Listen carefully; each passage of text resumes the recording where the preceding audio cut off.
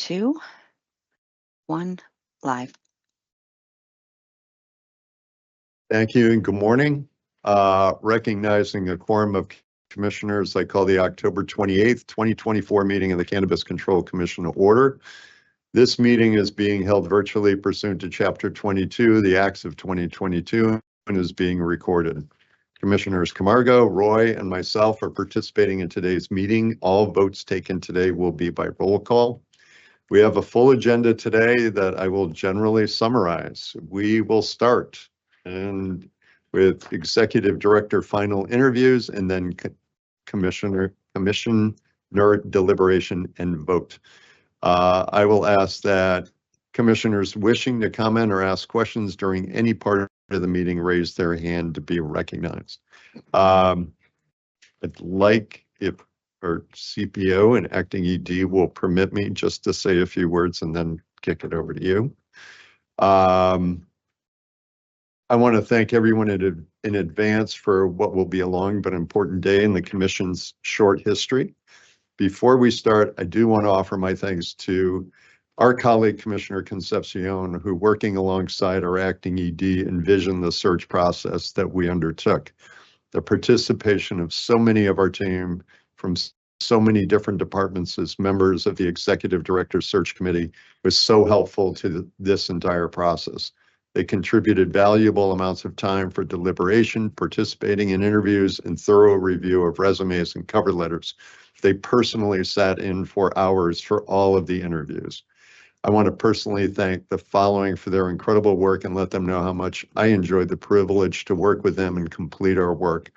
I want to thank our acting Executive Director and Chief People Officer, Debbie Hilton Creek, our Chief Financial and Accounting Officer, Lisa Schlegel, our Director of Communications, Mary Alice Curley, our Director of Constituent Services, Kathy Oliver Jones, our Director of Digital and Creative Services, Anne Marie Burt, Investigations Manager, Armin Enos, Manager of Equity Programming and Strategic Partnership, Dara Sands, our Senior IT Support Specialist, Freya Brocklehurst, our I&E Executive Assistant, Roque Rosa, we call him the Coordinator Extraordinaire, appreciated all of his work, Associate General Counsel, Michael Bergquist, our new GC, Kajal Chattopadhyay, our Legal Assistant, Brendan Pauly, and other members of the legal team, and our HR Generalist, Wendy Sanchez. Also a special shout out to our production team, Kate, Betsy, Megan, Jennifer, and IT for helping us to manage our public and executive sessions virtually.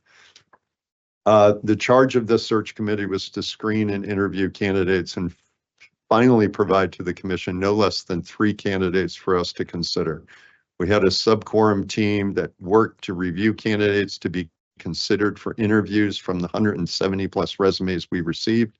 We had a second sub-quorum team which worked on creating a broad array of questions and the rationale for each question, and also utilized a CCC employee survey of what they hope to see in the next executive director. Again, the team has been charged with presenting no less than 3 candidates for a final interview, and they have done that. Each candidate brings a varied and unique background for us to consider, and each candidate also exhibited energy and enthusiasm for the position during our interviews. As a reminder, we'll invite each candidate in quickly to introduce themselves, allow the candidate to so we can quickly introduce ourselves and allow the candidate to introduce themselves. We'll move into the questioning of each candidate. I'll call on each commissioner to ask their first question. We'll rotate until each commissioner has asked their 3 questions. You're free to follow up and ask for any clarification with respect to their response. And please remember that you must ask each candidate the same 3 questions throughout the interview. After we've completed the interviews, we'll discuss what each of us is looking for in selecting a new ED and the strengths of each candidate. And at the end of our discussions, I'll seek a motion to direct the acting chair and CPO to enter into negotiations and identify a starting date for the new ED. With that, I'd like to turn it over to our acting ED and Chief People Officer, Debbie Hilton Creek. Debbie, if you'd like to offer any thoughts or comments before we get started. Thank you, Acting Chair Stebbins. I am very excited to be here this morning It's been a long road. I know it seems like we started in May and here we are, the final day. And hopefully at the end of the day, we're going to have a new ED, which, you know, I don't think, and I've said this before, I don't think anybody's as excited as I am about this, having a new ED. And I just wanted to say thank you to just ditto to everything that Acting Chair Stebbins said. And I just want to thank everybody on staff because everyone had a part in the recruitment of our new ED. We started out with the sessions that we had with staff. Everyone had an opportunity to come to HR and talk with us about, you know, what we were looking for in an ED. The responses that we collected were part of the process, which I'm super excited about. Everyone has a part in this, and I think, and I hope that all of our employees, if they can, log in today at some point, because this is an exciting time for us. And I am hoping at the end of the day that, you know, we can bring out the band. I don't know if that's going to happen because we don't have a band. Maybe we should think about getting one. But just the process itself was lengthy, but it was worth it. It was a time that we spent with the committee. I think there were 13 of us on the committee, and we all had, you know, we were very focused. We knew what we wanted.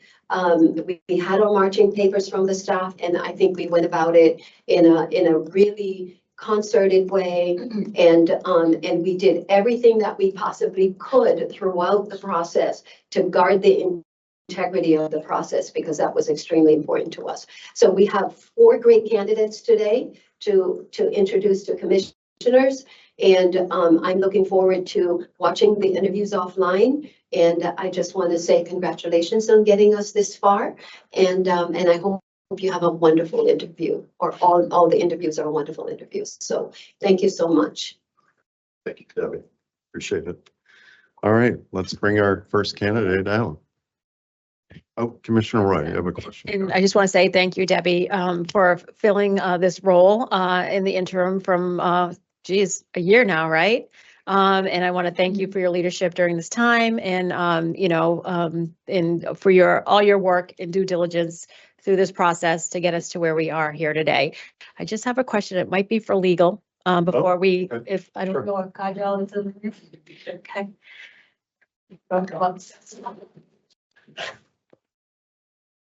So the question is about, I guess there was a problem with the link. I've gotten emails and text messages. I just want to, for the record, make sure that we're consistent with open meeting law and we're okay. That's been rectified. We're good. So We're good. everything is good. Okay. Because I know this is a highly anticipated meeting and I know there were glitches. I just want to make sure we're all set. We're good. Everything is fine. Okay. That's basically it. Thank you so much. Thank you. Even here just in case. Yeah, You want to just like, okay, there you go. Anticipate anybody having to do. It's great. Awesome. Thank you. Ditto on what my fellow commissioners said, just in terms of timing, but thank you for leading this process, and to the commissioners and to our team and staff. I know there were a lot of resumes and this is difficult and awkward at the same time, so I really appreciate it. Thank you so much. Thanks, Tim.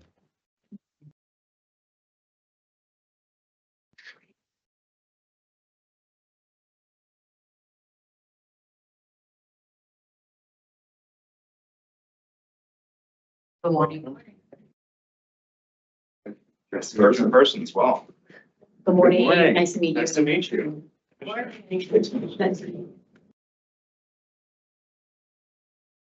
That's for you. That's for you. Poured it myself. Be sure to take it with you when you're done. Just refill it to the next person. Thank you. Thank you. I did try to get that out of the way in the meeting room, but you never know. Well, good morning, colleagues. Our first candidate is David Lakeman. David, we'll just introduce ourselves to you real quickly. You might know who we are already, but I'll invite my colleagues to introduce themselves. Commissioner Camargo. Yeah. Okay. Good morning, first of all. Nuris Camargo, I've been here about 4 years now. I'm the social justice seat at the commission. I'm sure you know how the commissioners are appointed here. I hope you do. And I have years of experience in Massachusetts state government, in the criminal justice system, in the corporate sector as well, and the nonprofit sector as well. And been leading in recent conversations here around social consumption at the commission, and a host of many things. But that's a quick little update. Love what I do here. Very committed to policy making and making sure that our team, that they have the tools that they need in order to do their jobs, but also that we can provide two-way communication with our teams. So yeah, that's quick. Probably not the best, but You're our secretary. oh, right, and I'm the secretary of the commission, and I did serve as a treasurer. And you're the treasurer. Yeah, Right, right. a lot going on right now. So, but yeah, thank you for being here. Yeah. Thank you. Commissioner Roy. Good morning, David. Thank you so much for your interest in this extremely important position at the commission. I'm Kimberly Roy. I sit in the designated public health seat. I was appointed by Governor Baker. It's 3 years into my term now. It's always fast-paced, interesting, evolving, emerging, all of those descriptors for the cannabis industry. I have been focused, we all are focused on so many issues. Some of my focus is I was on the HCA working group with the implementation of Chapter 180, veterans access. I've tried to advocate for increased medical use for our veterans. Research, I think the future of cannabis really is dependent on research. The plant is thousands of years old, and there's been very little public investment into research. So I think there's tons of opportunity there. Labs and testing has been on the forefront of my mind as well. So I'm very interested in, and I did read a lot about your experience, your expertise. So I'm looking forward to hearing from you today. And again, thank you so much for your interest in this position. David Bruce Evans, currently serving as acting chair, but I was appointed to fill the regulated industry seat, and I came over to the Cannabis Commission from the Mass Gaming Commission. And my background and interests have always been around business and economic development and job creation. So certainly excited to maybe not being an inaugural commissioner, but the second set and seeing the success that this industry can have. So with that, any opening thoughts or anything you would like to share? Sure. I think push this right. Oh, it was already on. Great. There you go. Well, first of all, I want to say thank you to all of you. And just to start with, thank you for doing the introduction, which I'll have to do 3 additional times. No, I appreciate it. Again, my name is David Lakeman. I'm currently the head of the cannabis division at the Illinois Department of Agriculture. But prior to joining the Illinois Department, I was here for 5 years in Massachusetts, where I was the, I believe, 6th staff member hired by the commission from 2018 to 2020. So when we talk about an awareness of how that was, I came to the commission from the Massachusetts Municipal Association, where I was actually on the legislative working group that sort of paused and reconfigured the ballot initiative passed in question 4. So the compromise moving out of the treasurer's office, the compromise in determining where the commissioners would come from, very aware of that entire process and sort of the history, institutional knowledge, how we got here. We left to go back to Illinois at the height of COVID in order to be closer to family. And I'm excited to be here to have a conversation with you about sort of what the future might hold. So thank you again for taking the time and having me here this morning. And I'm looking forward to having this conversation with you. Great. All right, we'll jump into the questioning. Commissioner Roy has offered to go first. So, number 1.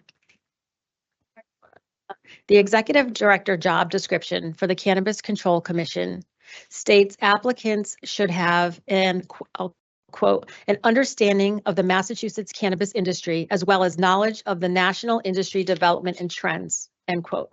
Can you share with us how your previous experience meets this requirement? If possible, cite specific examples of your industry understanding. Thank you. Absolutely. Well, it sounds like I got a little ahead of myself there even with the introduction. So we'll start with the Massachusetts experience. So again, my wife and I came to Massachusetts in 2015 from Illinois. She was here to start her PhD program. She is, for the record, far smarter than I am. But then she agreed to marry me, so she can't be that smart, I guess. So we came out here in 2015, where I started with the Massachusetts Municipal Association. One of the initial topics that was put in my portfolio from the start was the medical cannabis program, and then also question 4 at the time, the legalization ballot question in 2016. So I went around and I visited about 2/3 of the cities and towns in Massachusetts, speaking to local officials, speaking to zoning boards, public health, every local body of government you can imagine in the Commonwealth, to discuss the potential impacts of legalization. And throughout that experience, again, we engaged with the legislature, we engaged with other partners. And so when the question passed, again, the legislature reached out to me to work with the legislative working group that initially took a role in reshaping what the ballot question was. So I did that work from late 2016 through the beginning and middle of 2017, when the finalized and revised laws were passed. And of course, the initial commission was appointed. The previous executive director was appointed in September of 2017, and I was hired in February of 2018. As the commission's first director of government affairs, I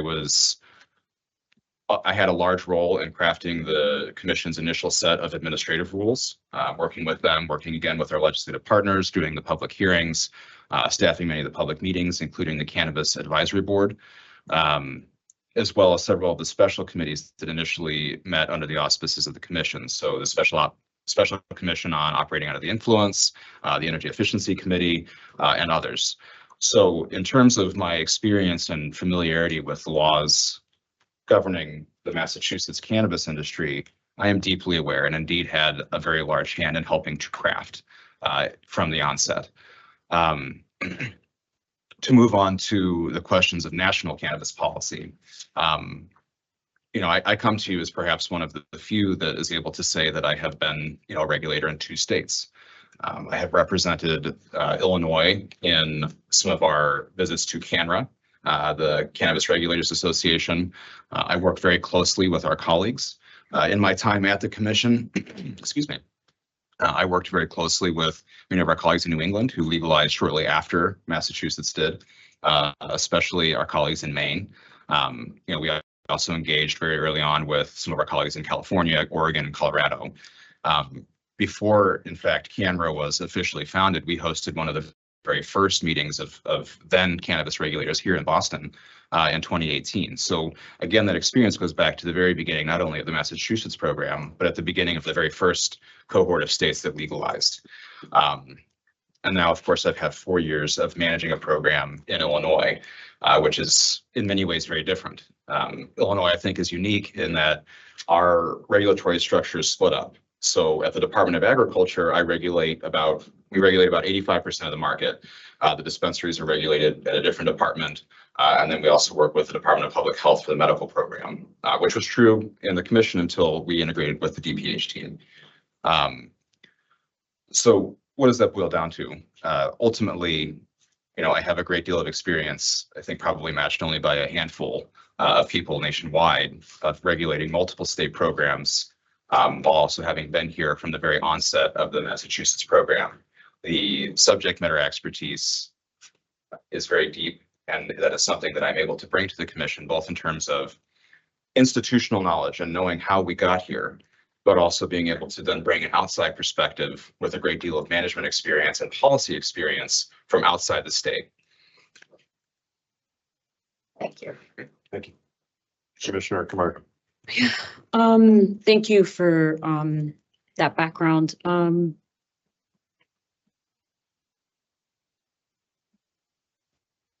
So I'm sure as a candidate, you've done all your homework on the current on the current CCC, I would say that.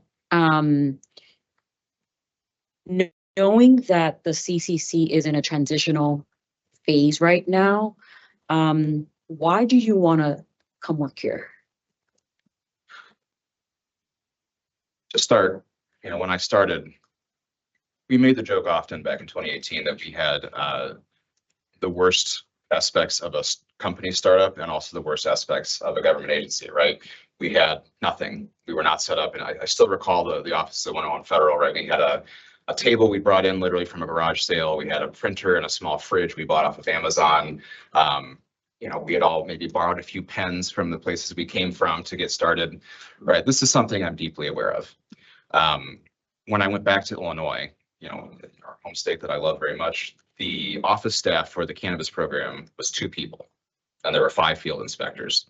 As of the time that I'm sitting here, our approved head count is 102. We have gone from 21 licensees to well over 400. My experience, the whole of my career for the last 6 years has been building new.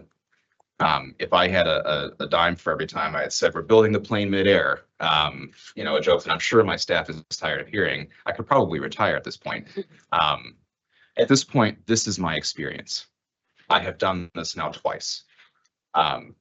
We have built a program in Illinois that I am deeply proud of. At the Department of Agriculture, we have built one of the most diverse staffs at the department. We have built a licensing structure that is effective and for the 21st century. We have built what our recent disparity study has said is the most equitable cannabis industry in the United States. And we have done that from the perspective of a department that has not traditionally done these things. It has been an incredible partnership with our current administration, with the other department teams, but we have done the work, right? We have created a staff that reflects the industry that we are regulating. We have built from nothing, and in the very height of COVID, and our licensing process was actually scheduled to begin the 3rd week of March 2020. And obviously there were a lot of challenges involved with that, but we have come from that to build something that I think demonstrates Illinois as a leader from the work that we did in Massachusetts prior to my departure, in which we were a leader. But you have the chance, and my experiences that have regulated and I have led in 2 agencies that happen to lead the 2 most equitable industries in the United States, right? This is the work that I've committed myself to, not just the words, right, but actually following through and seeing that turn into action. This is an important thing we do. When the commission was founded, and I believe this to my core, it was meant to be different. We had the opportunity to not just be a regulator, but to genuinely be an inspiration. We had the ability to show what government in the 21st century could be when started fresh. We had the ability to be a regulatory agency that didn't just regulate, but actively undid harms that had been previously done to communities across our Commonwealth for decades. And we had the chance to do that in a representative, thoughtful way. And I'm proud of that. And those messages, that experience came back to Illinois with me. Again, my staff would tell you they're tired of hearing, but I tell them all the time, we have one bite at the apple. We can make a government unit that helps to restore faith in government by being responsive, by being efficient, by doing things differently, not just for our licensees, which is of course important, but also how we treat our staff, creating an environment of trust and innovation. We're not ossified yet. We don't have practices and procedures that are stuck because that's just the way we've always done them. We have the ability to truly do this differently, and that's how the commission was founded, right? And there have been challenges here, right? I don't think that's a surprise to anyone, right? But so many of those are solvable if we just remove a little bit of the confusion and get focused back on the core mission, because this team is amazing. The people here are incredible, dedicated public servants, and they always have been. The work that you at the commission do, it is challenging, it is hard, but you are doing it for the right reasons, and you are doing this because it must be done. I have the experience to help maybe get us back on track, to provide that steady leadership that Illinois has been and the Department of Agriculture has been, a sign of for the last 4 years, and do that here. This is a mission I deeply believe in. This is a mission I've committed the last 6 years of my professional career to, and is one that I feel that I'm uniquely qualified to do for the commission. Thank you. Thank you for that. Quick clarification, question. Is someone taking time, or is there, in terms of, okay, so we're just kind of going, okay, all right, thank you. So when we get closer, you guys are gonna play like the Oscars music and they'll start edging out to me with this. Okay. Obviously. Good to know. Yeah. If you're still in front of us at 2 o'clock, we have a problem.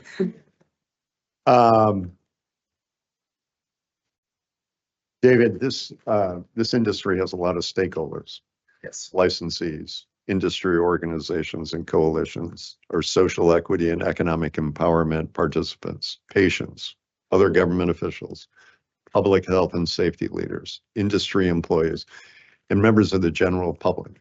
How do you feel your experience will serve you to effectively engage with so many stakeholders, in addition to the fact that you chair the executive director chairs the Cannabis Advisory Board, which also has numerous volunteer appointees? It does. And in fact, again, to answer your question in reverse, in my entire time at the commission as the government affairs staff, I staffed the executive director and the Cannabis Advisory Board.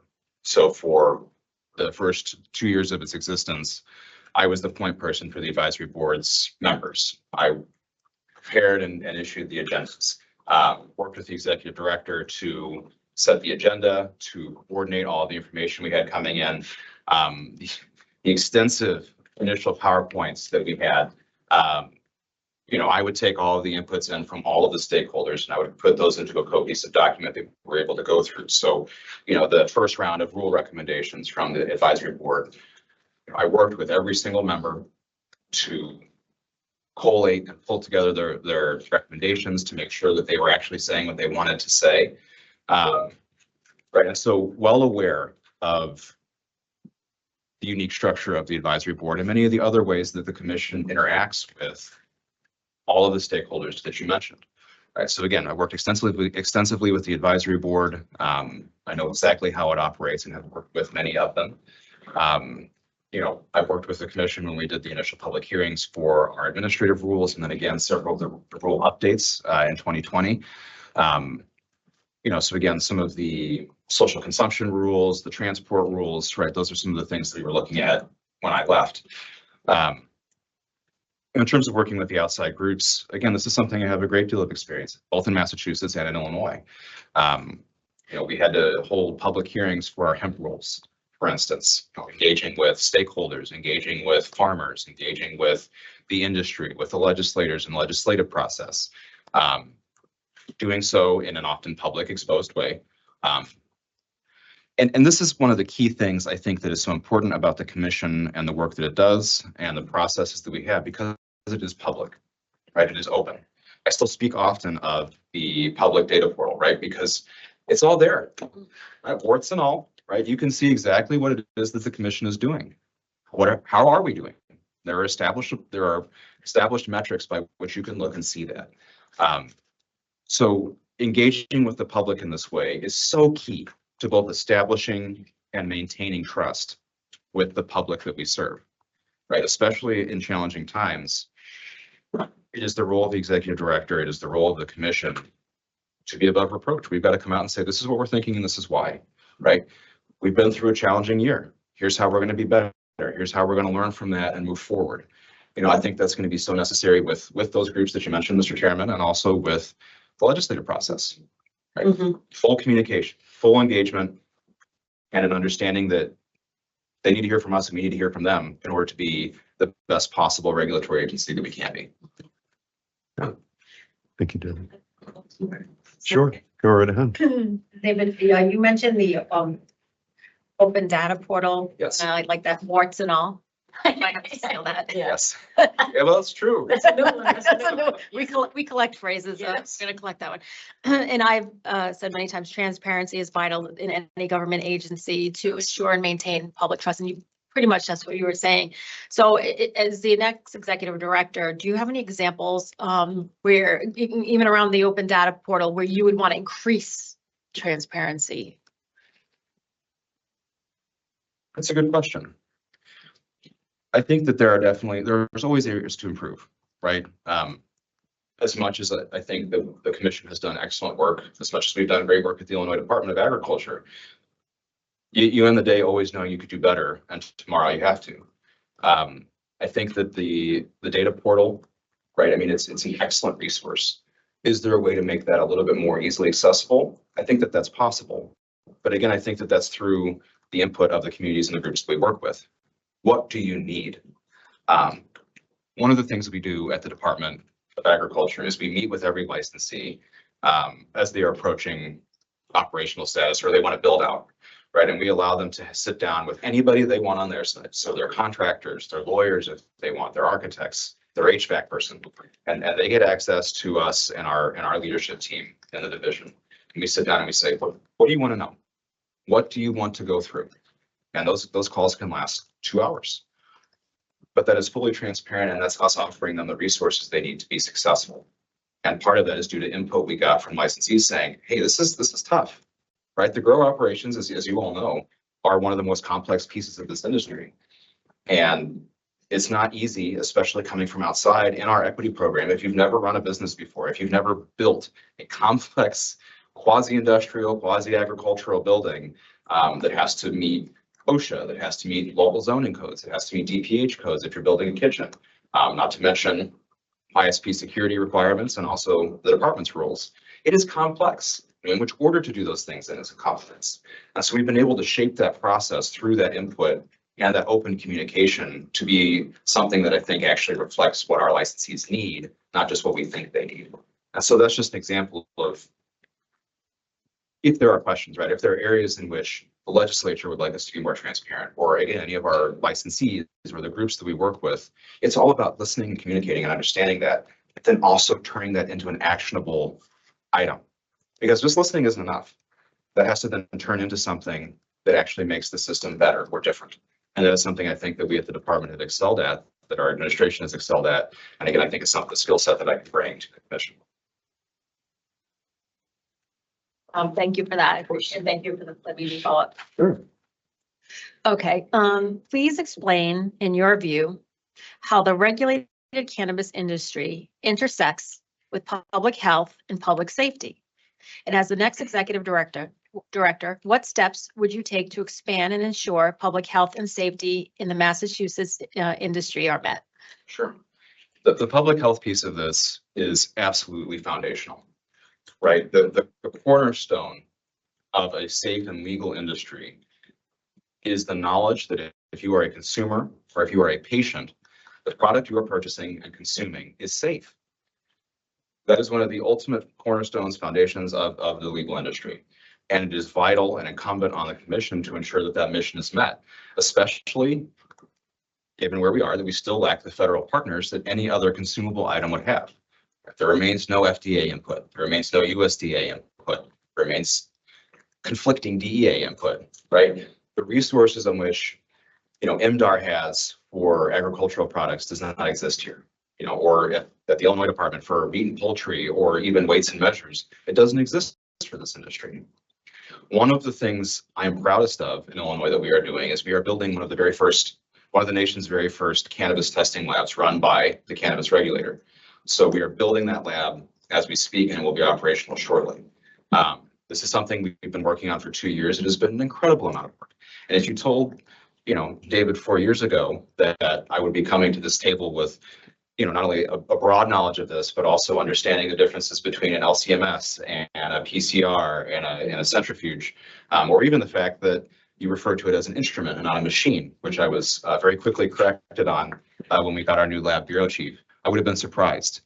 But that has been a huge piece of what my work the last 2 years has been, and a piece of the foresight, both for the department and that I would bring to the commission. The lab is going to be an incredible tool for us.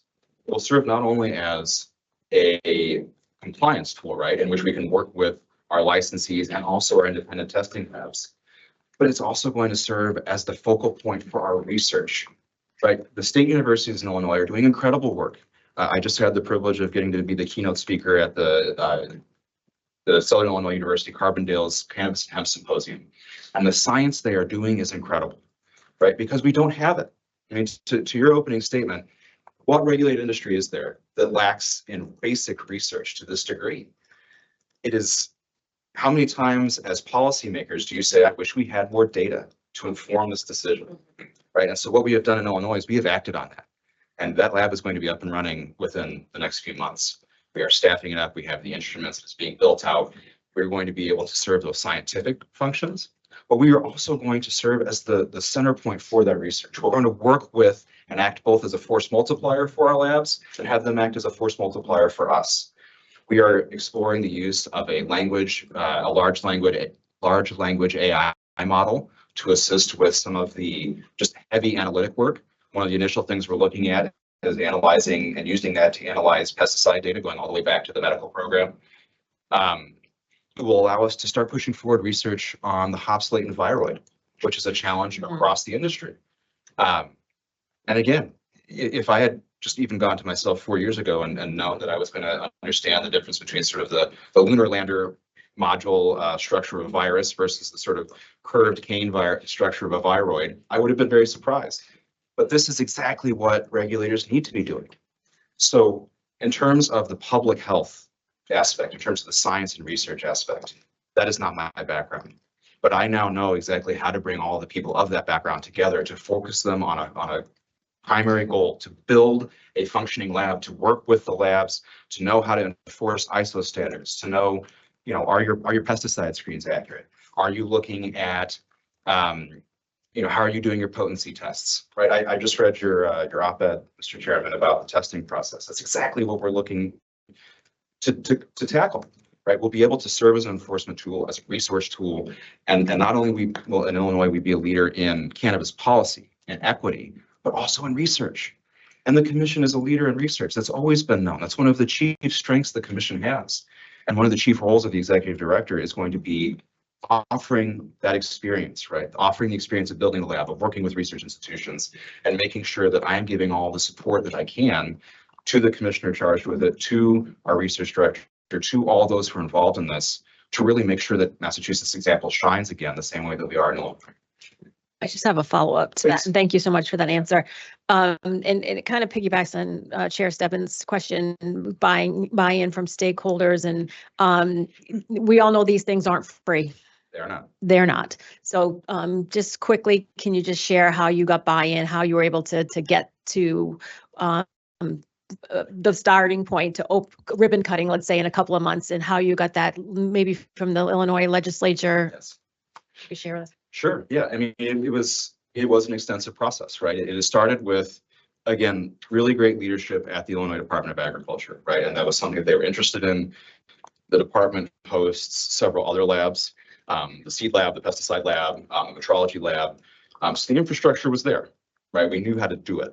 And so once we came to that idea very early on, that first came to me, the idea came to me in September of 2020, the very first month I was there. And, we'll just walk through the process quickly. I mean, first you've got to figure out exactly what your physical location is going to be. In our case, we had an unused serology lab that was a pretty good fit for it, which is testing for animal diseases. And moving from there to identify, okay, what are the physical needs going to be? What are the instrument needs going to be? What are the staffing needs going to be? So developing that plan, doing the research, going to the independent testing laboratories and getting a sense of what do you guys do? Going to the University of Illinois healthcare system, trying to understand what they look at. We've even engaged with the public health affiliated lab that was doing some work on COVID testing, because the PCR testing that they use is also useful for cannabis. We then brought on some folks, someone from the EPA and someone from the Illinois State Police, to help us then sort of draft a map forward. What are our guideposts going to be? What are we looking for? What are the metrics we need? What are the deliverables we need? And how do we execute on that? We were then able to go to the state legislature, and we were able to give them a 5-year budget that was very, very up in the air, but the 2-year budget was the main thing. And this is what we think we're going to be looking for. And it builds off of what the department is already doing. Consistently, I've gone to all of the department's budget hearings since joining the department, and there's always a lot of questions about cannabis. So we were able to work through those, work with key stakeholders to make sure that the funding was approved, which it was, work with the department, which was extraordinarily supportive, in the administration in terms of getting this done and knowing it was a priority for the cannabis industry. And look, I won't lie to you, there were some fits and starts. We were initially kind of working through state building, and then we were able to work with and identify, an organization that does build outs for hospital testing laboratories. They've been the lead contractor on getting it built, which allowed us again to focus on what we need to focus on and let them come in with their expertise to actually do the build out, identifying then the vendors, working at different vendors. I don't want to use any names because I don't want to get us in trouble.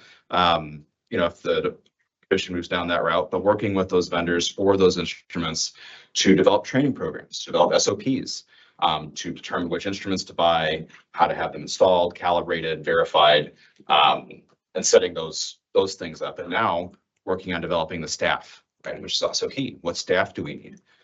What are the goals of the lab? What do we want it to do? So again, developing a training program for them, developing SOPs for them. And again, it's the things that you don't think about, right? But that's the meat and potatoes of state government, is not just setting the policy, but understanding how to execute. And again, that is one of the chief strengths I'm going to bring to you, is not only understanding the policy, which I've been immersed in for 6-7 years now, but also how to actually make government and an agency work to accomplish those objectives, and doing so in a way that actually completes the mission. So, we've hired a bureau chief, which we were able to hire from the Illinois State Police. He's been doing great work, 20 years of experience in the chemistry field. We've got a couple of chemists coming on board. We've got a position called an environmental health specialist, which will help us with ingredient review and other things along those lines. But again, and now I will use the metaphor, and I apologize to all of you, we really are building the plane midair, right? We're developing what it's going to be while the boarding process is on our way. And at any given point, one of the wings may be on fire, right? Which again, you're all very familiar with. But we are going to be operational. We are going to be a key tool in compliance and research moving forward, because it wasn't just an idea. We identified the need, we moved forward on it, and we have done the work to get it established in just 2 short years, which for a state agency to build an entirely new lab with no roadmap, with no preconceived notions, with no set concept of what it should look like, I think that is impressive, and it's something I'm extremely proud of. Yeah. Commissioner Kumar. Thank you, David. Thank you for staying away through all that. So Yeah, no. I'm listening. I'm processing while you answer your questions. So we have you all went through a whole process in terms of questions that were asked, and we weren't privy to the answers, right? So you Sure. kind of just got here. You all got here as a top 4 candidates, but a little bit about if a situation, but describe a situation where you successfully address systemic racism in the workplace.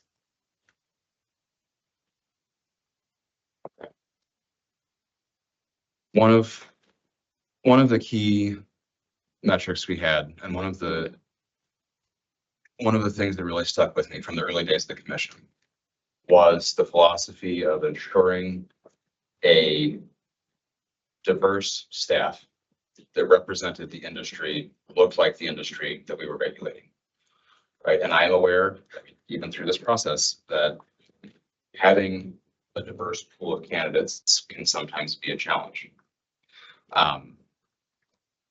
That has always been a key part of my philosophy as a manager, is ensuring that I'm using all of the tools I have to make sure that we have an open and diverse workforce, and that also reflects the work that we do, right? And in certain circumstances, that can be difficult, right? In the Illinois system, you work with the bargaining unit, there are rules, people have rights to positions, and that can be a challenge. So one of the things that I have done, because it is difficult to not only have a diverse workforce, and this is true anywhere, right, but especially following state rules, is to get someone from outside state service. So one of the things that we have done is to create an entry-level position that is one of the few in the state structure that allows for the possibility that outside folks from outside the state are able to apply and get those positions. And I have kept those positions, and then we encourage them, we train them, we do an exceptional amount of development with our staff. I meet with every single one of the headcount that I mentioned to get a sense of what are your goals? What are you looking for from working here in cannabis, working here at the Department of Agriculture? I've met with every one of them, and we work on those goals and we keep track of them to develop the individuals that work with us so that they're able to move up in the state system for populations that might not have had that opportunity if not focused on. I work very closely with Latino and Black caucuses in the Illinois legislature. And for every one of our job postings, we send those to them so that we're actually engaging with the communities that we are looking to represent in our workforce. We also engage with dailies, with local newspapers in all of the regions that we're trying to hire. I have encouraged and been proud to see that the division has exceptionally high participation in the department's DEI committee.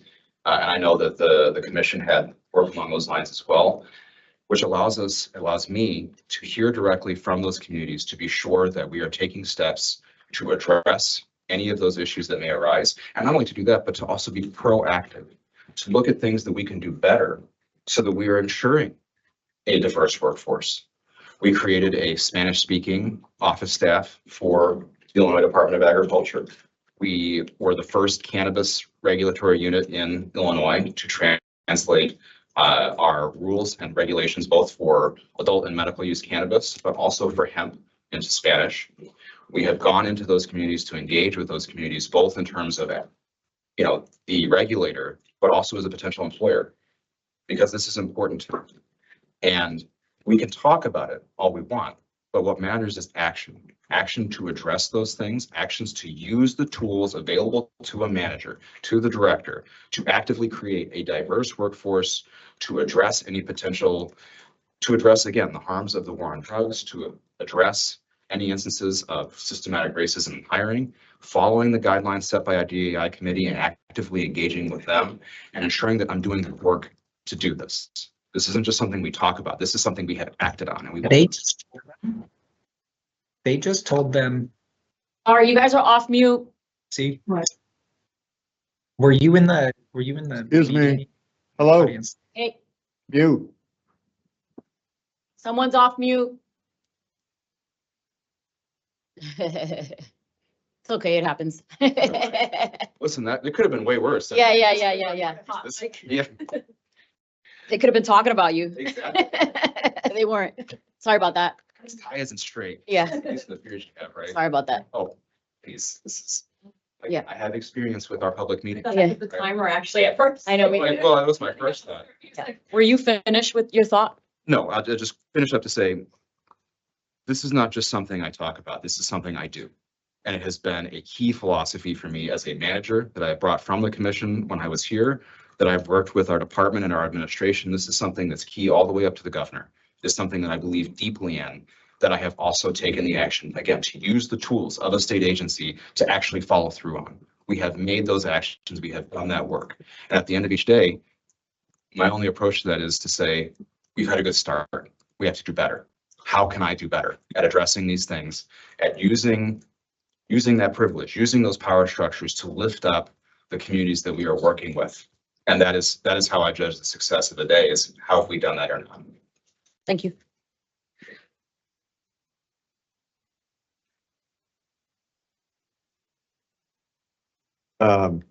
David, with our current organizational structure, you would be responsible for managing about 8 chiefs. You're reporting to 5 appointed commissioners. And as I said, by statute, you chair a volunteer appointee cannabis advisory board. Yes. What do you see are the critical elements for effective organization management to succeed? And what experience do you bring to the position to manage and lead the commission team? The key first piece there is communication. It's communication both on the receiving end and on the giving end.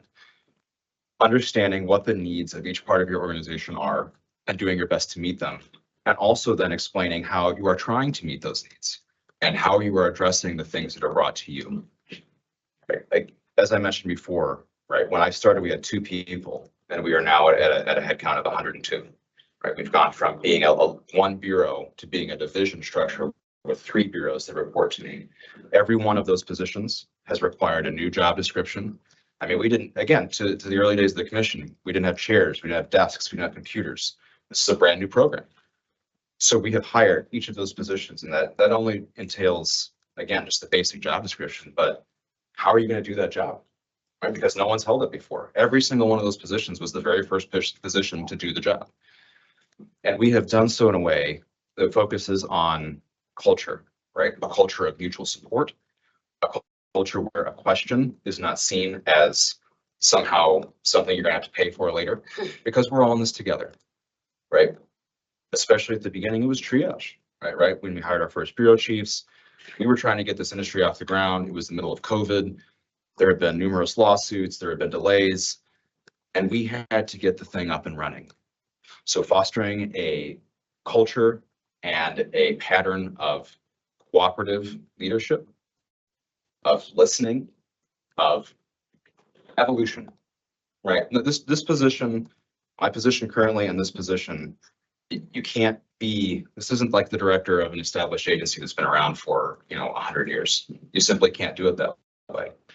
You have to adjust, learn, and grow with the demands that are upon you, right? And to answer your question, I mean, that has been the sole topic of my experience for the last 4 years. Growing a regulatory unit, developing the people who work for me, developing the people that work for, each level of management, being available, listening to them, working with, as you said, our outside bodies, that involves the legislature, learning what their needs are, what they want to see, working with our interest groups, working with our, working with the communities that we work with. And to your question, right, I don't currently manage under a commission, but I do manage with several other agencies that are entirely outside of my organizational hierarchy, right? If we need something, if there's an issue with a dispensary, our means of dealing with that rely solely on my working relationship and the department's working relationship with the other department. Right? We have to work together, even when there's not an organizational structure that says we have to. And it relies on those soft skills, being able to work with others and leading in a way in which you don't actually have the established authority to do so, and also leading in a way that lifts others up to lead when they need to. So working with the Department of Public Health when health issues arise, working with the Illinois State Police when there's a criminal issue, working with DPH on the medical program, and working with the dispensary department when needs arise. We also have an office that helps to coordinate all those agencies, the Cannabis Regulation Oversight Office. So again, to your question, do I have a commission to work with? No, but we have this different structure that requires a great deal of compromise, of work, of communication to manage and ensure that the program is managed with the stability and functionality that it has. Because those issues come up, right? I mean, and just, for the hypothetical, imagine if you had to go to another commission if there were an issue in a dispensary versus a grower, right? It is a challenge, but we manage it and we do so in a way that is steady, that is transparent, that is focused and predictable for the staff and for the industry. This is a skill set that it has been required to develop, and is one that's easily applicable back to the commission, which of course I already have a great deal of experience working with. Quick question. Sure. David, then if it's not commissioners, what is your reporting structure? Who do you report to? So I report to the director of the Department of Agriculture. And he has been an incredible resource. He came to the department from the legislature where he chaired the Ag Committee. And he has been a great support. He has been a great mentor. And I work also with our chief of staff and deputy director. And they have been incredible in terms of the support that they offer, the mentorship they offer, and the development they offer. The lab would not have been possible without working with them to get that done. And then with them, we work with the directors and responsible program heads for, the other departments. And I appreciate the question because, when you look at a resume that says division manager, what does that mean? right? That's not a clear title, right? And so I'll just take, 2 minutes to just explain that a little bit, if that's all right with you. So, the org chart is the director, and then there's me. And for all of the bureaus, they all report directly to me. And then there's division level staff, so our cannabis counsel, our fiscal manager, we have a paralegal, a couple of other positions that report directly to me. And then I have bureau chiefs of the separate sections, the licensing section, the inspection section, the lab, that all report up to me, with their field staff reporting up through a structure of supervisors. So again, while it is different for the executive director, it is also actually remarkably similar, just with a separate level above. So I work directly with our legal counsel. I work directly with our CFO, with our HR, in terms of doing hiring, in terms of the physical plant needs, right? We've made enormous changes to our physical plant since I've started at the department, where we have, again, created a place where people want to work. And so it is still the act of being a head regulator. I'm still responsible for all the people that work for me, and I still manage all of them, and then I report to the director. So in terms of that experience, again, what does the division manager do? That is what I do. And I appreciate the chance to clarify. I have my third question. So I think we're at a third question each. Oh, Yeah. okay. She's got to go first, then you, Okay. the third question. Yeah, I was gonna ask just the follow-up questions. Are we counting the follow-up questions? Okay. You want to follow up or clarify anything he Yeah. said in response to anybody's I question? kind of do. This one? Yeah. But I don't know if it becomes my third question. If it's, again, trying to keep it to, is it following up on something that is said in response to an answer, then Yeah, okay. that doesn't count. I think it's response to a comment that Commissioner Roy made, but then asked and triggered that question. So I'll just ask the question and see if it's a follow-up, but, so Commissioner Roy asked you in terms of the makeup of your current role. Here at the CCC, you have 5 commissioners, and the executive director reports to the 5 commissioners, the board chair. And I just wanted to hear a little bit of that, in terms of how do you envision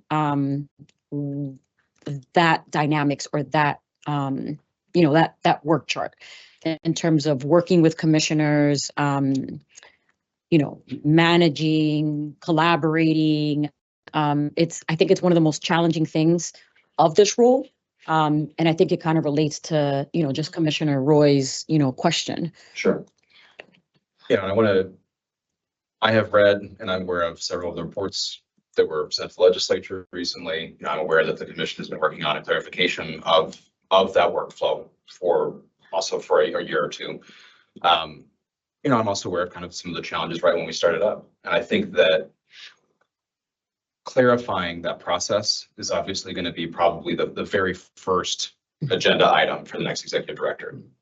There have been obviously a number of challenges there. And so working with the commission, working with, frankly, at this point, our partners in the legislature. I know there's a hearing, I think, 2 days from now. But ensuring that, again, those lines of communication are clear, and that there's a structure that mitigates and neutralizes some of the, if I'm being frank, just some of the nonsense that you guys have been dealing with. Yeah. Right? Because this is man-made. This is not anything that we cannot fix. Every one of you as commissioners and all of the staff are extremely smart, extremely dedicated public servants. This can get fixed. And it is, I think, about 80% of that is something that once you have the full-time executive director who can work with the commission staff to clarify exactly where we've been and also determine what we need to do moving forward. Again, this has been my skill set for the last 4 years. Again, so when we started, we were just one bureau, and we've now moved to a division with multiple bureaus. What does the reporting structure look like?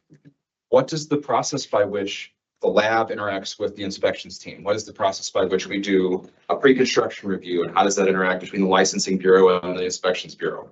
Right? That has been the sum of my experience for the last 4 years, is building those systems, refining them, and determining how they work together.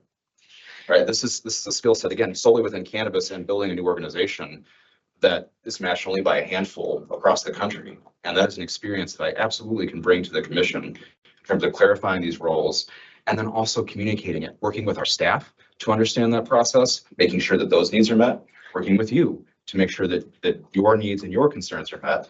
And then also, I don't need a tour guide to show me where the committee on marijuana policy meets, right? I know how to do that.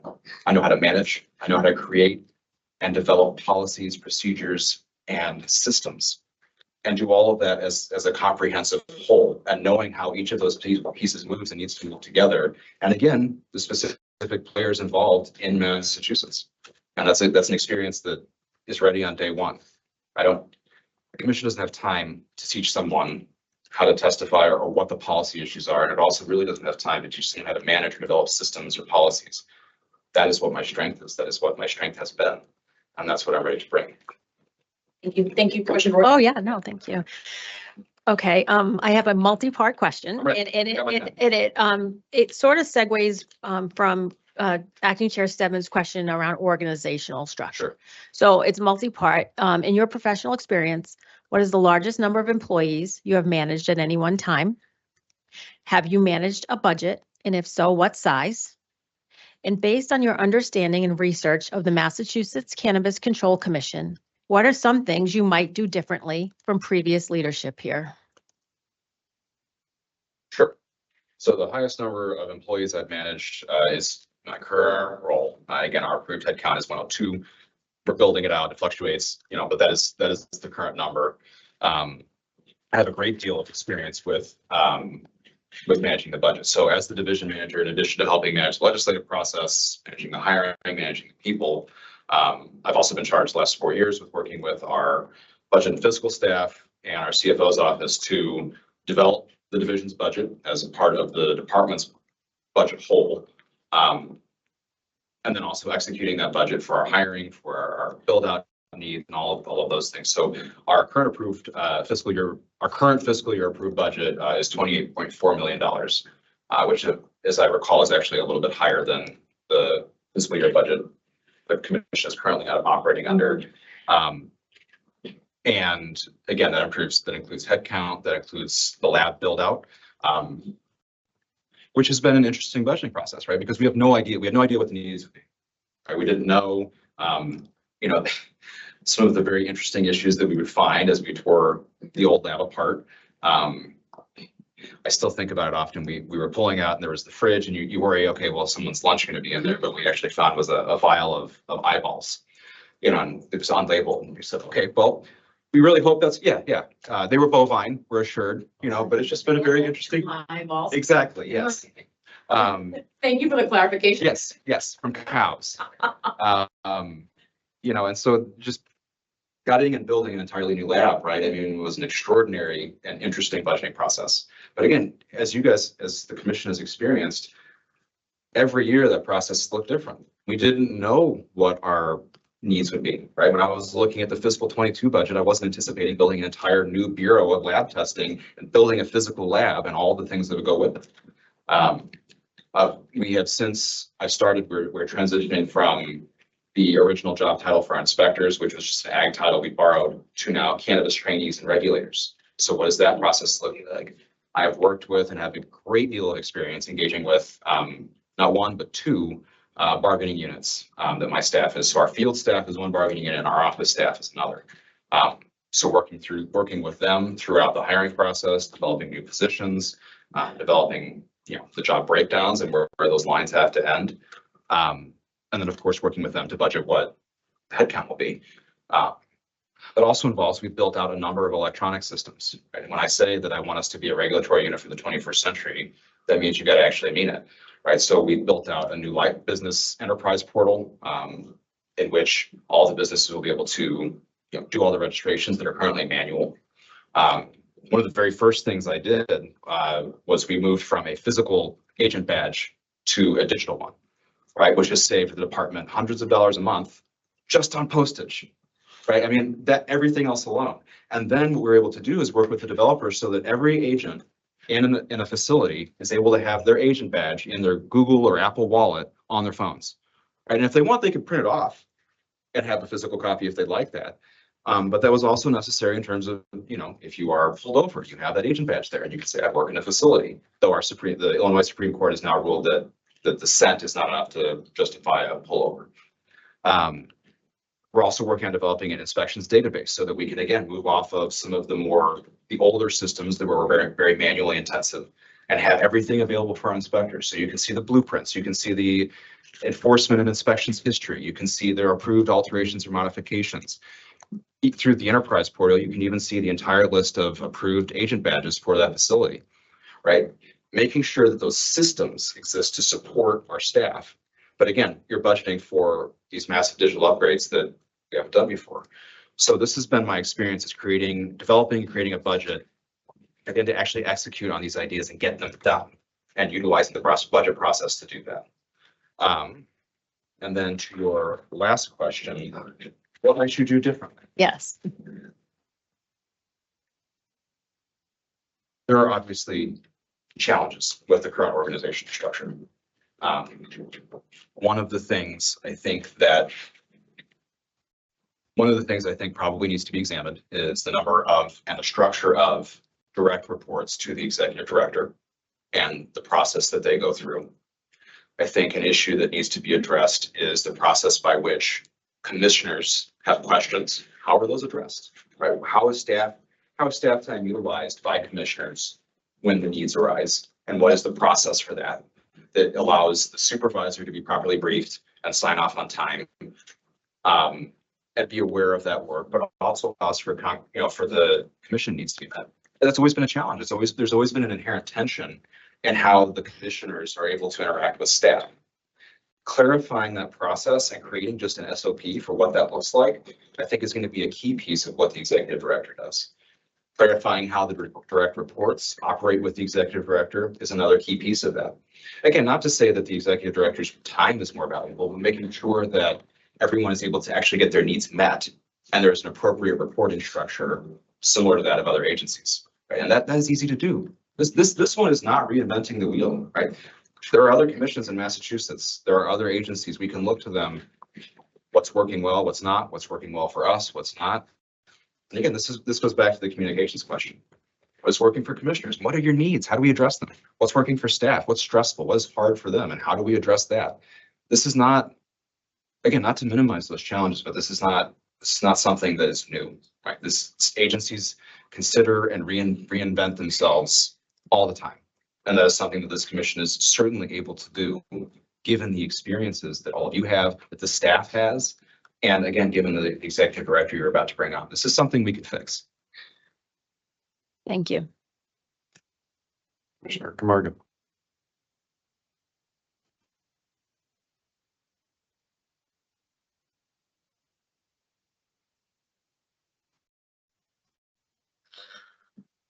Now I'm thinking about that yogurt again.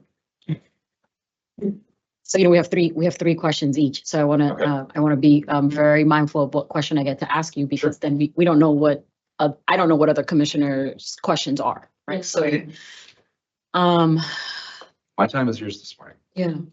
No, I appreciate that. I know we have a long day, but I guess what I would like to hear, and again, I saw the questions before, and I know that you talked a little bit about, all the candidates talked a little bit about crisis management. How do you handle media leaks, whether true or fake news or nonsense? How do you deal with that at a leadership level, at a staff level, but also at a morale level, and on an outside level that interferes with reality and then the work that needs to happen and the work that is happening currently at the commission? Working in cannabis is an extraordinary opportunity. And you get the chance to move policy forward in a way that you don't in virtually any other regulated space. It also has greater challenges than I've experienced anywhere else. It can be incredibly isolating on good days. You face an industry that is often unsure of its footing because of factors often very beyond this commission's control. You are building out. It is extremely public. You all can't talk to each other except under a camera, especially now. It's isolating and it is hard. And that the way that we deal with that sets the tone for everything else. I have focused and made an extraordinary effort to shape that culture of my staff. Right? And it's easy at a department like Ag that already has the spaces, but we're building something new.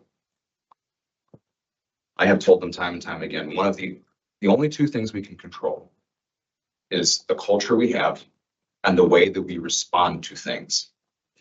Because we are going to get hit. We're going to miss things. Things are going to fall through the cracks. Things are going to come up that we never anticipated. And I was at the commission when the vitamin E acetate issue came up, right? And it was chaotic, and it hit everybody. Right? This wasn't unique to us. It comes back, and I hope you'll forgive a repeat answer here. But the very first part of this, the very core of it, is that communication. The disappointment, the frustration, the anger, that thrives when people don't know what's going on. And I have seen firsthand, both here and in Illinois, how quickly that can take off.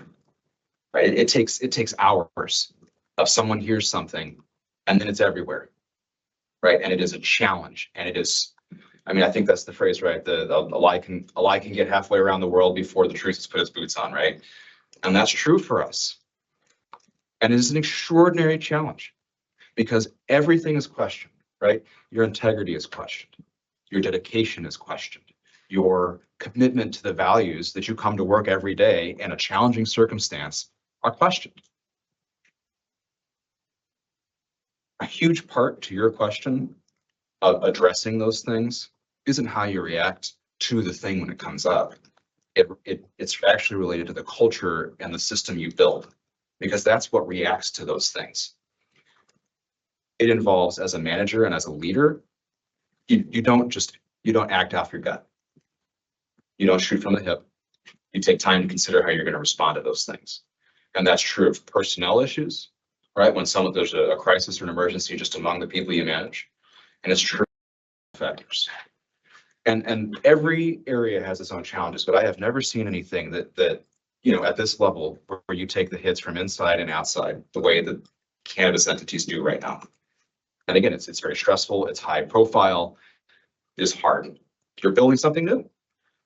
So building a culture in which asking a question is good, in which leaning on someone else is good, in which we treat it like a team, right? And that sounds like a fuzzy answer, but this is something I drill every day into our bureau chiefs and expect for them to drill in for their supervisors, that I expect them to drill in for our line staff, which is we are a team together. Things are going to happen. I'm not coming down on someone because of something we missed. It is so destructive to morale, to teams, to feel that you have the sword of Damocles hanging over you by a thread at any given time when you miss something, because the way that this works, the stuff that's incoming and the speed at which it's incoming, is impossible to do this job perfectly. We're all flawed. So making sure that everyone knows that they are supported, that they will be listened to, that they will have the chance to talk through what happened, and that we will address it. Knowing that as the division manager, I'm not going to sit here and throw them under the bus. Publicly, anything that happens is my fault. And this is something that, the director of our agency has been great on too. It's my fault. And then we talk about how to fix it, right? Nothing ever lands on staff. So when there's leaks, right, they'll happen. People like to talk. There's issues, people are hostile. We've gone through this a couple of rounds. Most recently, we were working on a hemp regulation bill, which passed our Senate, did not pass our House. The industry was very aggressive in how that bill was being negotiated, right? And taking those hits and making sure that we're focused on it, doing the mission. We've got that internal discipline and supportive structure to address those things. And then you get to the external, right? And the external is key. You have to coordinate. Everybody that's involved, you got to talk to them, right? There's no going off on your own. You engage with every stakeholder that you've got to work with, right? And this is where the experience of sort of Illinois strain structure is actually a strength for Massachusetts, right? Because if there's a public health issue, we're working with multiple agencies. We're working with the governor's office. We're working with our own leadership, you know, and they're extraordinarily responsive, but it does take some process management to make sure that that's done right. But that is an experience I have, is working with each of these departments, working with each of the staffs to make sure that we are coordinated in how we address these things, how we react to them, that we are positive, and to the point that both of you have raised, that we are transparent. If there's a screw up, we're going to talk about it. Yeah, we missed it, and this is how we're going to fix it. Or this issue's come to us. It's not one that we've ever dealt with before. We had an issue where there was a supplement being used in one of the products, and the labeling covered the usage for the cannabis, for the THC product, but not for the supplement. Right? And the supplement at the levels, if you use just according to the THC requirements, could cause liver failure, which in a product that is being given to patients, some of whom may not be on dialysis or other things, would be deadly. It also could potentially impact the menstrual cycle, either starting it or stopping it, which could override birth control or could cause miscarriage. Right? And this was in products everywhere. Right? And so we had to immediately act. We worked with the licensee. We worked with the dispensaries. Again, this is where that cross-department cooperation was key to make sure that that product was pulled off, was relabeled correctly. We worked with them on an education plan so that consumers knew what was actually in it. But that also involved working with all of our other agencies, working with others to make sure that the communication was consistent and thorough. And we all said the same thing, and also that it was right. The last 4 years and the 2 years before that were just an ever-growing series of crisis managements, right? We're building a brand new thing. Being steady, being consistent, predictable, and even-handed, right? That is what our approach has been. That's been my approach. It's been our department's approach. It's been our administration's approach. And that's how we've succeeded in Illinois. David, you said being handed? Is that what you said? Even-handed. Oh, even-handed. Yes. Even-keeled. Yes. Yes. Thank you. Yep. Even-handed. Yes. Yep. That stability is key. Thank you Sorry. so much. Thank Yeah, you. but- Sure. Yeah, thank you. Just to follow up on Commissioner Camargo's question. In your current role, Mhm. and it sounds like you've had to deal with some crisis management, how forward-facing are you with the press? And do you do press engagements? And how do you describe your posture with the media and the press? Sure. I have engaged with the press. The issue, you know, it's issue based, right? Sometimes the governor's office communications handles it. Sometimes our PIO handles it. Sometimes I do. I work with all of those groups on our response consistently, and I have a great deal of experience with this. You know, I have done press interviews. I have done written interviews. You know, speaking at the conferences where there are press present. You know, when we did our rollout of all of our licenses after a great 2021, you know, I led our department's briefing of the entire House and Senate. You know, I've consistently been the division head with the director when we do our budget hearings. I was right up front on the negotiations over the hemp bill. Again, with legislature, with interest groups, with our advocacy organizations, with media. These are all things I have a great deal of experience with. And to the point of how do I approach the media, we've got to be constructive, right? And where we have information, let's share it. Let's do it the right way that reflects well on the commission and what reflects well on the commission staff, but that always takes responsibility for what it is we've done. And there's a lot of good things the commission's done. And when we miss, we have a strike, we got to own that too. You know, the ownership, I think, is one of the key philosophies of how I run things. It's our mistake, we're going to own it.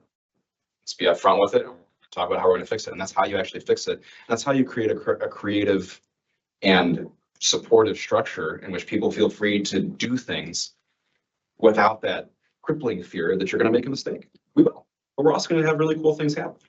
I had an issue where we were having somewhere in the region of 60 to 70% of our agent badge applications rejected. And we could not figure out what's happening, right? That's a major problem. And he asked, so that position I told you about, it's sort of the entry level position that we can bring folks in. We had a relatively new staff and he looked at it and he came to me and he said, I actually took some overtime and I looked at this and a huge majority of these rejections are coming because of they're not filling out the second page. So I redid the form and it's now one page and we dropped that rejection rate down to the single digits.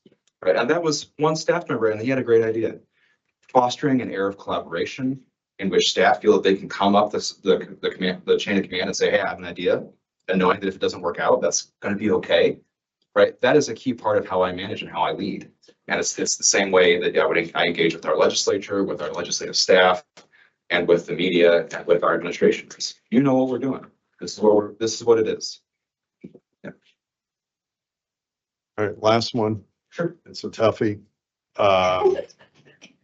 You're currently serving in a professional position. If you were offered this job, what amount of time would you need to step down from your current role or transitioning into this into our ED position? It is. And knowing that this is a public interview, I think that's something I would have to work with my current administration on to develop. To that point, a big part of the reason that I am qualified to do this job and work with all of you is because of my current experience building and leading a unit of almost a very similar size. I believe in this team. I've built this team and I have to do what's right by them and by my current administration, which has been extraordinarily supportive. And I think you have to do that in order to be the kind of person that you would want as the executive director here, right? Especially given what the circumstances have been, consistency, stability. That's what I want to make sure that I've done for the people I work with and what I would want to do for the people here at the commission. So to give you a very short answer, I don't know.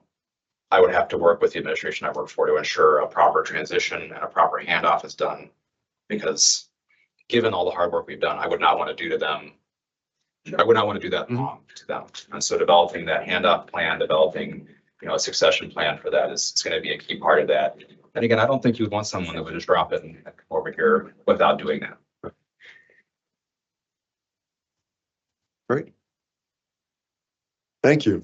Yes, thank you. Appreciate it. Great discussion, great questions from my colleagues. I greatly appreciate that. You have questions? Okay. It's You have- good to ask questions. Do you have a question for us? Yes. Do I have time to ask a question of you, because you have Part of it? 3 more candidates, so I'm very happy to cede my time in the interest of yours. It depends on what you prefer. Well, we allot for you, we allot for everybody else. If there's one that's eating at you, go ahead and ask. Okay, I will ask the one, and it is sort of flip a question that all 3 of you have asked apart, which is, okay, to your perspective, what is the chief challenge facing the commission, and what is your expectation for what the executive director's role is going to be in fixing it? Commissioner Roy. Sure, okay. I would say that back to organizational management, I think is crucial. We're no longer a startup. We've gone from a handful of employees to over 140, similar situation to you in Illinois. I'd say someone bringing in new ideas. You mentioned the digital badging in the labs, and I know these are things we've all discussed. So that breath of fresh air of the new ideas, I think are critically important, and also the challenges, right? So that you're fully aware of the current challenges. You mentioned them, right? The tensions, the internal rubs, and being able to take those head on, while at the same time on a parallel track, knowing the legislature is trying to address them as well. So the fact that you're fully aware of that, it's not all roses, that there are challenges here, and that you're willing to accept that and productively and positively work to help improve those areas. Commissioner? Chairman? Well, I'm happy to go next. Yeah, I would, great question. I would echo a lot of what Commissioner Roy said. It's, Massachusetts is in a different place than we were 6 years ago when the first dispensary opened. There's now more border state competition that a lot of our licensees relied on for a number of years. I think to Commissioner Roy's point, I still think there are things that we can do better. You know, I'm always been of the mind, and I think you touched on this earlier, of we're not so old that we're stuck in these like hard and fast ways. What are the ways that we can continue to look at ourselves to improve? But you know, this position is tough, regardless of whether we were smooth sailing or whether we were hitting bumpy waters. You're managing a staff, you're managing 5 full-time bosses. You're starting off with being interviewed in public. You know, we have a cannabis advisory board who I would like to see, you know, more activity and more engagement from. And you know, we're mindful of the fact that a lot of folks who are in this industry have invested a lot of their own money, a lot of their family and friends' own money, and a lot of their own sweat equity to pursue this opportunity. And we're mindful of that every time we talk about licenses, every time we talk about regulations. So it's a challenge, and it's still new. And you know, the close cooperation with the other jurisdictions is extremely helpful, because as you pointed out earlier, there's no federal guidebook to this yet. And there may never be, who knows? Sounds awfully optimistic to say yes. Yeah. But yeah, that's the challenge as I see it. Thank you, Mr. Chairman. Great question for us. Thank you. I would definitely echo what my colleague said, but also I think, and I've been on maybe like 2 other interview panels here at the commission during my time. And I think one of the challenges, Commissioner Stebbins said it, you know, it's sort of 5 commissioners, and being able to manage and understand all our point of views. You know, Commissioner Roy and I looked at each other when you said succession planning. You know, I wrote it down. It's one of my things. I always say commissioners come and go, and at any time. And our staff is pretty much here, and have been very, you know, they stay for, you know, they love what they do. And I think, you know, the challenge is, or what I would expect, I guess, from my perspective, is an executive director that's also sort of like I don't want to say not a chief people officer, because that's not the job, but to understand employees. Because I always say this at public meetings, we cannot do any of the work that we do without our team. They make us look great. Or, you know, if we mess up, then we look bad, and it's all of us together, right? But policy, investigations, you know, research, nothing moves in this place without our experts that we have at this agency. So I would hope and expect from an executive director that coming in, they understand the different layers of this industry and this agency, and then the outside layers as well. Of course. And I think that's an expectation, and it's really difficult. That's why I asked you the first question, like, why do you really want this job? Like, for real, right? Yeah. You know, because it is very challenging. However, I think it's also very rewarding. And I think everybody who's here loves the work that they do. And it's you know, there's tons of money involved, and tons of politics involved, right? At the same time. Yes, right. In general, right? So, and you know, this is a real conversation, right? Because we want to make sure that whoever we bring here understands those challenges. So that would just be from my perspective, along with everything that the commissioners mentioned. I really appreciate it. Oh. Yeah, if I may, I just want to thank you, and I agree wholeheartedly. And I appreciate something you said. You know, as far as the question about with the media and the press, and it's important that you celebrate the wins, but you own the warts, Yes. right? Yes. And that the buck stops with you to own the warts. And so I think that's critically important. And I appreciate because we do a lot of good things, right? And it's important to celebrate those, but also own the challenges that the industry is facing. And there are many of them. And we are trying to get to them, and there are a lot. And so we got to keep our foot on the gas to address all of those. So thank you. Again, to go back to what you said at the beginning, those challenges are huge. And you're trying to face them with, you know, these ankle weights of some of this stuff that you don't want to be dealing with. This isn't moving us forward, right? And so the chance to bring this extensive, not only cannabis policy experience, but also management experience, the institutional knowledge, but still an outside perspective to addressing these issues. I mean, that's what I bring to you, is I know where the bathrooms are, right? You know, and I know how to address these things. I have an established track record of not only doing it, but doing it in a way that walks the walk of both diverse hiring and equity in an industry with enormous challenges as states around you legalize. This is the experience I bring to you, and I am very thankful for the chance to be back here to speak with all of you this morning and for consideration of this. And I thank you for your time.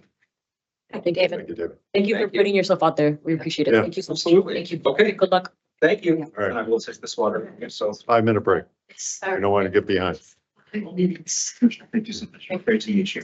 Yeah, thank you so much. Nice meeting you. Thank you. Good luck to all of you the rest of the Yeah, morning. absolutely. It's a big So thing. much. Appreciate it. Yep. 5 minutes. 5 minutes. To turn this. Thank you. Thank you.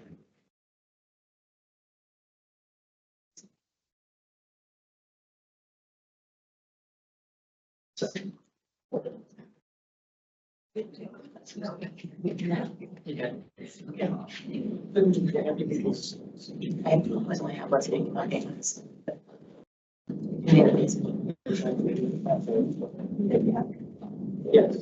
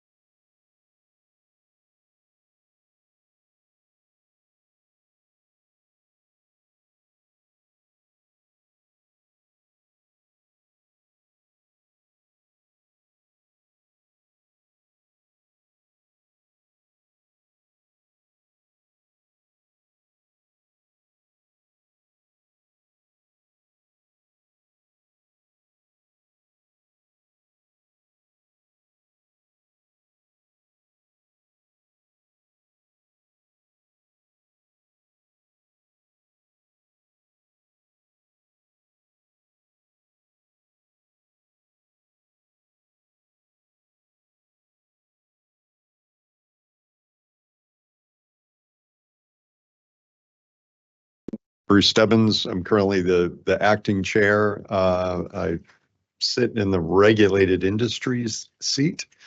I've been here since January of 2021.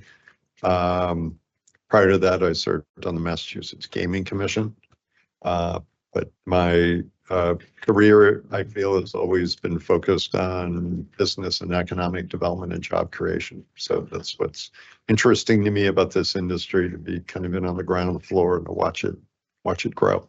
So, Commissioner Roy. Good morning. I'm Commissioner Kim Roy. I was appointed by former Governor Charlie Baker. I sit in the designated public health seat. I've been with the commission around 3 years now. Some of my areas of focus have been HCA's, host community agreements. I sat on the working group, expanding and increasing veterans' access to the medical marijuana program, increasing and expanding research opportunities in the cannabis industry, and also labs and testing has been a focus for me as well. So thank you so much for your interest in this important position here. Pleasure to meet you. Hi, Marty. I'm Nuris Camargo. I'm the social justice seat. And my seat, like Commissioner Stebbins' seat, is appointed by all the 3 appointing authorities. So the governor, the attorney general, and the state treasurer. But I've been in the seat about 4 years now.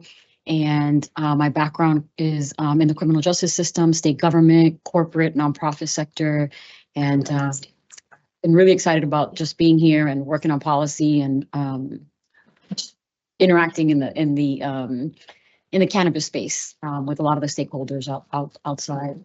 Currently, myself and Commissioner Stebbins are working on a new license type around social consumption. So we're really excited about that, and excited to just get to know you today. And also, I would say thank you for serving. I know you're a veteran, so definitely want to say thank you for that. So thank you. Marty, go ahead and take a moment to introduce yourself. Thank you, first of all, for my name is Marty Goliath. Currently, I live in Abington, Massachusetts. Before that, I spent a lot of time in the military. I was in San Diego right before this. So if you're asking how I got here, it's because I love my wife very much, since she's from Massachusetts. So we came back here from that. I spent a little over 20 years in the military doing healthcare. And I loved every minute of it. Taught me everything I know about being a decent human being. And when I got here, I worked for Abington as their public health director during COVID, and led our communities through that, and then have since moved on to my job now as senior director in the healthcare policy space. And I still volunteer for the community. I'm on the Abington Finance Committee, part-time soccer coach. All of those good things that, trying to give back as best we can. That's briefly me. I did a lot in the military, lived overseas, lived in Hawaii, lived in San Diego. Loved every minute. I'm probably not every minute. Thank you. Okay. Okay, Commissioner Roy has our And I first just question. want to thank you for your service to our country. Thank you. Thanks, very kind of you. I'm going to kick us off with the first question. The executive director job description for the Cannabis Control Commission states applicants should have, quote, an understanding of the Massachusetts cannabis industry, as well as knowledge of the national industry development and trends. Can you share with us how your previous experience meets this requirement? If possible, cite specific examples of your industry understanding. Thank you. I believe that the functions and regulations and regulatory aspects of my previous positions in public health translate very well. I have a broad understanding of how Massachusetts regulations work, a broad understanding of the application of those statutes to businesses, and what makes us unique in this space. I think knowing other regulations and how to service other faculties from food, from liquor, from beverages, I think that there is a direct translation and a direct transition from that amount of experience over to the marijuana industry. Specifically, the regulations for all of our health and for housing, there is a direct corollary. And I think when we start thinking about those things as direct corollaries, as opposed to it being something that is special, unique, or different, we'll have a better understanding of how we're going to move forward. And I think when we can transition from a mindset of like, is this a unique, different, special thing, and to this is part of a larger platform, a larger thing that we can all come together and agree upon, I think we'll be able to kind of get further, and we'll be able to to iterate from there. We'll be able to revolutionize industry. We'll be able to actually start thinking entrepreneurially about this and like, how does our mindset shift? So I think that there are ways that we can do things differently with technology, and that I have tried in my past professions to really bring to the forefront. Introducing technologies that help us do inspections in the food space and in the housing space. I think that we can leverage those in the marijuana space as well, and start looking for those ways to increase efficiencies, ways to increase our productivity levels, and to get things done and get things done for people. And I hope that answered your question. It did. Thank you so much, Marty. I guess, Commissioner yeah, Camargo. yeah, thank you.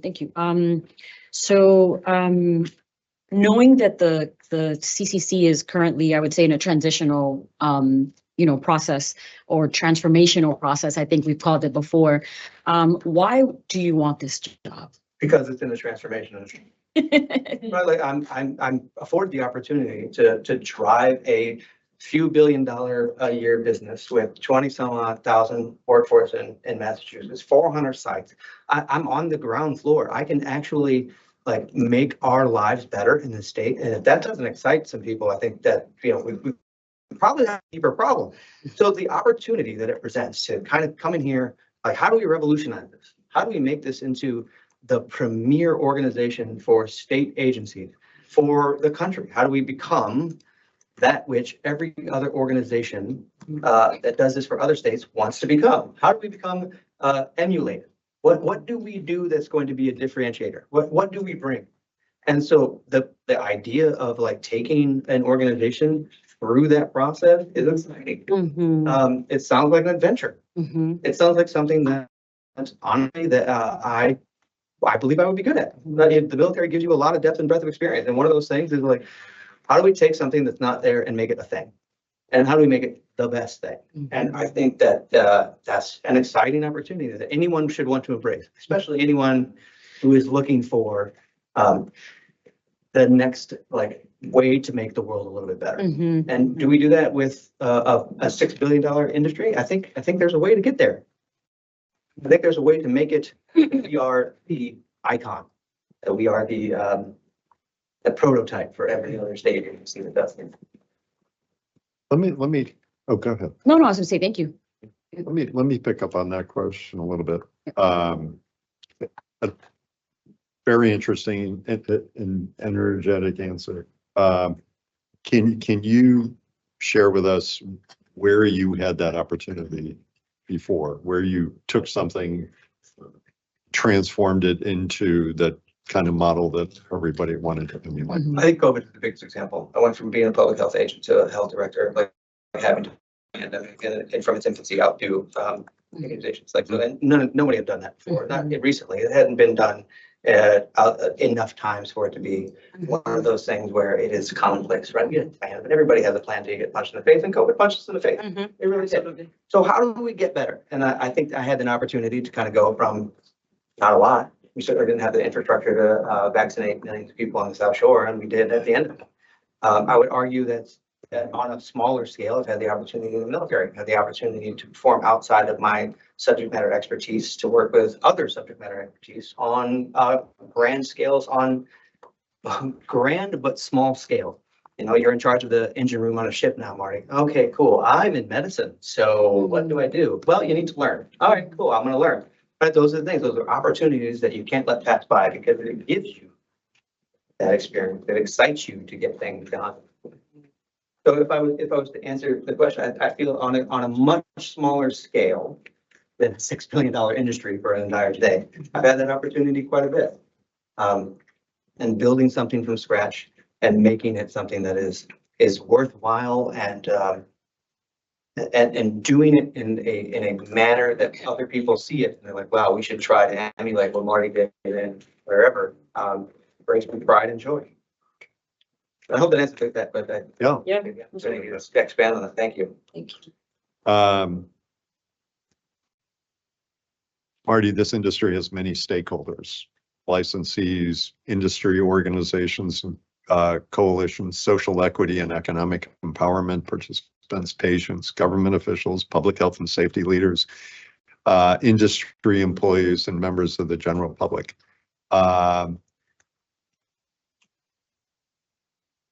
How do you feel your experience will serve you to effectively engage with so many of those stakeholders? In addition, you also chair, or the executive director chairs, a cannabis advisory board and its numerous volunteer appointees.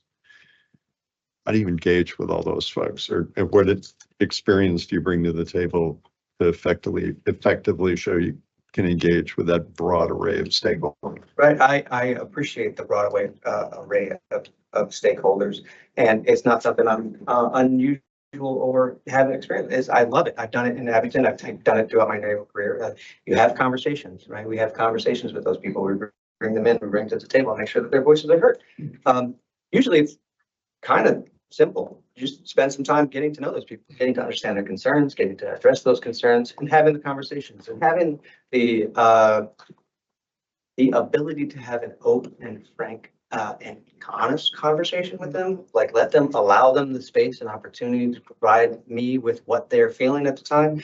And not to bring up COVID again, but it's kind of like the obvious example. Sure. Like, I had to reach across the aisle to different elected officials from every spectrum, from police, fire, our AA members in town who didn't have a safe space to meet. Like, you have to engage with stakeholders, and pulling everybody in one direction can get messy. But if it was easy, everybody would do it, right? And sometimes we have to put ourselves out there, and we have to have these open and honest conversations and explain to them, well, we have to get a place, and to get a place, we have to do this, or we have to go there. So just listening, being a collaborative leader, appreciating their concern, appreciating the space that they're bringing their concern from, is the best way to engage with people, allowing them the opportunity to present themselves, and being open and honest in our feedback to each other. That's how I would do that, and that's how I would continue to do that effective wherever I am. Thank you. Commissioner Roy. Thank you. Okay, Marty, please explain in your view how the regulated cannabis industry intersects with public health and public safety. And as the next executive director, what steps would you take to expand and ensure public health and safety in the Massachusetts cannabis industry are met?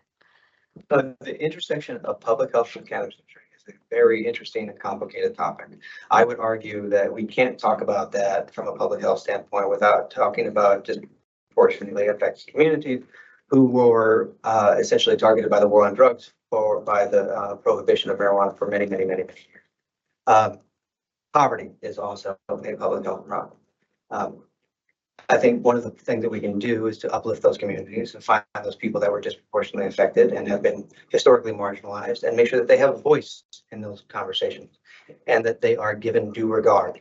From a public health standpoint, I think we should everything should be regulated, and everything should be inspected and should be tested as the same as we do for cigarettes, to Twinkies, to all of the other things that have those negative connotations or may have a negative connotation.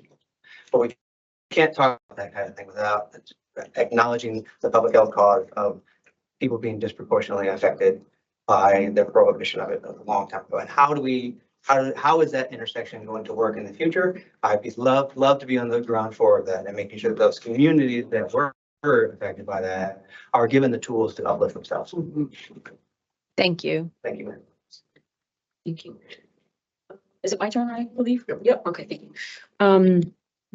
Marty, so describe a situation where you successfully address systemic racism in the workplace. You'll forgive me for harkening back to COVID again. No, please. But I believe we noticed that all of our materials were in English. We also noticed that all of our materials were written down.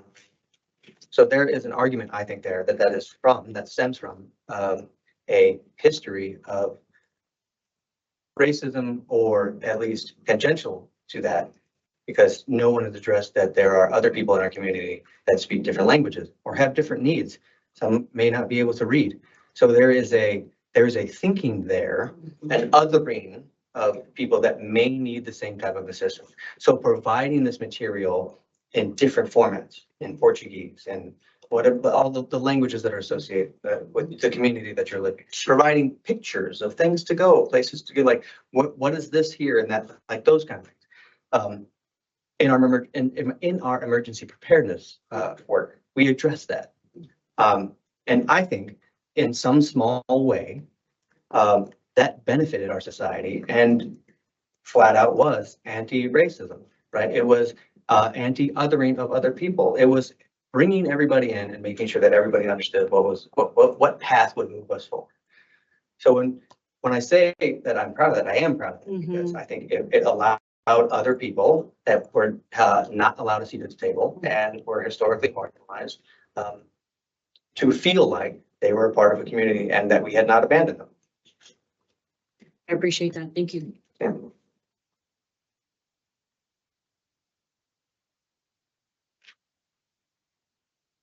Marty, with our current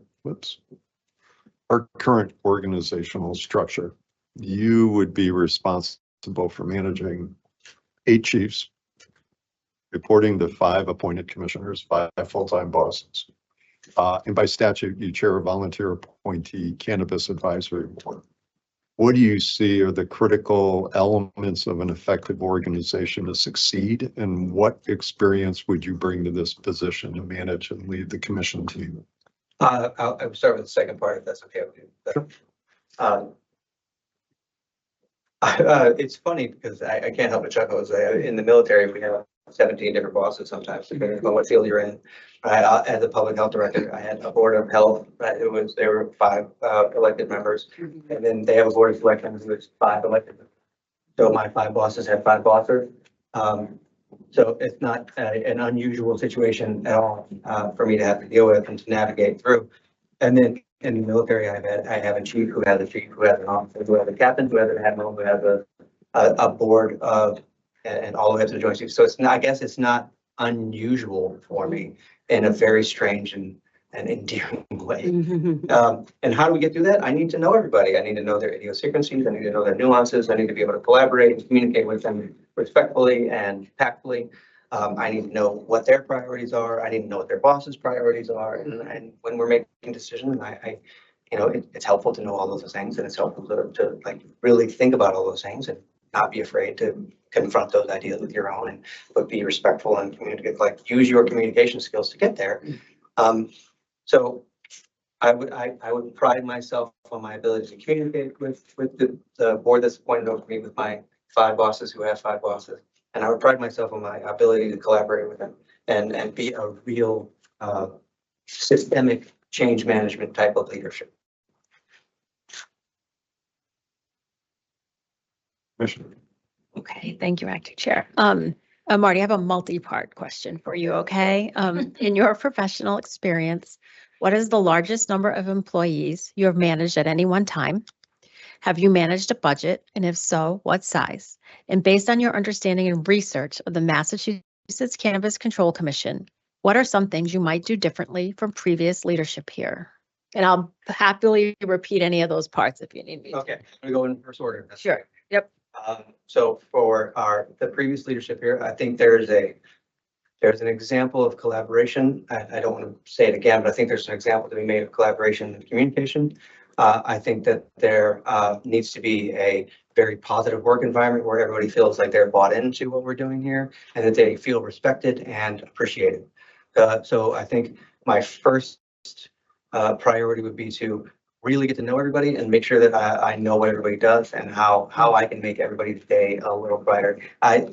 In coaching, we say things like, every interaction is an opportunity to have a positive influence over someone. So really believing in something like that and living that type of lifestyle and like really having integrity and like meaning what you're saying and saying what you mean kind of thing, I think will bring about a positive cultural shift, probably that time, but a positive cultural impact to what's going on in the day-to-day. Managing a budget, oh my gosh, so many different budgets. Everywhere from a couple $100,000 up to a few $1 million, everything in between, depending upon the needs and the situation. And we're talking 26 years of different type of budgetary styles and management. So I would say 250 all up to, several dozen million. Specifically in medical supply where you can't really lose a lot of that stuff. We have to be fiduciary responsible. And especially in the military where, we say, we have done so much with so little for so long kind of thing. And then employees, over the years, as many as 30 or 40 and as few as 2 or 3. And then obviously those direct reports have direct reports and, there's a full on chain of command that goes down all the way down, but all the way back up and even well past me. Thank you. And Commissioner Roy, I think I had, I don't know if it was that question that you asked or the other one that I had to follow up. I don't remember, but I'm gonna ask it. Okay. Marty, I think you answered this a little bit in Commissioner Roy, I think in her question, asked a little bit, but there's 5 commissioners and obviously the ED reports to the commissioners and, the board chair as well. How do you envision, how do you envision working, managing, collaborating with, the executive, with the commissioners as the executive director? There's everyone who's here is very passionate about the work, right? We love what we do. I said this earlier, commissioners come and go, right? We have a certain time that, a limited time for this role, but how would you envision that coming in as a new executive director? I need to know your priorities. I need to know and have respect for your priorities, right? And I need to see where our priorities align and where they don't align. We need to have frank and honest conversations about them, right? And then have to do that for everyone. And we have to understand that, we have to have the most impact over those for the greatest good, right? Sometimes that there's going to be a priority. And I need to know yours, you need to know mine. And we're going to have honest conversations about it. And the sooner we have those honest conversations during your tenure, I think the more successful our relationship would be. And I would say that times 5. To get better at something, we have to study the masters, right? So I have to really look out and make sure that I am staying up to date and what my open and honest conversation style and communication style is. And then I have to bring that to the table. And that kind of goes both ways. I would ask you, can you please bring me your priorities? And we'll have a conversation about it. What do you think needs to happen in your 3 to 5 year, however many tenure? And then how do we get there? And we come up with a plan and we collaborate to get there. And I had a follow-up that I meant to say the last round, but I can ask it right now. In regards, and it kind of piggybacks on your question, mine's around transparency, and it's vital to any government agency to ensure and maintain public trust. As the next executive director, can you share with us any examples or ideas you may have around expanding transparency for the agency or the industry? I think advertising, the public meetings, advertising for making sure that people are aware of what's going on, getting the word out there a bit more, making sure that the word given out as frequently and in as many formats as possible will help us with a transparency issue. People think they've never heard anything. They think that we're doing something in the dark, whereas it's just you may not have seen the meeting, the public meeting invite. You might not have seen the posting. Right, so making sure that we are 100% honest in our plastering it everywhere and making sure that people are aware that they're at the public meeting, that we're voting on whatever specific agenda item we're voting on. And what does it impact? I think too often, I think we have and I'm guilty of this myself, having posted many Board of Health meetings, that we will mention we're voting on, X thing. And people are like, what is X thing? Right. Well, how does that affect? What does that mean? Right. Give them an opportunity to do some research on it. Right? People will surprise you. They'll come in with questions you didn't think of. So I think maybe being a bit more, not to say transparent again, but transparent in our public meeting postings to let people know that what we're doing here and its impact into what is its downstream impact, all the way down to wherever that impact is going to be felt the most. Thank you.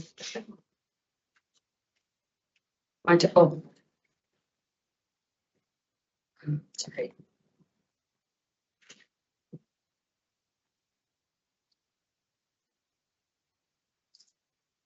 So the question I have is around how to manage or how to deal with media leaks from our team, whether it's our leadership team or staff or any of us as commissioners, whether true fake news or nonsense is what I say.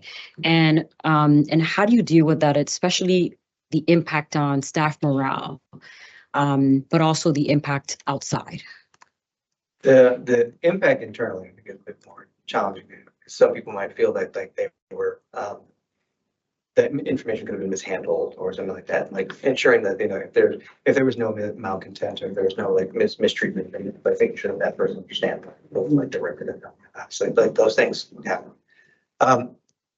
Outside, we have to be transparent. Like a media leak, and so you have to face it directly. I think you have to address it. The veracity of the claim, I think the best way to handle that is with the truth and being completely transparent. And I think any organization that will value its integrity would agree with that. But yeah, there was a leak. So, well, this is how we get ahead of it. This is how we make sure that, people that were hurt from it are made whole somehow, or how do we get around it? How do we make it better going forward? And I think it would come back to our integrity. And how we handle those situations will say a lot about it. Yeah. And those things happen at every level. Yeah, absolutely. Commissioner Roy, I almost want to ask the follow-up that you asked, which was experience with. I was gonna ask, well, go Yeah. ahead. Well, why don't you go ahead? You sure? Yeah, you say it better. Go ahead. Because it was your follow-up, so you probably have it. Yeah. So along those lines, because we are a very high profile agency, we are in the news a lot, we are in the media a lot. What has your experience been engaging with the media, interviews or any kind of press? And what is your posture towards the media? I try to be as professional as humanly possible, right? No emotion whatsoever, right? I'm simply stating the facts. I'll give away my age here and Joe Friday, right? Like just the facts. That's all you're gonna get, right? Lots of media talk during COVID as the public health director. Right? I had to frequently give updates and things like that. So I try to be professional. Almost try to be a bit bland, so I'm not overly enthusiastic or unenthusiastic about a certain subject, which is can be a tough situation, especially if it's something I'm passionate about. Yeah. But I don't want that passion to bleed over because they may see it as a different thing. And like context is important, Right. Nuance is important. So I try to be like, this is, it's X, Y, and Z of A, B, and C. And we kind of, and move on from there. But lots of chats, talks, even in the finance committee and like those kind of things, like lots of experience dealing with media. Awesome. Okay, great. Thank you so much. More than I ever expected. Right. Don't worry, us too. Exactly. Thank you so much for that. Marty, this is the last question. And it's the toughest one. You're currently serving in a professional position. If you were offered this job, what amount of time would you need to step down from your current role and before transitioning into this one? Probably about a month. Because I have a great deal of respect for my current boss. So that's really it. Absolutely. That was all the questions that we had, but now we'll open it up if there's a question that you want to ask us. Most of my questions were answered in the preview, the pre-interview. So I appreciate everybody's time. First of all, thank you for spending this with me. And I just would love to know, what's my 5-year plan for you? Right? Everybody loves, what do you see yourself doing long term here? Like, but to kind of turn the question around a little bit, what is your 5-year plan for the executive director? I'll put Commissioner Roy on the spot first. And thank you for that question. And it is a good one. So we are no longer a startup agency, even though we still kind of are a nascent industry, and it's an odd juxtaposition to have something that's federally illegal but legal on the state level. So that it brings its own set of challenges. But I would say having forward-thinking vision, having bringing in new ideas, a breath of fresh air, whether it's innovation or new programs. And I would say that we've been in the news. That's no secret, right? And we have had challenges. And how a new executive director would deal with those challenges, knowing at the same time there's a parallel track where the legislature is trying to address those challenges. So I would say someone who's forward-looking, innovative and creative, and also aware and ready to tackle these challenges head on. Thank you. Last time he went. I was just writing some notes down, but thank you for the question. That's really good. For the executive director, there will be sort of a priorities for the executive director, right? I would say within the agency, but I think when at least for me, when I think about the agency right now, and I agree with Commissioner Roy and what she said, I'm looking forward to governance implementation.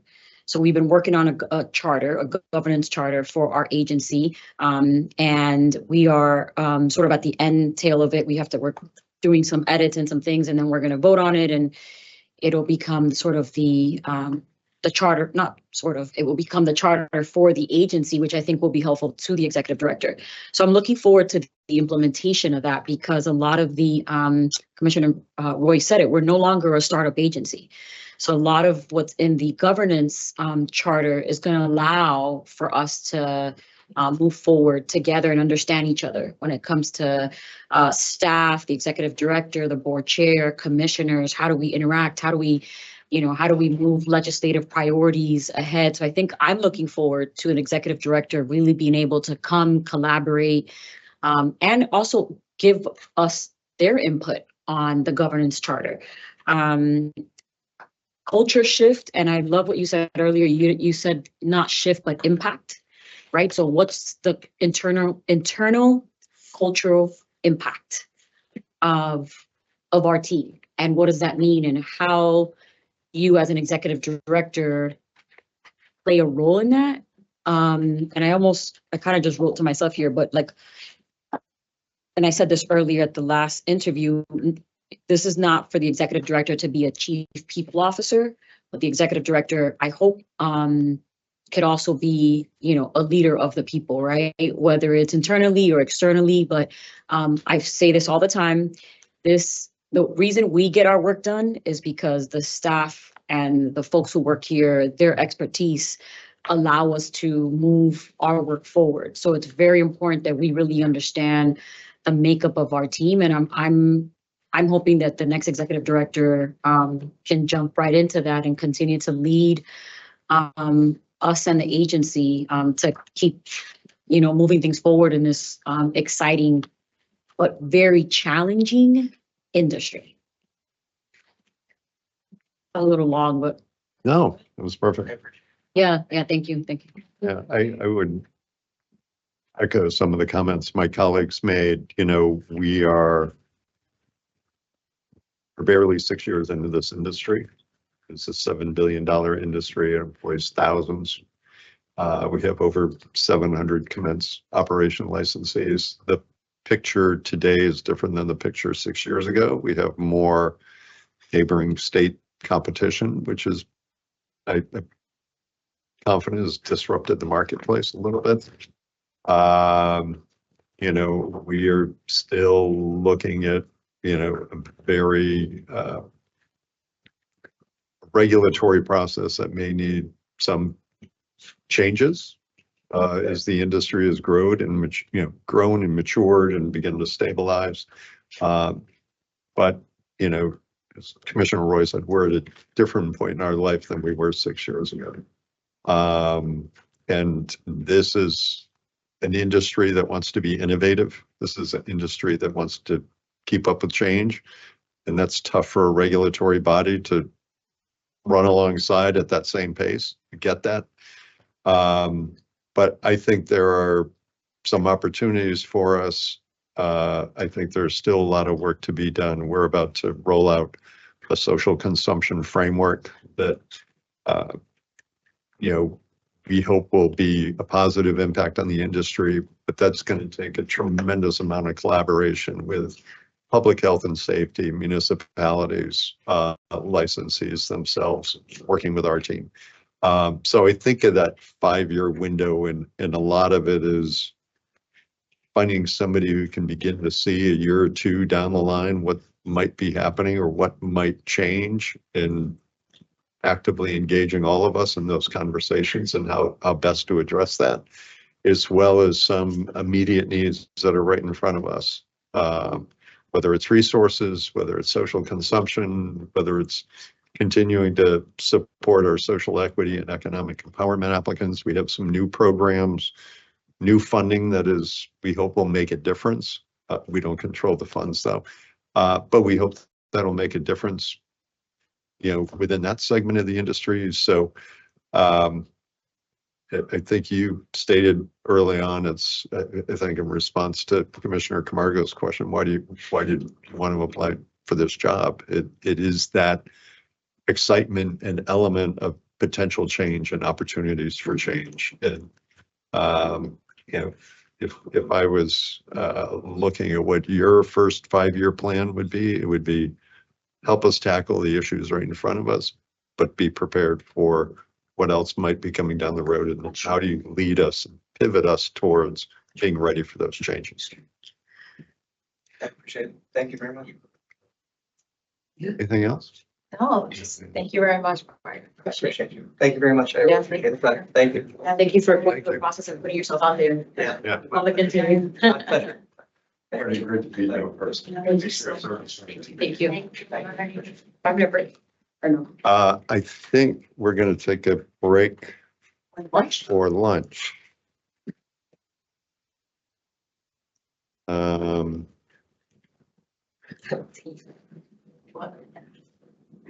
a little hungry too. I only had a little thing of oatmeal this morning.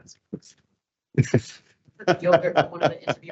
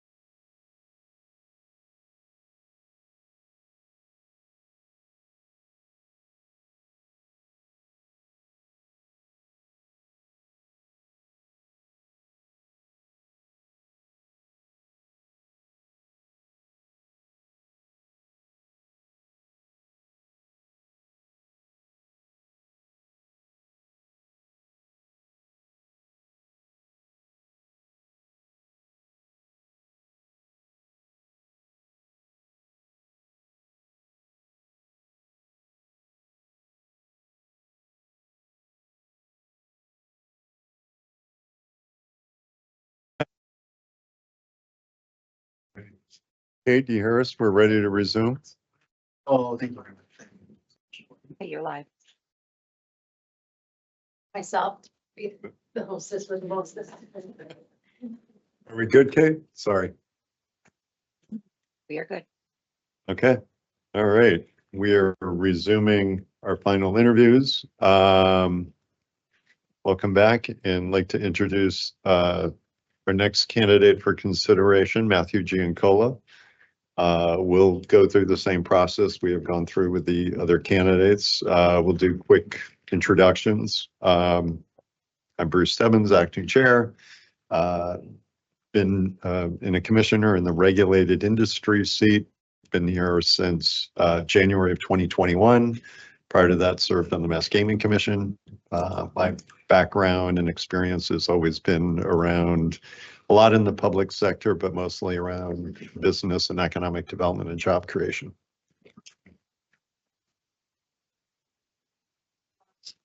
Welcome, Matt, and thank you for applying for this position.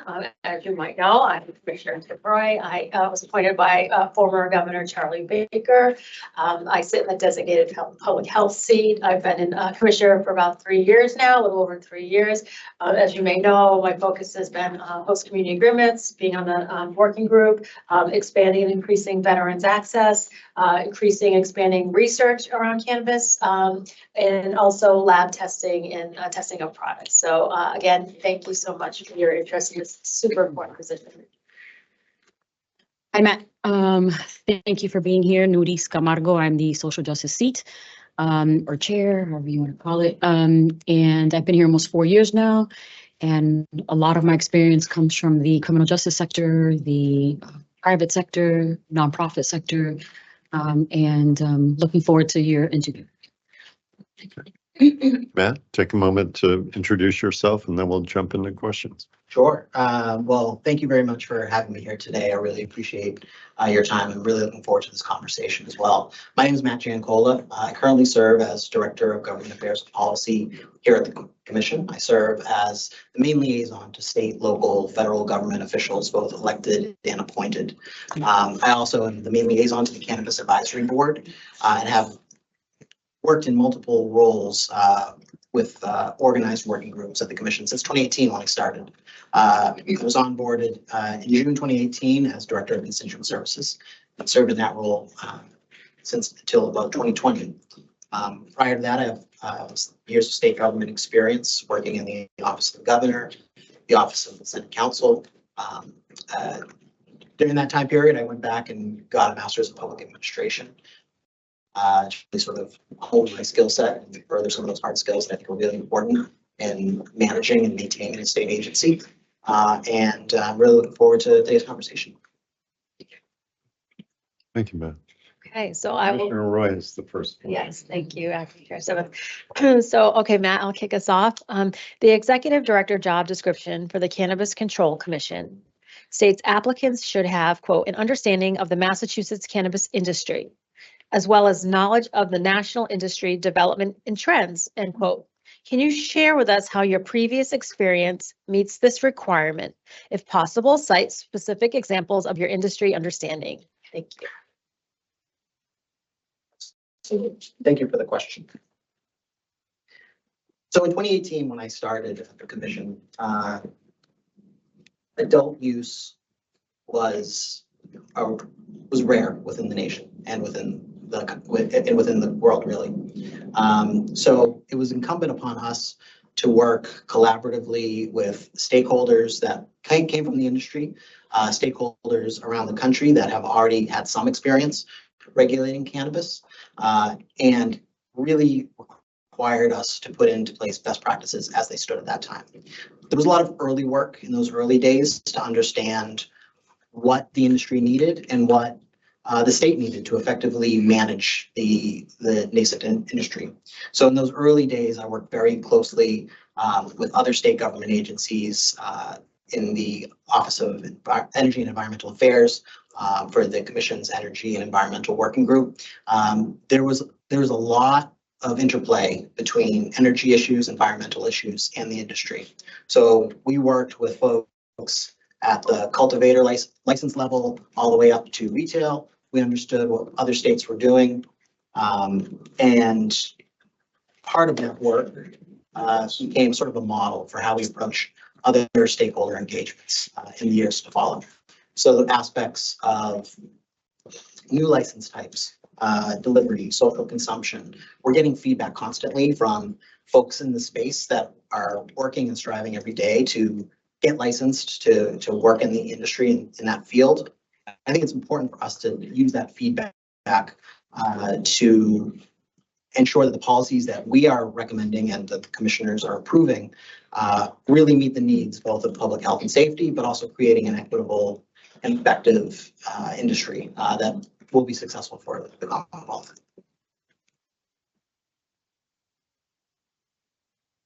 Okay, Commissioner Kamara. Thank you.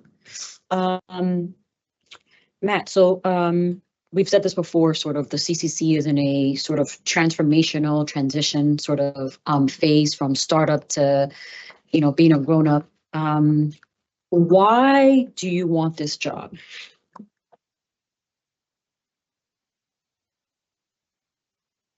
Reflected long and hard about whether this was the right move for me at this time. And I came away with the final analysis that I believe that I am the most qualified candidate for this position for a few reasons. Yes, it's absolutely due to my years of experience in state government, the work I've done here at the commission, but we are at an inflection point. And we need to hit the ground running to move on to the next chapter of the commission. When I started, we had, I think, 14 employees. I think it was number 14. We're now at 140 individuals. The industry has grown to more than 700 licensees, and we take in more than $700 million in the industry has taken in more than $700 in revenue just in recent months alone, bringing important state tax revenue. So I believe that the commission needs someone who can hit the ground running on day one, ready to move the critical projects that really can't wait a few months. There are folks out there waiting on us to give them responses, to review applications, to review policies. There are important regulatory changes that need to be considered in a timely manner, that need to be efficiently managed. The commissioners are owed thoughtful, responsible, rational, and workable, implementable regulations and recommendations that you can then consider and, you know, potentially approve. The industry has changed so much in just my short time at the commission. It's not going to stop just because we're onboarding an executive director. So when I was thinking about if this was the right move for me, I really reflected on how do we support the staff who are working day in, day out to make sure that we are remaining safe and successful, equitable, that we're moving the needle forward. And I believe I have a lot I can add to that conversation, but I'm also not going to lie. I'm going to lean very heavily on the staff and the commissioners who have really amassed great wealth of knowledge over the years. And so I want to take all of that into creating the best possible products. Thank you.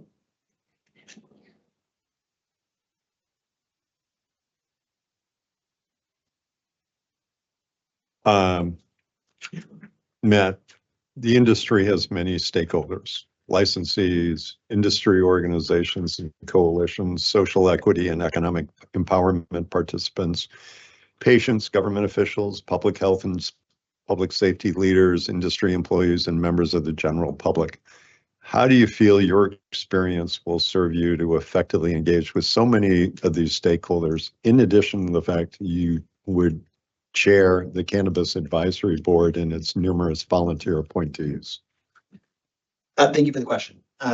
This is actually where I spent the bulk of my career so far to date, is interacting with the public, being responsive to their questions, their concerns, their feedback. using that to ensure that their voices can be heard and shared up the chain, as it were, throughout the agency to share important feedback and to get questions answered for them.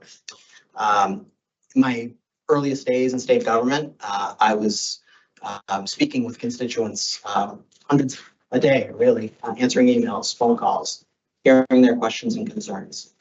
Here at the commission, I think on my first day, I was given a desk, a laptop, and a general email inbox with a couple hundred unanswered emails, and I was told, go to it, have at it, start answering it. And based on my knowledge of state government, I was able to quickly adapt and understand how best to serve them. Over the years, that's transitioned into new and different ways. I've worked to create stakeholder engagements for folks from diverse communities to impart their ideas, their feedback on public documents, drafts, regulations, policies that the commission was considering. It was also important early on that I was reaching out to a diverse set of stakeholders, not waiting for folks to reach out to us.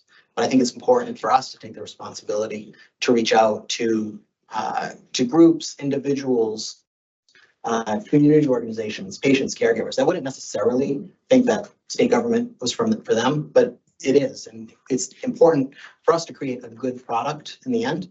We need to be hitting these different communities so that we can put all voices into the pot and come up with the best way forward. And I would say that it's actually improved a lot of the public documents and even the regulations that we've developed. We've made them more understandable. We've cleared up things that were maybe a little confusing to folks who aren't spending every day at the commission reading regulation. I think we need to continue that work. We can't let that lapse. We have some major policy projects coming in the next few months. We need to make sure that we're staying engaged and on the ground, listening to folks. Mhm.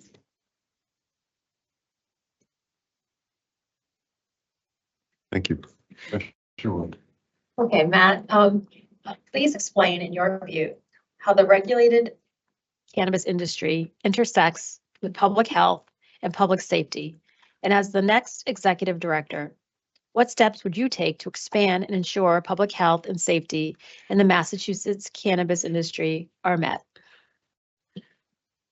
So I feel our public health and safety duties are some of the most important work that we do here at the commission.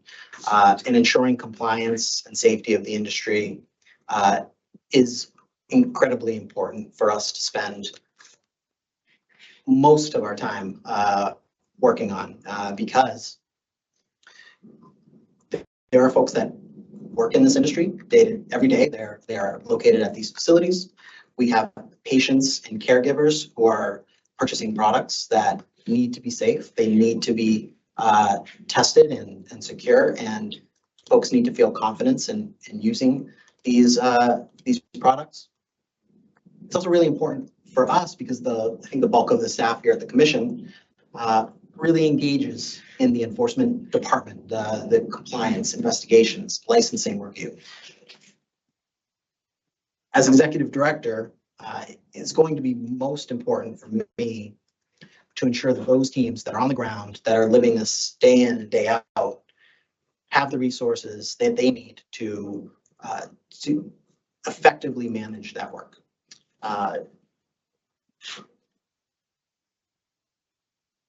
Our regulations are absolutely comprehensive, but the statute is comprehensive too.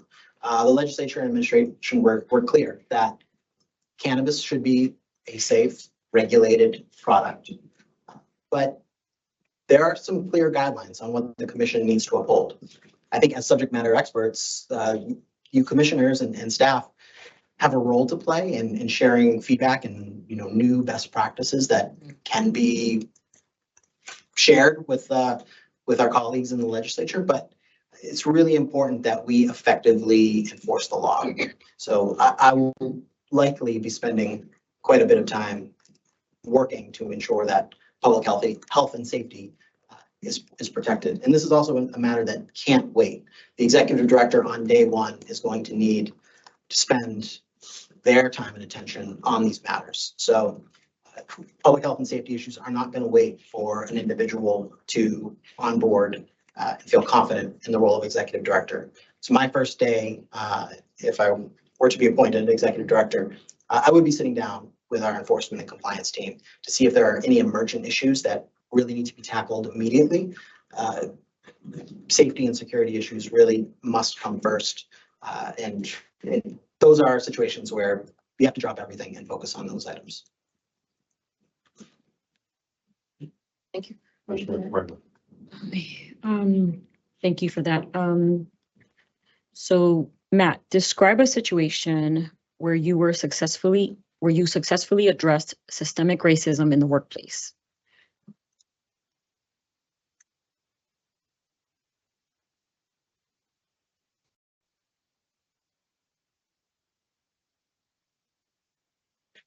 Thank you for the question. And it's an important topic that the executive director and any leader of any organization is going to need to tackle. Because if we want to have a positive place to work, if we want to ensure that we are meeting our requirements, I would say, if we are living our values, we need to be instilling a sense of equity throughout the agency.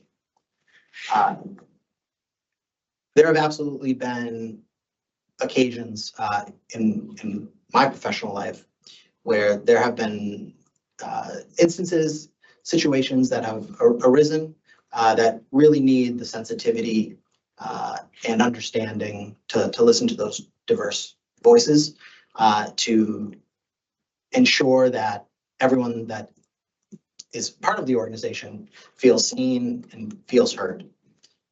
That also extends externally as well. Depending on where we put our priorities, says a lot about what we're doing on a daily basis. So reaching out, and again, pointing out to some of the earlier statements regarding stakeholder engagement. We really need to be reaching out to a diverse set of communities and individuals on a daily basis to get their feedback and to really understand their perspectives, because again, the responsibility is on us to do that outreach. In cases where there is or are issues of systemic racism in the workplace, you need to have procedures in place where folks can feel comfortable reaching out to either the leader of the organization or particular offices within the organization. In cases where there are racist incidents, those need to be rooted out and those cannot be allowed to fester, because if you do that, then we are not living our values and we really don't deserve to be here. I'm interested in surrounding myself with individuals who are thoughtful, passionate, and committed to the ideals that is in our mission. We need to live our mission on a daily basis. I think we also need to center equity conversations at the highest level. If I were to be appointed, my first week, I would want to sit down with our Director of Diversity, Equity, and Inclusion, as well as our Director of Equity Programming, because we have those internal and external missions when it comes to equity. It's not the responsibility of any one individual to tackle systemic racism or to promote diversity, equity, inclusion, but it is incumbent on all of us to lead by example. So I want to make sure that in that first week, it remains a high priority. And if there are issues, we need to tackle them immediately. Thank you.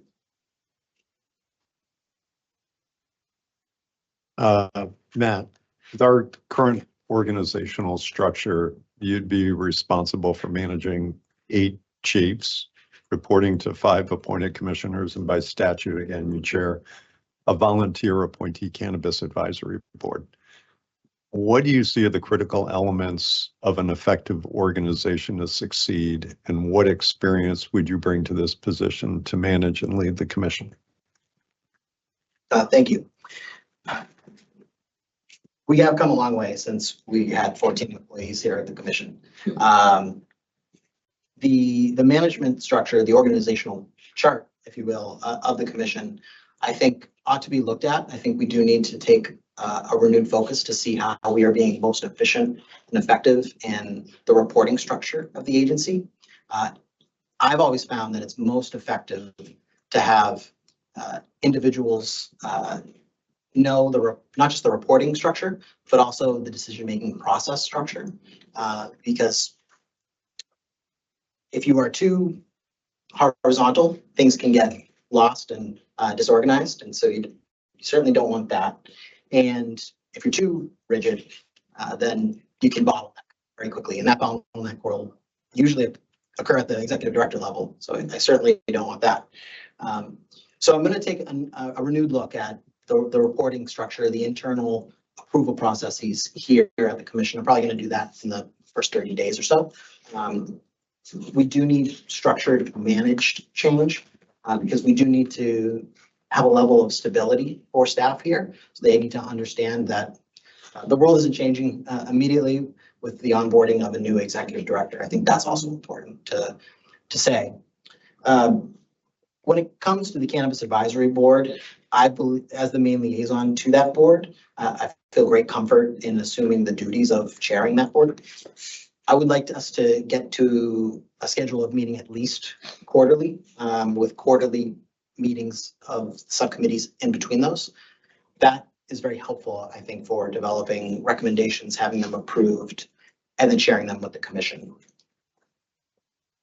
I will say that as chair of the Cannabis Advisory Board, I probably will steal a former idea, which is that the chair doesn't vote on recommendations, because I think commissioners are owed my ability to share with you the pros and cons of any idea. And so that the recommendations that do get made by the board, you should feel confident that they were not unduly influenced by myself. So I probably would keep to that. But there are a lot of different departments that are working on varied and deeply complex issues. So I'm actually going to be looking to the commissioners as well for their input and insights on the priorities that we should engage in. Working to develop a calendar for the year ahead is going to be one major piece that we really should focus on. It will give the staff some semblance of where to put their priorities. And then I think that will just help inform the decision-making process for getting approvals. Okay, and along piggybacking on organizational structure and some of the proposals you just put forward, Matt, and those kind of go along the lines with transparency, right? And transparency is vital in any government agency to ensure and maintain public trust. As the next executive director, based on what you said along with lines with the organizational structure, can you share with us any examples or ideas you might have around expanding transparency? And I think the calendar might be one of those. Absolutely. I think there's a few ways that we can do that. We collect a lot of information, a lot of data that is helpful to the public, and it's helpful to ourselves, right? It informs the decisions that we make. I believe that we have been one of the most transparent state agencies in state government in recent memory. But I think there's always room for expansion. So I would like to work with our data team to extend the usefulness of the open data platform. I think our website can also be used to share more information. For example, Cannabis Advisory Board would be a great case in point. I think we could put a lot more information about the board's work there.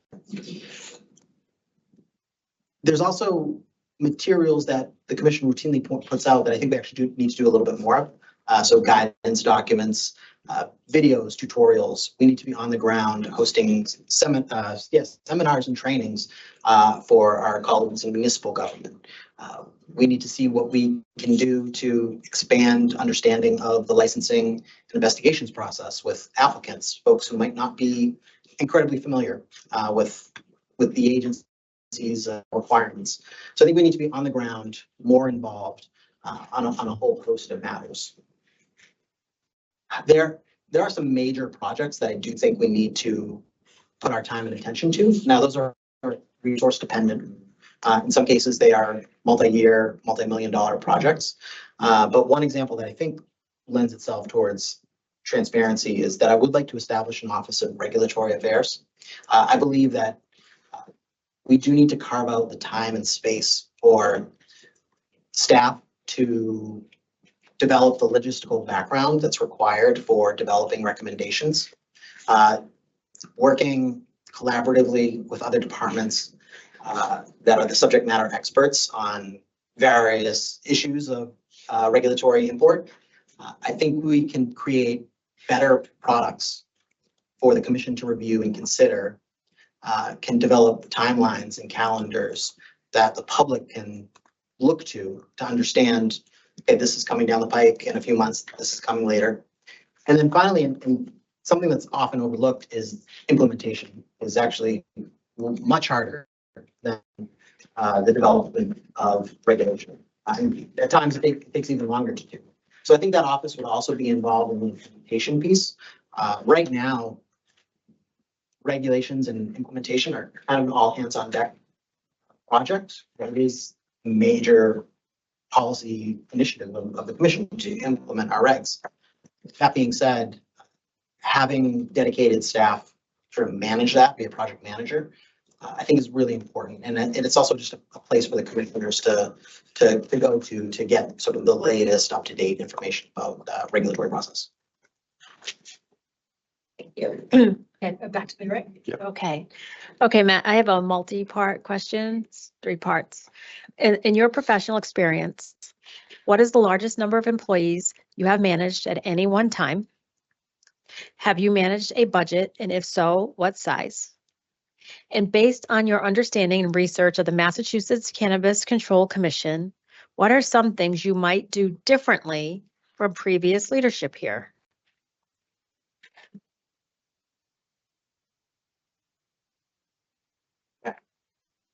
So one of my proudest accomplishments here at the commission has been onboarding new talent. These professionals have greatly expanded the capacity of not just the department where I sit, but the agency in general. So I've onboarded here at the commission 3 full-time professionals. And in my time in the office of the governor, I oversaw 4 staff members, and we routinely had 10 to 15 interns per semester, working sort of hand in hand with one another to answer constituent inquiries and ensure that people got a response from their government. And I've also worked very closely with other departments that manage teams here at the commission. In terms of a budget, the commission, I work regularly to not just to develop the government affairs and policy budget or the communications department budget, but the agency's budget. I work very closely with the finance department to develop the final recommendation for the commissioner's consideration. And then we take the ball and develop our request for the Executive Office of Administration and Finance and the legislature. So over the years, I've managed the request and receivership of $19 to $20 million that we routinely ask for. As part of that process, the administration and legislature want to know what our priorities are. Why are we funding what we are funding? So we need to work closely with our colleagues in government to share the story of what we're doing here, why it's important. It's going to be a major initiative that's actually starting right now. We need to submit our budget shortly. I believe the commission will likely approve a recommendation in December. And then from there, we're hitting the ground running. Reaching out to officials in the legislature and administration. And over the last few years, I've really sort of spearheaded that particular process. And then the final question, the same, what do you do? Yeah. I think the executive director needs to take a fresh look at the approval process and the way in which commission staff interact with one another to develop recommendations and review materials. In the early days, we were small enough, lean enough that everyone could play a little bit of a role in everything. But we are not a startup anymore, and it's time to stop thinking like we're a startup. We are too big now. There's no way that we could successfully use the same methods that we used 2 years ago, not even that long ago. So I want to take a look at, the current organizational makeup, potentially make some changes. I want to consult with the commissioners before I make a change like that, because you certainly are owed an insight into sort of what I'm thinking, and I'm sure you have some best practices that you would want to share too. So that is probably like the main area that I'm going to focus on. That being said, there might be regulatory policies that made sense in 2018, but don't make any sense now. I don't think we necessarily should be held to the standards of 2018 or 2019. Those might not work anymore. So we might need to dispense with some policies, some rules, make some updates to the way we do things. And I'm going to take a fresh look at all of them. Matt? If I may, Chairman? Yeah. Matt, so just a follow-up to Commissioner Roy's question. There's 5 of us at any given time or a little less at the commission, and the ED role reports to commissioners. And that could be a challenge, right? How do you envision working, managing, collaborating with commissioners, the board chair, et cetera, to do the work here? And it's an open meeting law body, which makes it even harder. Correct. Should add that to you. There's 2 main ways that I would want to kick off this relationship. One is regularly checking in with all 5 commissioners. Certainly one-on-one, but I think 2-on-1 also makes sense as well, and including sort of cycling the group of 2, because I think it's important that everyone have sort of an equal chance to understand what the staff is working on and what commissioners need to be apprised of. I also want to work to develop a new way of reporting to commissioners.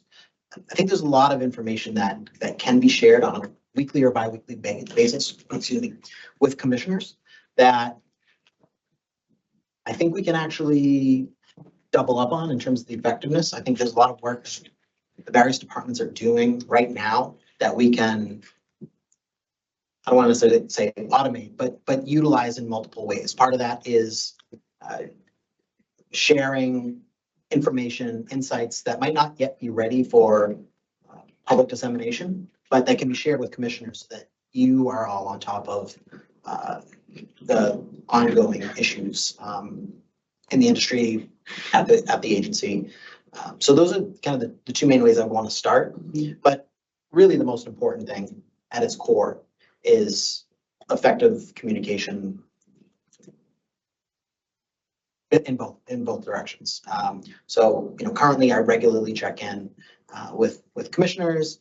There's certainly ad hoc projects that we'll jump on to make sure that we get that over the finish line. I'd want to continue that as well, but certainly some structured check-ins will be very important. Thank you. You can ask your question. Okay. question. Matt, so this is my last question. How do you deal with media leaks from the commission or our leadership team or staff, whether true, fake news, or sort of nonsense, and how that relates to the impact of staff morale and also the outside world impact. Yeah. We are a government agency. And so we are going to get feedback from the public, media, colleagues in the legislature and other agencies all the time. We hope that it's positive, but sometimes it's not. And it's important that we understand, listen to that feedback and be responsive to it. Here at the commission, we do have policies about how information can be shared publicly. I think we need to uphold that. We regularly ought to, again, as we're getting bigger again, you can't have conversations in just one room. As we're onboarding more and more folks, I think we do need to regularly train staff so that they can know what's appropriate and what's not appropriate to share with press or other stakeholders. I would also want to be mindful of the professionalism of our communications department who works day in and day out on these issues. So I lean very heavily towards the recommendations that they might make and share with myself and with commissioners. So staff, I think, should always feel like they can reach out to the executive director, communications department, the human resources department if they have questions on whether or not something can be shared or not. There are often times where we are in the process of developing something that's not quite ready to be shared. But in due time it might be. So we want to hear the feedback from staff on ways to do that. When it comes to how to sort of deal with the incoming, I think we just need to do the work. I think that's the biggest way that we can share our story. We need to respond with the facts and need to be transparent. And when there are mistakes made, I think we and I should own up to them. I've certainly made a few in my career. So I think we do need to share that openness. But ultimately, we do need to develop processes that everyone can understand, be trained for, and comply with. Thank you. I just have a follow-up to Commissioner Camargo's. Matt, can you share with us what your experience is with external engagements with the press, whether it be an interview, whether it's on camera or written, and what is your posture towards the press? Yeah, no, absolutely. So I've sat before editorial boards. I've given interviews in former careers mostly. I regularly have spoken with them, shared my thoughts and ideas with folks. I think that the executive director role is a role unlike anything else in state government. It really is somewhat unique, and it's in practice, it's very different from what's written down on paper. This is a very public role. It's a very public facing role. So I would imagine that the executive director, myself, will be giving speeches and presentations and speaking with diverse groups and stakeholders. Those are opportunities I really enjoy. I've done it before. I'd like to do it again. It also is a role that has a national stature. Massachusetts really is a model for the regulation of cannabis nationwide. So there are going to be opportunities and a need for us to tell the story of the Commonwealth's success. So the executive director and the commissioner are absolutely can and should be cheerleaders for the work that we do on a daily basis. And again, sort of going back to Commissioner Camargo's question, being transparent, open, sharing the story of the work that we're doing is going to be really important. So yeah, I have great comfort speaking with the press and imagine I will continue to do so if needed. Matt. Matt, the The last question is, you're currently serving obviously in a professional position. If you were offered this job, what amount of time would you need to step down from your current role before transitioning into our ED position? I could start tomorrow. You'll follow up to that. Go ahead. Matt, you say you can start tomorrow. What does that mean for transition for your current role in your team? Well, absolutely, we're gonna need to backfill that position. It is critically important that we have a government affairs and policy team that has deep insights into municipal and state government. There's a lot of projects coming down the pike where that individual will need to play a major role. Budget does come to mind first and foremost. So that is probably going to be one of the first positions that we do need to onboard. That being said, I have great comfort and confidence in the team that's there now. They have been trained, and I feel very confident that in this transitionary period, they can do the work that we need to. I will still be very heavily engaged in working with those stakeholders that I currently work with, though, that regardless of when I would potentially start as executive director or who's in those roles, I will still likely play a major role in our government affairs posture. Thank you.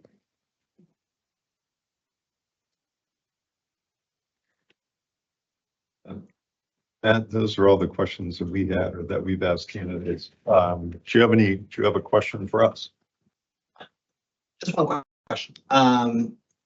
Certainly you, and as we heard earlier, the question of sort of the challenge of being an open meeting law body, 5 commissioners. Have you thought about strategies that you would like to impart that could potentially ensure success for the next executive director and the staff in general? Yeah. I guess I gotta go. I think, Matt,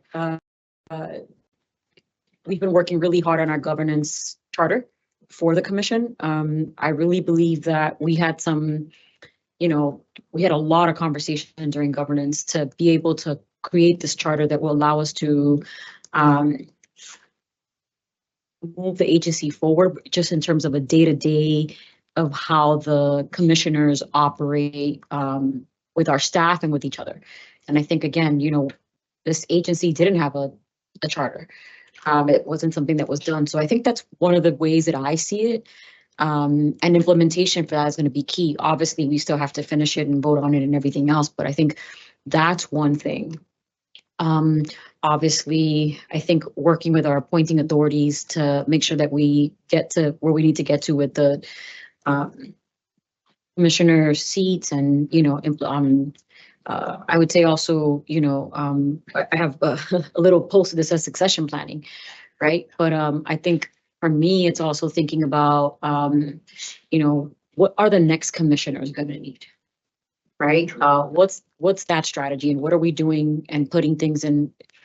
What are we putting in place for those next commissioners? So that's stuff that I think about a lot, and I think for currently is that we really need to work together and communicate and be transparent. And it's hard because of the open meeting law.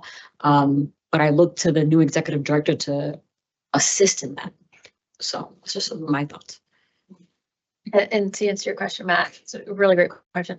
I would say based on one's lived and learned experience, especially you being an internal candidate and you being, I think you said the 14th hire here, that, and there's no secret that there's been internal rubs and there's been some friction and how do we not repeat the past, but how do we take it as an opportunity to disrupt that and make it more positive for everyone involved in the culture and not just keep the status quo, but how do we come in and look at the history of the place and make the future better. And I would say that's an important part of this role as well.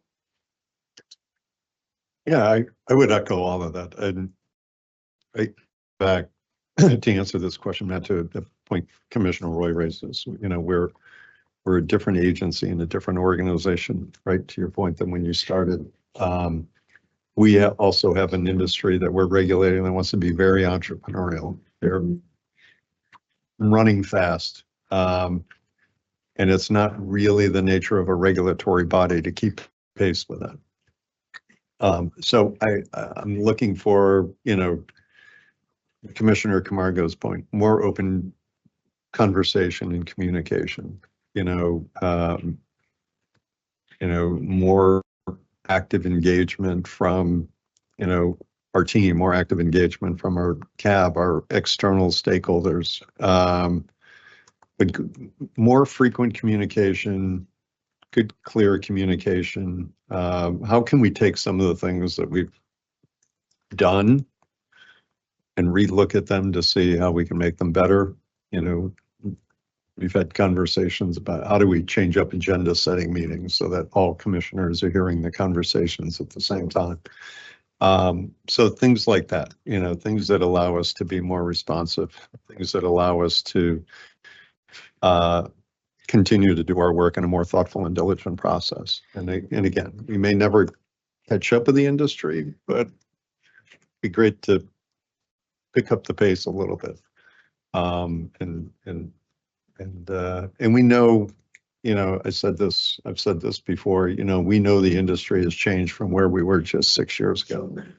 Other states have come online. There's more competition. We have more operators, folks that have poured their hard-earned personal and family savings into starting down this road to an opportunity. So I think we're all mindful of that. It doesn't mean that we get sloppy or speedy or do things recklessly, but I think there are still lots of good things that we can do as a commission to regulate the industry with a focus on public health and safety, as Commissioner Roy says, and at the same time be diligent and be that role model that we have been in many cases for other jurisdictions. Yeah, no, I completely agree with that. And I would absolutely welcome, that clear and consistent communication, because that will better inform me to utilize my role on behalf of the staff to make sure that they understand the direction that the commission needs to move in the short and medium term. Well, thank you, Matt. Thanks for your interest in this position, and obviously, if I haven't said this before, at least in this setting, the public interview process is tough, but it's the only way we can all meet and hear each candidate. But we appreciate you putting in for the position and wanting to seek this opportunity. Yeah, I was just gonna say, especially after lunch. I appreciate that. Thank you for putting yourself out there. Thank you, commissioners. Thank you, Mr. Chair. Thanks, man. Thank you very much. Appreciate it. Thank you. Thanks, Matt. Appreciate it. Thank you. Thank you. 5 or 10-minute recess? 10. All right, we'll be back at just about 2:10. I was like, what's this?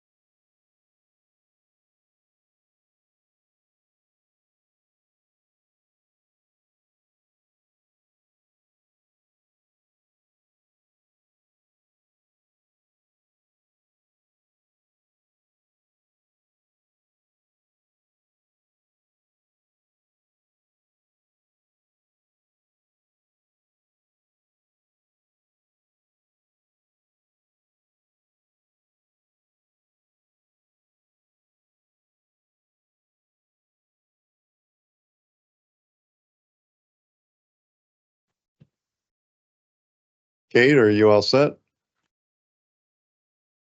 Yes. Okay, all right.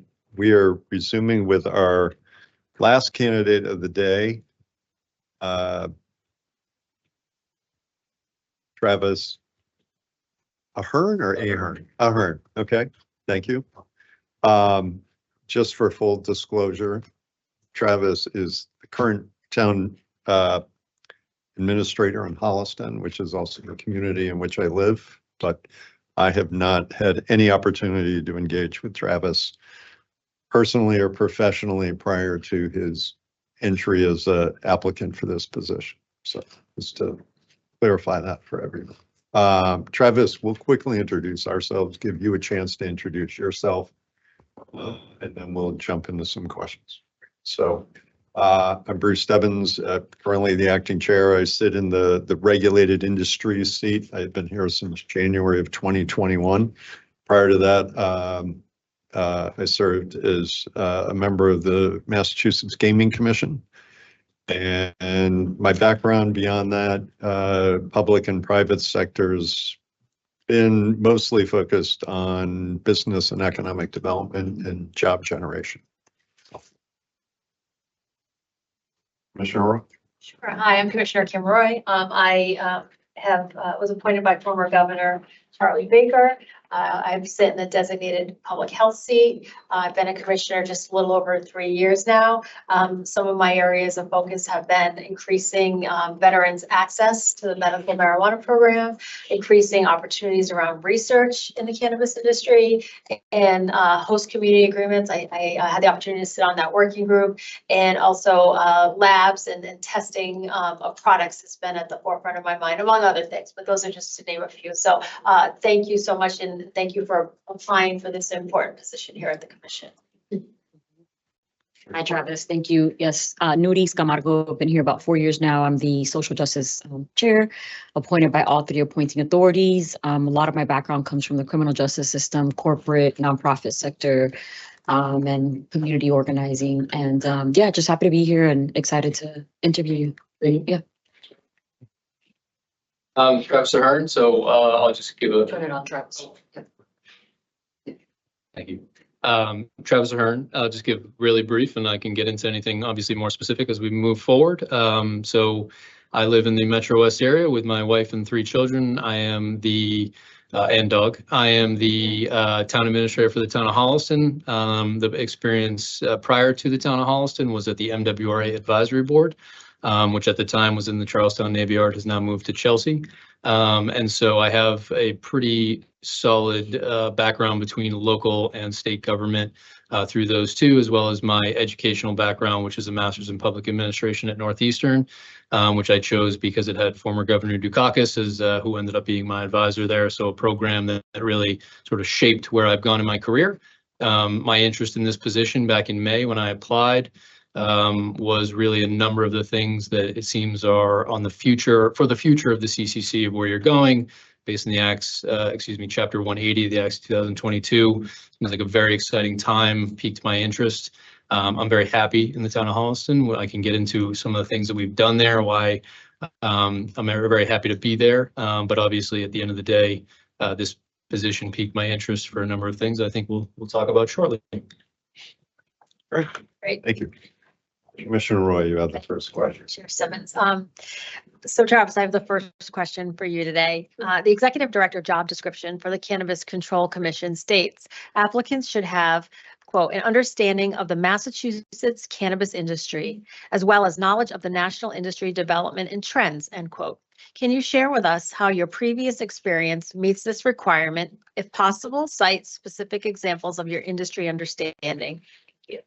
Certainly. So the town of Holliston currently has 6 operating cultivators or manufacturers. The town of Holliston, before I got there, had made the decision not to allow recreational retail, and it still does not today. Since I've been there, we have adopted and allowed delivery.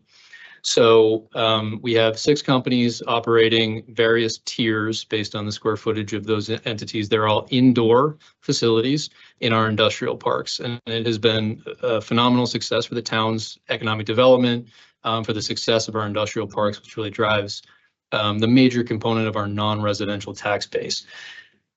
I would say my understanding of what those businesses need, as I put it in a national context, is some of those businesses have shifted in the recent, since I've been in Holliston, which is about 4 years, to be purchased and taken over by national companies that are looking for the ability to either cultivate, manufacture, or both in the state of Massachusetts. So one of the concerns I have as we look through sort of what may be happening in the future with Schedule 1 to Schedule 3 changes at the federal level is whether or not that may negatively impact the Holliston businesses that are here because they must manufacture or cultivate in the Commonwealth. So that's something that I have my eye on as the town administrator of Holliston.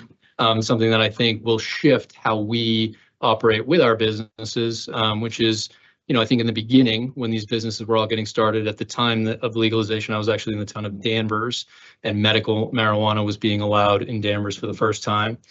I think where I am now is everything is sort of shifted. These are just regular businesses in the town, and we are in position now where we are looking to retain those businesses. It's good for the community. They are good partners to the community.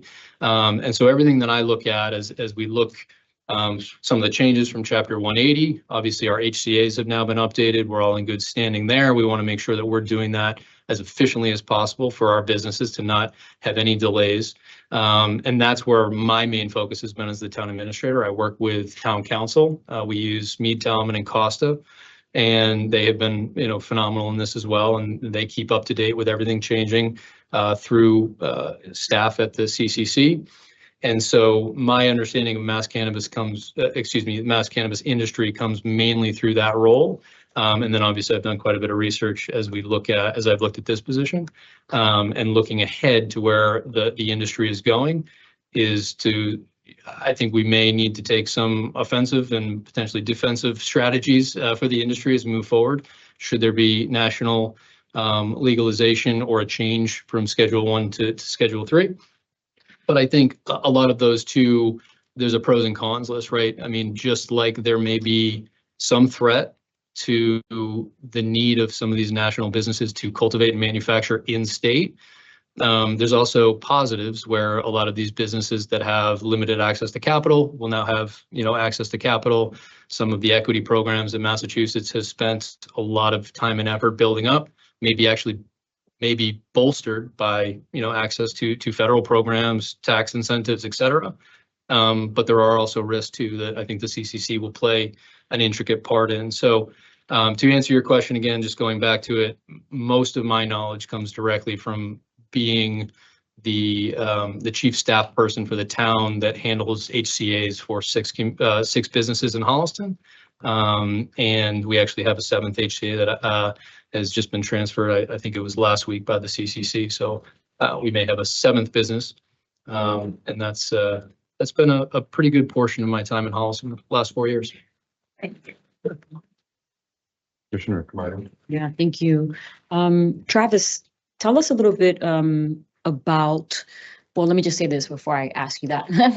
The CCC is in a sort of transition or transformative phase, right? From startup to now, I call it more grown-up stage. And tell us a little bit of why are you interested in this job? Why do you want this job at this moment?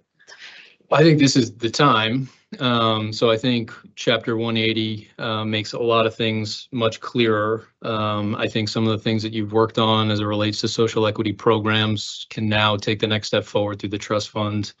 I think the HCA reform, at least from my perspective, has been a phenomenal asset to reduce future conflicts between businesses and communities, where the CCC is now making sure that all the HCAs are in good standing. I think, the expansion of social consumption opportunities is something that the state is now ready for and probably wasn't in the beginning. And I think there are a lot of exciting opportunities to tackle those. And then I think, expanding the criteria for those equity programs to, veteran-based, women-based organizations is also phenomenal. So I think overall, where I see this is a lot of times people like to look back and focus on, the this was an issue in the beginning. And so my focus is always on the future. That's how I approach my work, whether when I was at the state, the MWRA, or in Holliston. I'm always looking forward. And I think the future is certainly bright for the CCC. I think the CCC now has a lot of tools that it didn't have in the beginning. And that's exciting. And so I think the staff here, I've met a number through the recruitment process. I've met a few who've kept me company today. And so, I think the excitement you can feel from those individuals in this position being filled, because the role has obviously fallen to others in the past few months, to get back to sort of full staffing in that regard, while also being able to fully implement Chapter 180 is I think it's a very interesting opportunity. And I don't necessarily, look back and I look forward and I say everything looks very bright to me. And it's an interesting field to be able to say, you can look at the first 6 years, 7 years, and now you have a completely new opportunity with new tools in the toolbox. That's not an opportunity that comes along very often. Thank you. Yeah. Travis, this is an industry that has has many stakeholders, licensees, industry organizations, coalitions, social equity and economic empowerment participants, patients, government officials, public health and safety leaders, industry employees, members of the general public. How do you feel your experience will serve you to effectively engage with so many of these stakeholders, in addition to the fact that you would chair the Cannabis Advisory Board and its numerous volunteer appointees? So when you started that question, I was going to go the CAB. So that was, thank you for teeing that up. So at the MWRA Advisory Board, which is where I've spent 2 stints, one being an analyst, one being the director of policy and finance, there's some interesting parallels to the way that the CAB, the Cannabis Advisory Board is established. So I think as I look through and I said, where do people have a seat at the table here? Obviously, you have individuals appointing authorities for your commissioner roles that come through the governor and the AG and the treasurer. And where do other people at the state level throughout the Commonwealth sort of impact the day-to-day? And it looks like the CAB was set up to do some of that, to give people voices in the equation, to make recommendations on a variety of things for the benefit of the commissioners. And so at the MWRA Advisory Board, I'll just take a chance to sort of give a plug for that group, which has been replicated with other advisory boards. The advisory board of the MWRA actually seats 3 members on the board of directors, which is an 11-member board of the MWRA. So it's a little bit of a different dynamic here, but otherwise, with 25 members of the CAB, 5 from the governor, 5 from the AG, 5 from the treasurer, 10 ex officio, you have this role as the chair, which is, I think, a great way for the executive director role to meet a number of different stakeholders and work with them on a regular basis. I think you have the MMA, which is my professional organization as a town administrator, that really represents on a day-to-day basis the needs of the communities that are hosting cannabis businesses. You have the ACLU. There's so many groups within that advisory board that I think that right now it's probably been a group that is ready to take the next step as well in being a true advisor to the commissioners. You have so many opportunities as it relates to opening regs for them to make recommendations for the commissioners to take into account. It's really a talent pool for you to tap from where I'm sitting and how the research that I've done, that I think that is a phenomenal opportunity for you all to have feedback directly through formal chain of command to make recommendations on the work that you're doing. So I did look at that group. I thought it was well conceived. I think it can do more. And that's when you started the question, that's where I was going. And so that was my initial thoughts on it. I'm happy to expand on that. Obviously, my experience at the MWRA Advisory Board, which has since been spun off and been utilized some of the language for the MBTA Advisory Board and the Massport CAC, was really a great experience. That was my it gave me the opportunity to sort of get into the nitty gritty of a $900 million organization operating budget of the MWRA, but also policies. We had all types of our hands in sort of everything related to EPA regulations, Mass DEP. There's so many things that you can tap an advisory board to do for the benefit of the commission. Thank you for that. And give you an opportunity to expand on maybe, from your positions, some of the other folks that you've engaged in, outside of the CAB or, your previous work with the MWRA, but I'm thinking local organizations, chambers of Congress, commerce, constituent groups, anybody else who you've had a chance to engage with when tackling a local problem or municipal problem. Mm-hmm. The name of the game in municipal government is time and relationships, right? So we try to bring in as many stakeholders as we possibly can. We have various processes between town meeting, which is the legislative body, select board decisions, which is the executive board. We have a finance committee that takes a number of roles. So I mean, those are the bodies that we deal with on a regular basis. Chambers of commerce for economic development.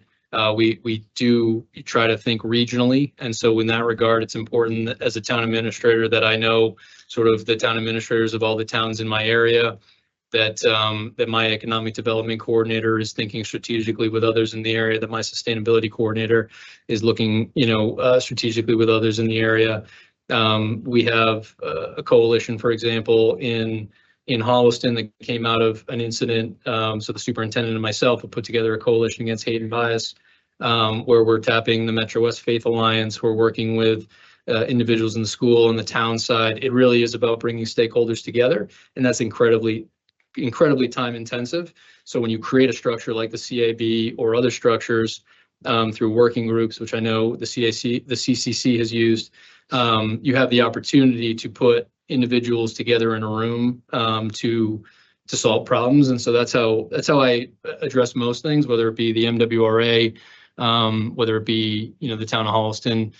It's really about creating opportunities to put different stakeholders together, because you're going to end up with better outputs from that, but it requires a lot of effort.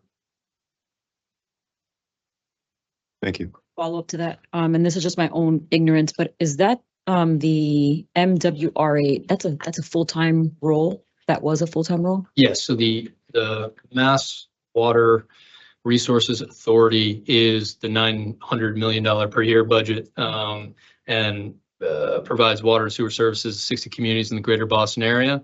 The advisory board, when the MWRA was established in 1985, 1986, was an advisory board that was established and staffed at the time. And so unlike some of other advisory boards that have happened previously, there's an executive director. We have a staff of 4 full-time at our peak. And then we work directly in the building with the MWRA. At the time that I worked there was in the Charlestown Navy Yard. They're now in Chelsea. And the advisory board's role was to represent the interests of the member communities and the ratepayers. And so we reviewed the budgets, we reviewed the capital plans, we reviewed policies internal, we reviewed regulations and made recommendations. And then the advisory board itself, which was staffed, had membership from each of the 60 member communities, had numerous ways that it impacted the operations of the MWRA. One was, in some instances, each member community might have more say based on usage or population. For example, the city of Boston, Cambridge, Somerville can make some decisions for the entirety of the advisory board. And some decisions, like seating 3 members on the board of directors, each community has 1 vote. So in that instance, smaller communities have an opportunity to be placed on the board of directors for the MWRA. The board of directors for the MWRA, which is an 11-member board, also has the chair is sat essentially as a gubernatorial appointee, which is is from EOEA. But then the city of Boston is represented, the city of Quincy is represented, city of Winthrop because of Deer Island, and then the advisory board seats 3 as well. Mm-hmm. And a follow-up to that question, and thank you so much for that background. That's very helpful. So you were there from 2014 to 2015. So you had like 2 positions there. Yes. Okay. So, and were you there the whole time? So no, I was an analyst I was brought in to be an analyst. And I created a few different things, a video series that we did to disseminate information, which the new executive director has now taken into a podcast. It's sort of the communication arm. I was then recruited to be the CFO for the town of Danvers. And then I was recruited back to, in a succession planning, to be the Director of Policy and Finance for the MWA Advisory Board. Got it. Okay, thank you so much. That's helpful. 2 stints. separate. Yeah. And just so you know, Travis, Commissioner Roy and I, because we weren't part of the committee, there's a lot of questions that they might have asked you before Yeah. that we didn't hear. So those are some of the questions that. No, and I group it together. So it has been 2 stints at the MWA Advisory Board, a very interesting organization. I'm happy to, it probably will come up in some of your other questions, at least with my experience and how it relates. And then I've worked for 3 towns. My initial public sector experience out of my master's of public administration, I started at the town of Weston, where I sort of reported to the town manager and the finance director. Donna Vanderclock and Sarah Johnson was phenomenal. Entrance into municipal government. I've loved municipal government since. And then I left the MWA for Danvers, went back, and I've been in Holliston since. Got it. Thank you so much. That's helpful. And this is the confines of the open meeting law, Yes. right? We couldn't participate in that process, so we have to play catch up in certain areas. So thank you. Thank you for those questions. Okay, Travis, please explain in your view how the regulated cannabis industry intersects with public health and public safety. And as the next executive director, what steps would you take to expand and ensure public health and safety in the Massachusetts cannabis industry are met? So public health and public safety, I think certainly it's evident through the fact that the medical marijuana was sort of under DPH originally, right before the CCC, which makes sense as a transition. And the reasons behind, I have a variety of different people at any given point, as you do, who say, I don't want cannabis to be legal at all, to why are we regulating it at all? Just, it's a plant, right? So you see the whole spectrum. And so I think at any given point for all of us as public servants is to sort of say, all right, but there is a line somewhere in your mind, right? From a public health perspective, if I have somebody who says it shouldn't be regulated at all, I say, do you want a child, under the age of X to have access to cannabis? No. So there's your line, right? The line might be different for you, but it exists. And so in a public health perspective, most people understand why you need to regulate cannabis. And, from alcohol is legal and cannabis is legal now. We're going to put these things in place for a reason. Why? Well, we can prove from a public health perspective why somebody under the age of 21 should not regularly use cannabis, and it is illegal for them to do so. From a public safety perspective, I think I shared this story in either my first or second interview. At the time of legalization, my mother was a criminal law judge and representing the Lawrence District Court. And so all of the judges, they brought in judges from Colorado, sort of go through, how do we do things like OUIs? How do we handle traffic stops? And we went through, this is a story relayed, right? We went through, this is how we handle it in Colorado. And so the judges in Massachusetts held their hand up and said, well, you're talking about compelling a test when somebody's pulled over. We do not compel tests in Massachusetts. So that's not apples to apples. So, at any given point, I think looking at the public health and public safety, Massachusetts can't simply steal the playbook from another state that went before it, right? Massachusetts has to make its own decisions, has to make the decisions that are right for the state. And so, I think working with, and the CAB is certainly represented by the state police. I know the commissioners, especially the AG appointment, has a public safety perspective within that. I think these are decisions that just go into the entire process of why these decisions are made. And you have to, again, make the right decisions specific to Massachusetts. From a regulated cannabis industry, I think public safety and public health are probably the easiest narratives for most people to understand, depending on what end of that spectrum they're on, to say these are things that a regulatory body for cannabis has to do. This is why we've made the decisions that we've made. This is why our regulations are the way that they are. And then it is communication at that point. Thank you. Sure. Thank you. Thank you. Yeah.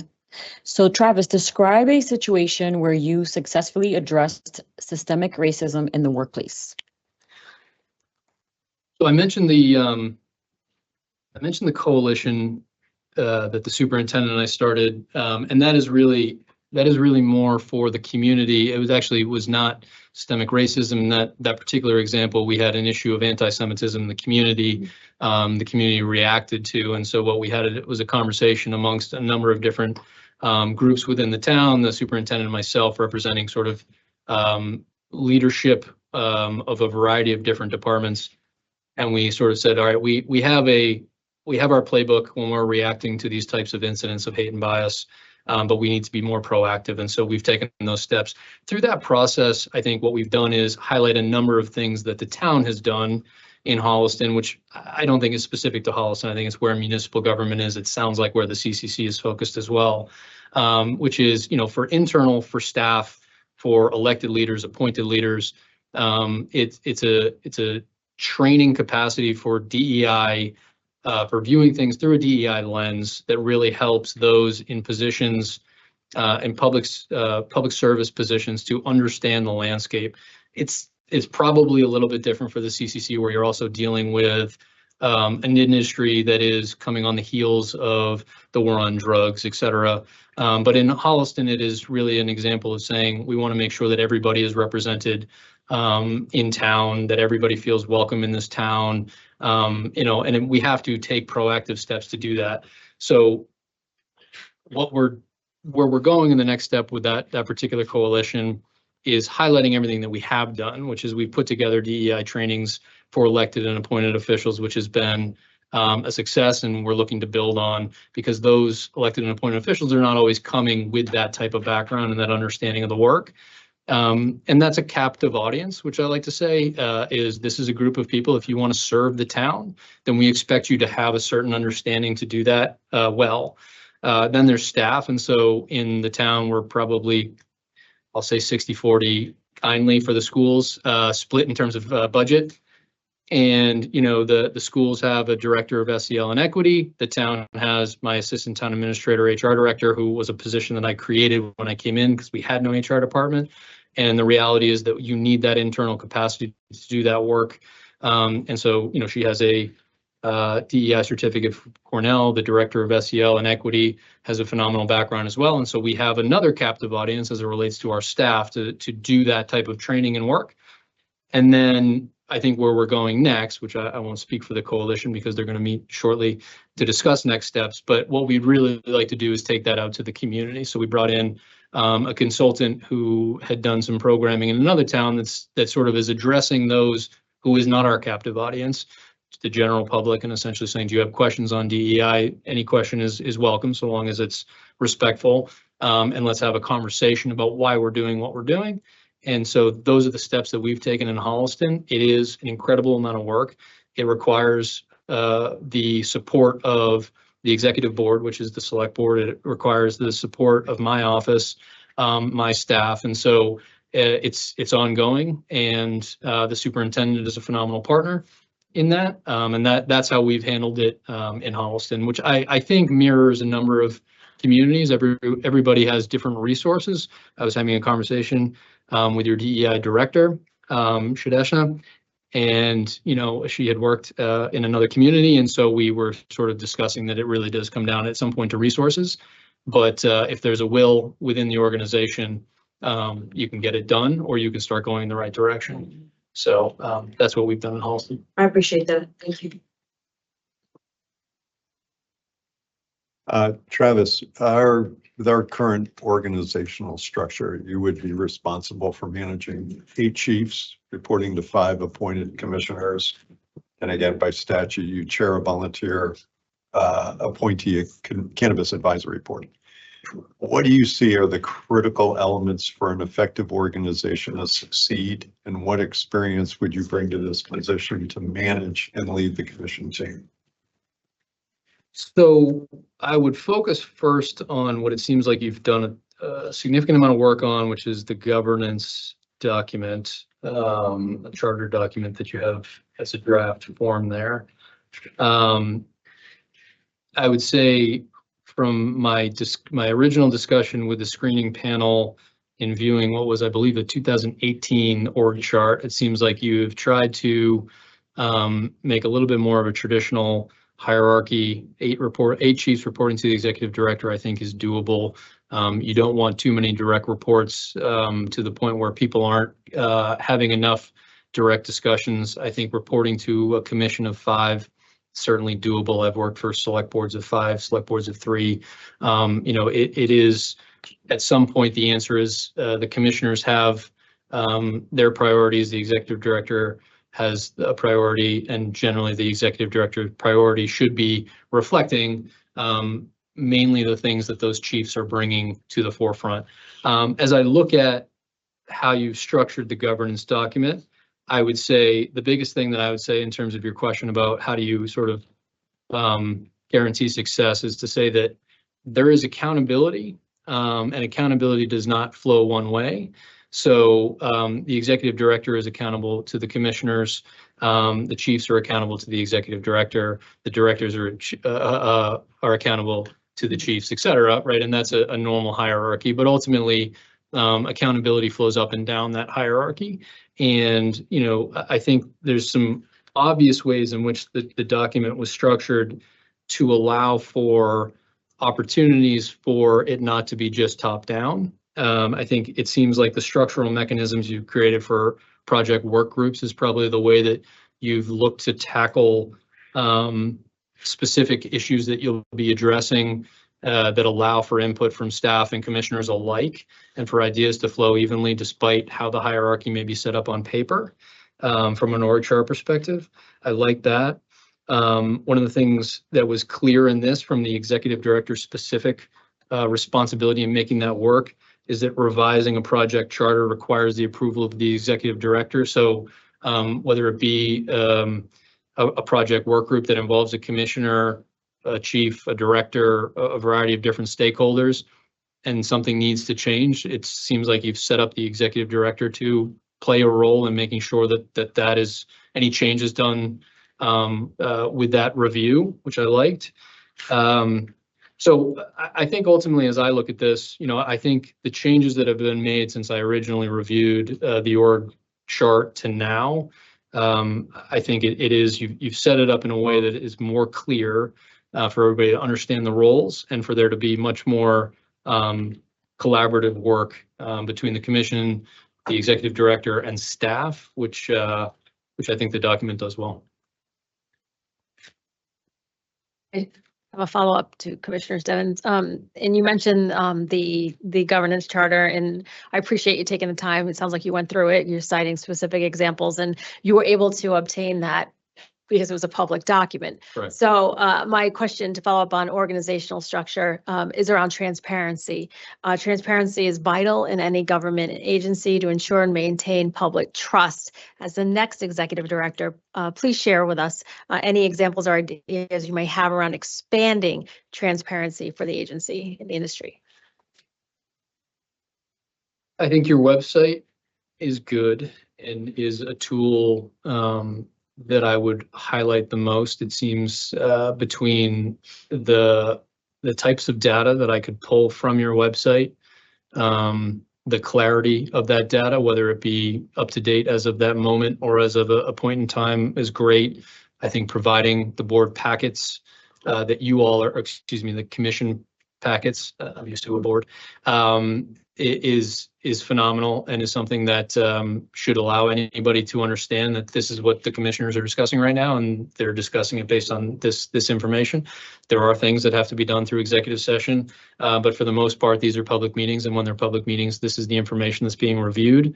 And then I think, social media and those types of things are the expectation, even if the difference of saying, look, it's on our website. The reality is, and we did a 5-year strategic plan in Holliston recently, so I'll say we've spent so much time improving our communications to the point where the first issue that anybody brings up, which kills me today, every day, is communication. We've just we broke our backs trying to communicate, and the answer is always communicate more.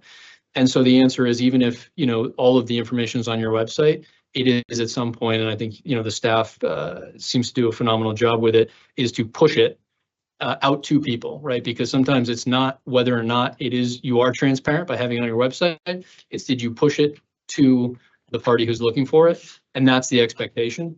I like to say, you know, there is an expectation in some regards for individuals when we communicate in municipal government that we're knocking on your door and telling you the specific information that you're looking for. One of the things that we did was we started doing mailers as it relates to town meeting, which is the legislative body of the town. They had stopped doing that 10 years ago when they were sending out materials because of cost and environmental reasons of printing. And so what we did was we found a middle ground, which was we're going to send a postcard. Yes, it's going to cost us $2,600. The printing, yes, there is going to be some paper. It's not printing the full document on, you know, 40 pages and mailing it. It's a middle ground, but we feel like we need to do it because we don't want anybody to be able to say we didn't know about town meeting. And so in this regard, I think, you know, you have a video on your website, for example, that goes through, it's an 11-minute video on sort of your approach to social equity. Those are phenomenal ways to show and highlight a lot of information in a short amount of time. I will say it's an 11-minute video, and anything over 6, you're losing people, but I'm sure your people know that and probably would have liked it to be longer than 11 minutes. It's always about striking a balance. So that is my biggest takeaway in terms of transparency. I don't think, generally speaking, when there's an open meeting law complaint or this complaint is about transparency, it's generally not because you've actually done anything wrong. It's almost always because of optics.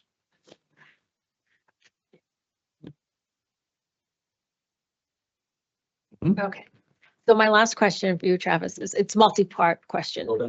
In your professional experience, what is the largest number of employees you have managed at any one time? Have you managed a budget? And if so, what size? And based on your understanding and research of the Massachusetts Cannabis Control Commission, what are some things you might do differently from previous leadership here?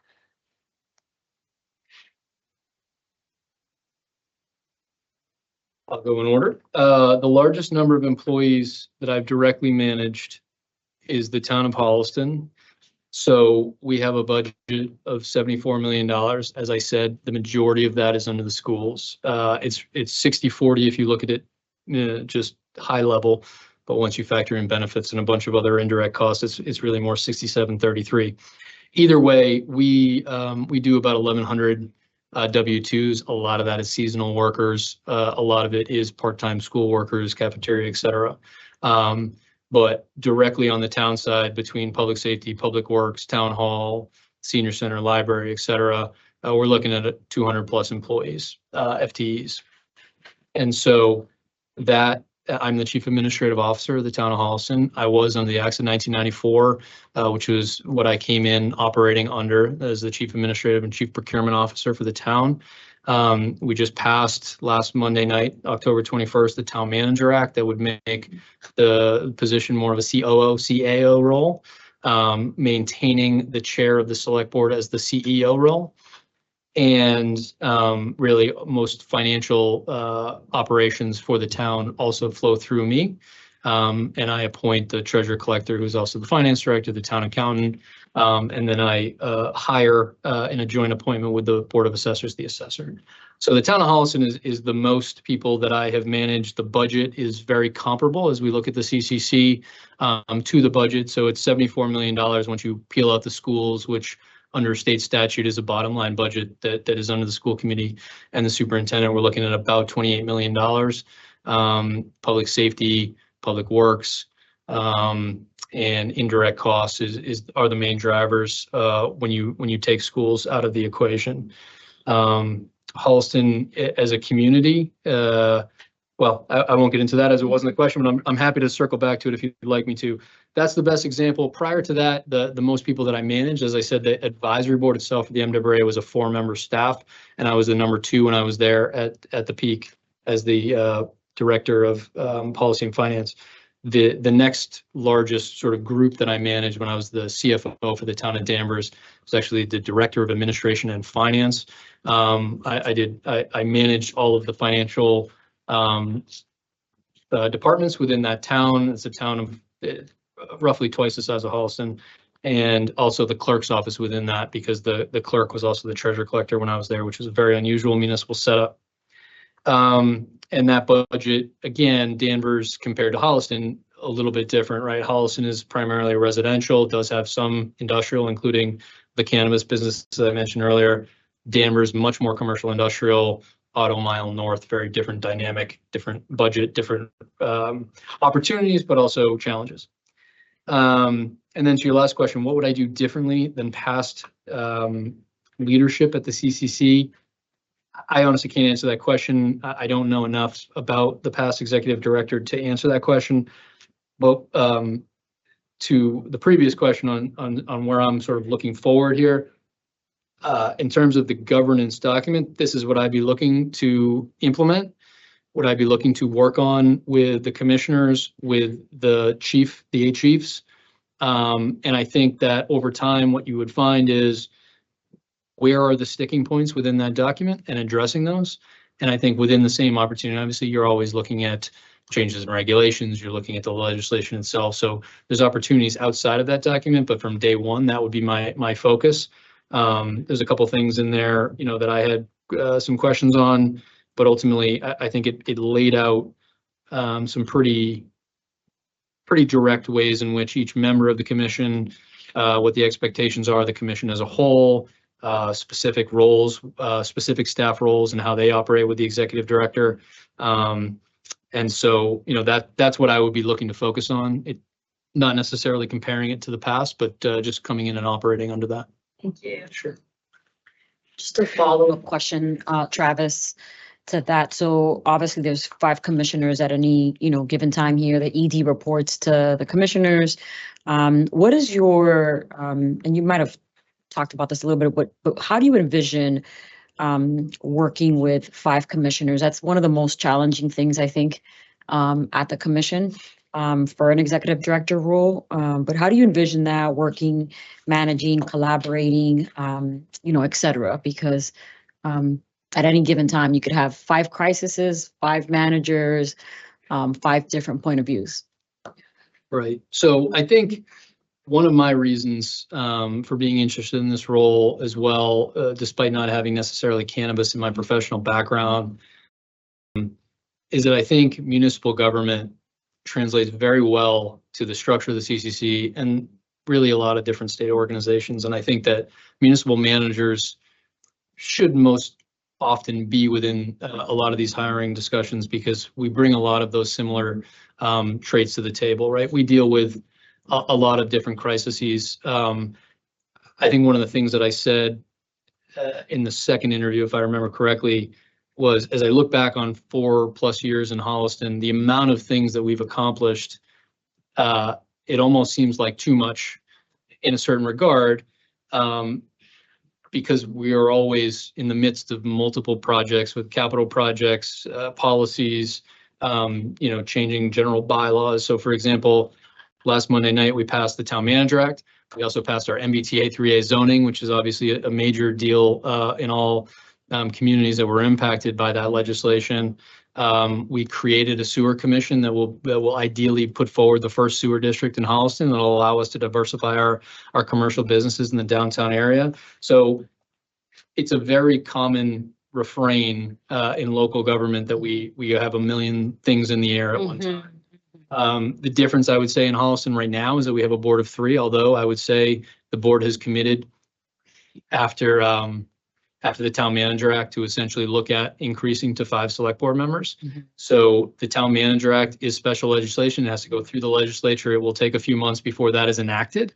After that, the board has determined, let's not put in 2 new select board members into a antiquated system. Let's update the responsibilities of the select board and the town administrator, town manager, and then let's put in front of the town the idea of increasing representation through 5 rather than 3 select board members. So that's the path that I believe the town is going down. And then ideally timing, because we'll have to have a special election for 2 new select board members, if that is the will of the town, timing that so that 2 new select board members come in with a town manager in place. So that is that. Additionally, I did work for the town of Danvers that had 5 select board members. The answer essentially is relationship building, right? as I say, accountability up and down, right? The executive director has to have phenomenal working relationships with those 8 chiefs. And I cannot imagine that those 8 chiefs work, have the same approach to crisis, right? People, some people are, deal with anxiety, deal with all different things, very different ways. You have to meet people where they are. I can't imagine 5 commissioners will have the same approach to any particular issue. And so it is a relationship between the executive director and each commissioner, the executive director and the chief positions. And that takes time, but also my approach has always been, I'm an open book. And I've generally found success with people who work in very different ways because they always know what they're going to get from me. And that's been successful for me, but it's a challenge. I think ultimately the answer is that you can't expect everybody to be always swimming in the same direction. And so you just have to be, you have to be prepared for addressing those issues as they come up. And, as you develop those personal relationships, it cuts down on the amount of time it takes to get through some of the issues that pop up. But in the beginning, it's very challenging. Thank you so much. It's my turn again, right? Okay. So how do you deal with media leaks, whether from your own leadership team, staff, commissioners, whether true, fake news, or nonsense is what I've been saying. But how that relates to staff morale internally, but then also the impact that it has outside of the agency. How do you deal with that?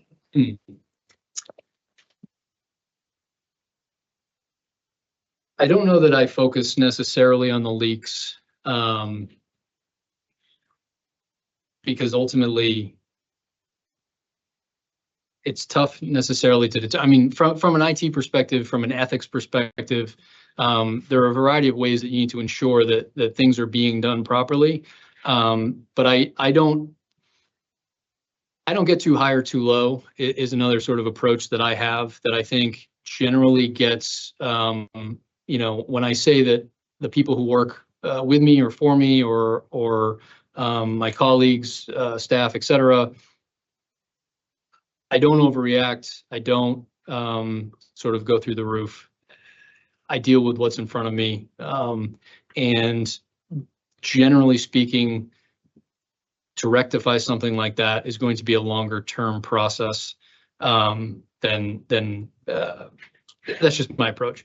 So I would say as I approach this from a morale perspective, which I think would be my biggest concern coming in, is I don't think very highly of some of the coverage for the Boston Globe, for et cetera, as you look at it and I think what I would do most likely is take those apart and sort of say, what of this is actual news, right? And I would have that discussion with my team, because I think once you take out some of those things that are not actually news, you come to the idea that what is happening here within these articles has nothing to do necessarily with commission, or if there is, let's get to the root issue, right? Because that's what we can focus on. Let's control what we can control.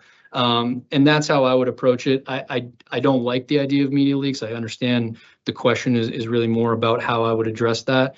Ultimately, if I felt like there was somebody who was undermining the work of their colleagues of the organization, we would handle that ideally internally, and ideally with HR, but the chief people officer structure, right? Everything having to do with whether or not somebody has acted inappropriately in their professional capacity would be going through, and I think your governance document lines that up with the executive director, council, and the CPO. I appreciate that. And, I thank you for using you don't go too high or too low. That's, we collect phrases, but that's a, we're going to collect that one too, but that gives me a visual. Because I think at times, I'm gonna speak for myself, sometimes I go, and sometimes I'm low, but it's good to hear and understand, because, this is a very intense process. So thank you for putting that out there. And I'm just going to follow up on Commissioner Camargo's question around engaging with the media in your professional capacity. How much experience have you had engaging with the press, the media, whether it's formal interviews, sit-down interviews, or off-the-cuff interviews, or written op-eds, and also what's your posture towards the press? I think as I've looked through, I want to say it was the Commonwealth Beacon. There was a couple other ones that I thought, did pieces that were very just sort of balanced, direct quotes and those types of things. I think those are the individuals that if are going to give people, a fair shake at delivering a message, then you engage them ideally more. But ultimately, the answer is anybody, including the Boston Globe, who wants to ask questions is going to get answers, right? As part of transparency. It might be and you have a group as it relates to communications that is going to, shape that message to be part of that. I understand that this role, I have no problem being in front of a camera, speaking in front of large groups, speaking at the State House, et cetera.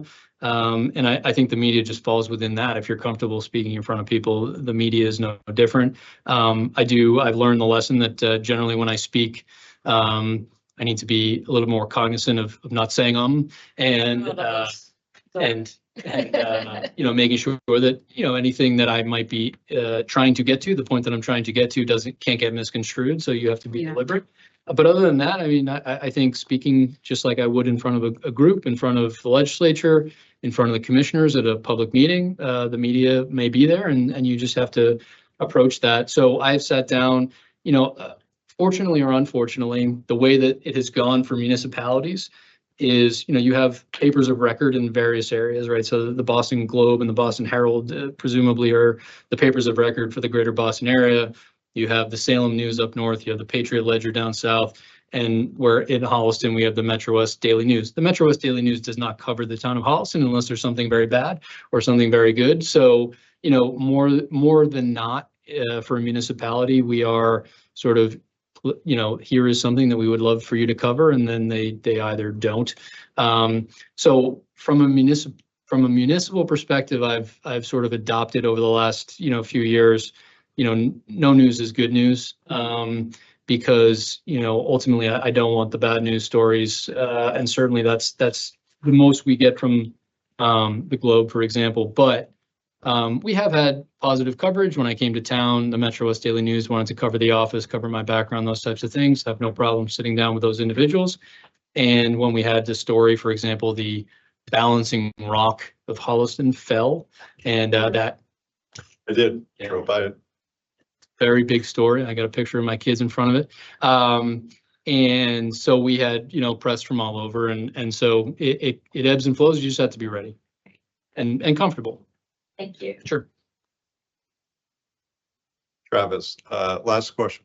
You're currently serving in a professional position. If you were offered this job, what amount of time would you need to step down from your current role and before transitioning into the ED position?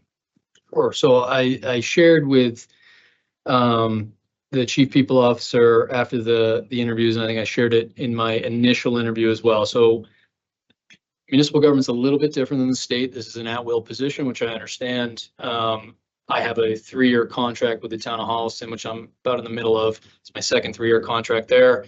And most likely would need to be updated if I were staying in Holliston to be the town manager. That contract protects me, should the board at any point, they can let me go at any point. That's within my contract, but they have to pay me severance if they do it without cause. So the benefit to the town of having that contract is that I give them 3 months notice. So I shared that only to say that is a courtesy that I would extend to my board. There is it is most likely not legally binding in the fact if I were to leave for the state. However, because I respect my board has been very good to me, I would extend them that courtesy. I would say, as I shared with the chief people officer, generally speaking, municipalities would not take you up on 3 months. Most often, you don't want somebody in a lame duck position for that period of time, and you put somebody in the acting, but I would extend them that courtesy. And because of the timeline, the time of year that we're in right now, where I just got through our fall town meeting on the 21st of October, and I'm about to tee up the budget discussion and our tax rate setting process I would find it unlikely that I could start, much earlier than the end of the calendar year.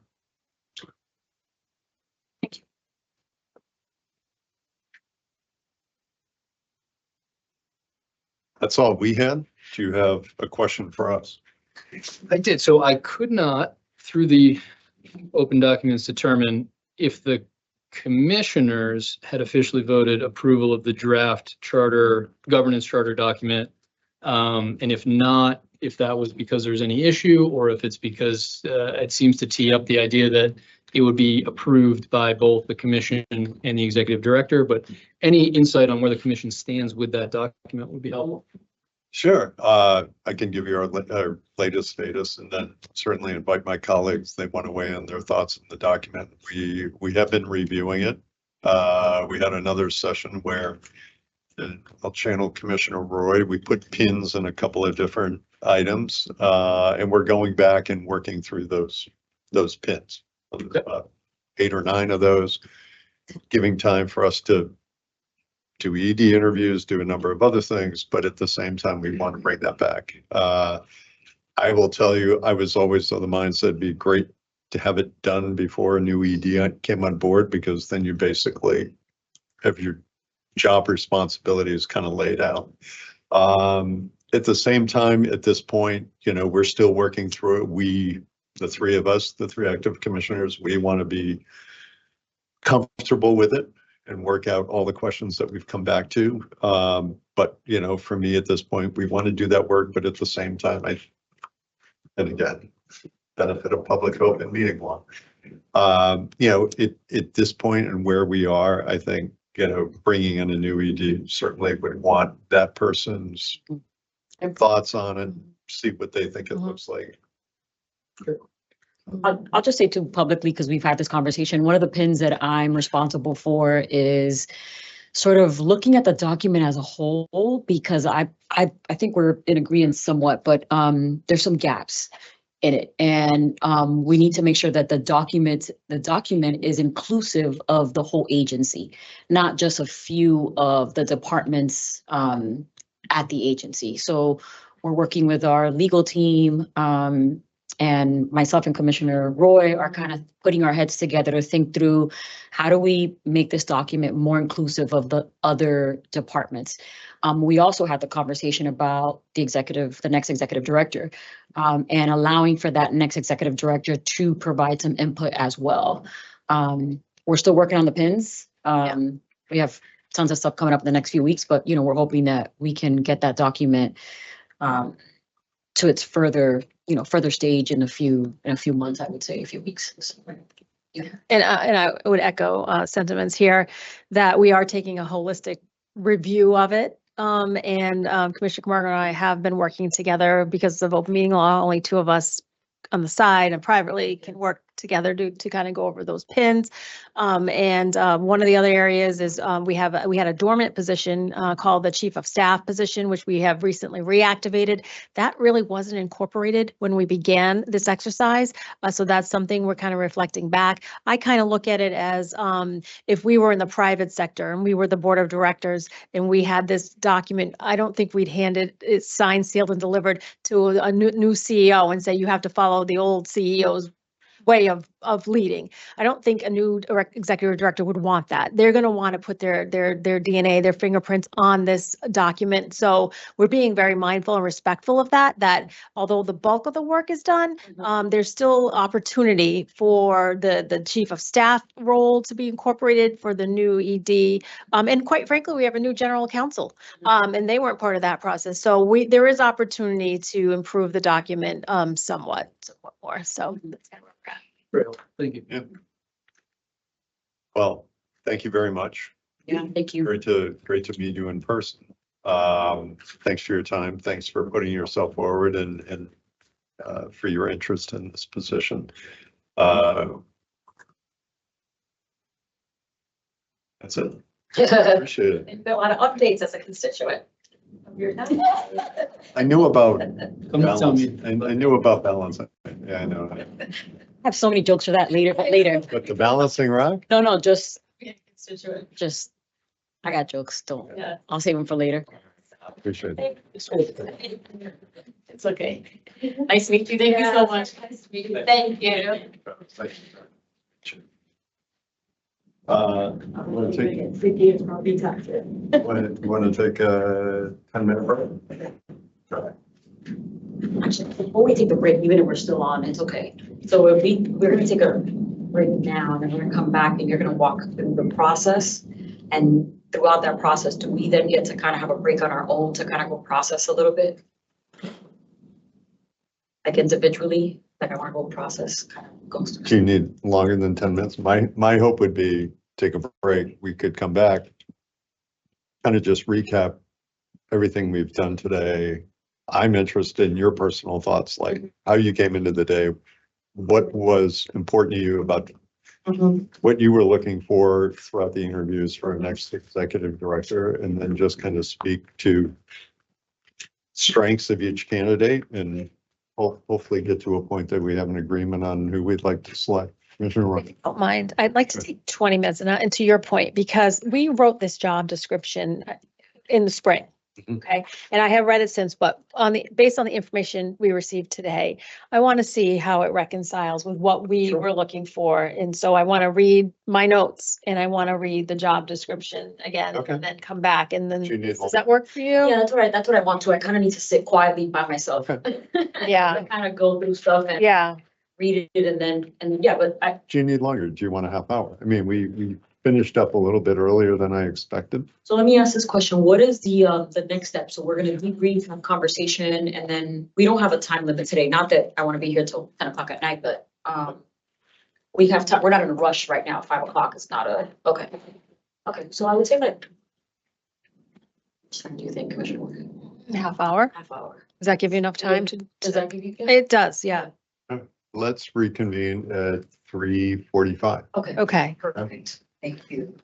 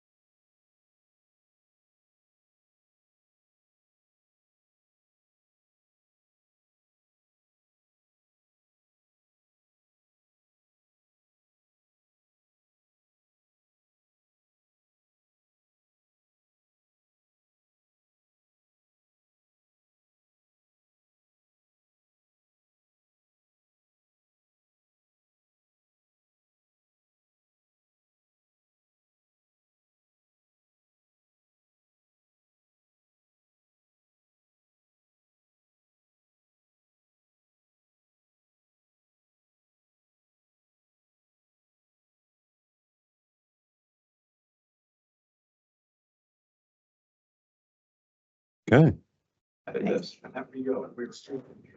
all right. Kate, we're okay? We are good to go. Thank you. All right, we are reconvening.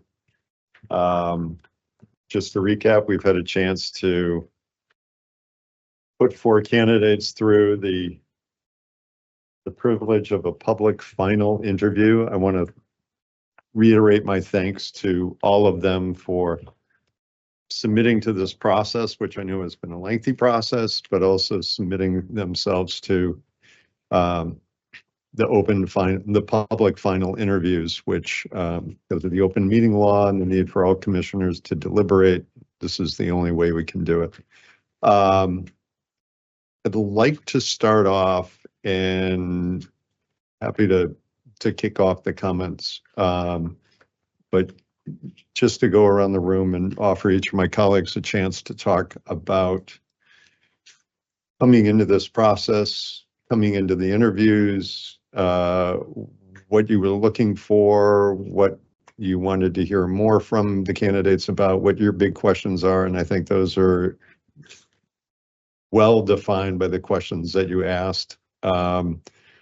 Commissioner Roy, letting you go ahead of me, I was able to scratch out a couple of my questions and ask other questions or reword the other questions, so appreciate that.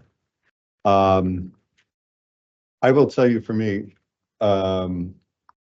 thinking of all 4 candidates, and again, all 4 strong candidates, as I said at the outset, each bringing something unique and different to the job as executive director. For me, I was leaning in a little bit first, and I was comfortable with the 4 candidates that came forward. And again, I fully admit I'm lucky to have had the chance to meet all these candidates before you both did, but looking for a strong level of awareness of cannabis industry, what the cannabis industry is in Massachusetts. And each candidate kind of touched it differently. So, you know, that was first and foremost an interest to me. I think my interest next went into, and again, I think it was reflected in my questions. We have a big population of stakeholders that we need to engage with. What is everyone's experience in engaging with those stakeholders? And those stakeholders are not only external stakeholders, but as I saw the question kind of repeated, who's dealt with multiple bosses? You know, in this case, it's a 5-member commission. So I leaned into that a little bit. And then I was also looking for that just level of management experience. You know, we've talked about this agency moving from the startup phase to a more mature organization, but one that is still growing, one that is still keeping up or trying to keep up at the pace of the industry. So, you know, being an effective manager. So those were some of the things that I was leaning into with my questions, listening obviously to both of your questions with respect to those kind of just critical issues and what I think will make a strong ED for the commission. So without getting into candidates specifically, I wanted to start the conversation that way and see if you had any additional thoughts you wanted to offer. Commissioner Camargo. Yeah, I'll just jump in. I think, you know, I agree with you, Commissioner Stebbins, and I really appreciate the candidates for putting themselves out there, for doing this process, and obviously in public, it was part of the whole process, you know, and it makes it really difficult, but I really do appreciate folks. And I think to your point, everybody has a set unique talents, very unique talents. I think about what's next for the CCC. And what's next for the cannabis industry, both locally in Massachusetts and then on a federal level as well. And what does that mean for Massachusetts? And how do we take all the great work that's happened here the last few years and sort of move it forward? And who can manage that on top of the day-to-day operations, on top of internal and external, right? To your point, a big population of stakeholders. So yeah, I think similar thoughts. Sure. Yeah, likewise, and thank you. And I want to thank all the candidates again for sharing their professional experience with us and their thoughts and their vision. And this is such an important position here at the commission. For myself, similar to what Commissioner Camargo said, is that, you know, we are no longer a startup.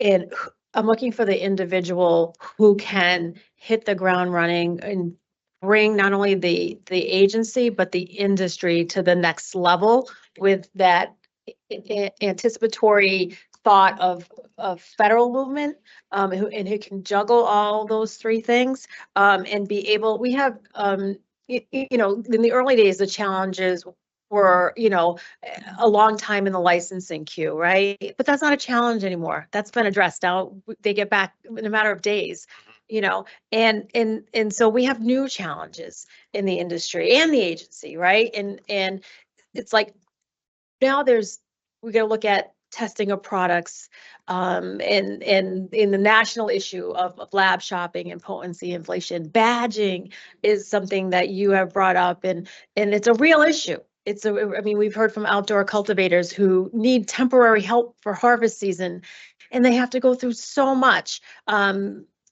red tape, if you will, to get those employees for just a short duration of time. It's just not practical.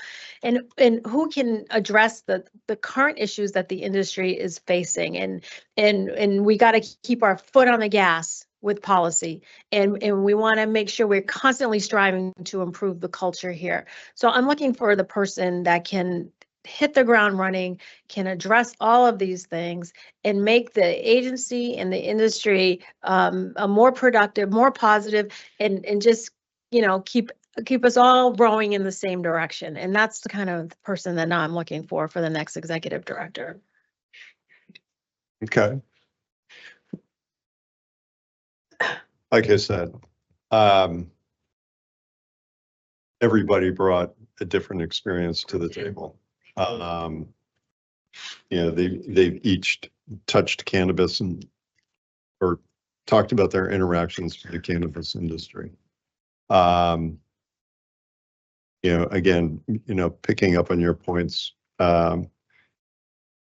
Commissioner Roy, you know, I will say, and, you know, happy to start talking about, you know, the strengths of each candidate.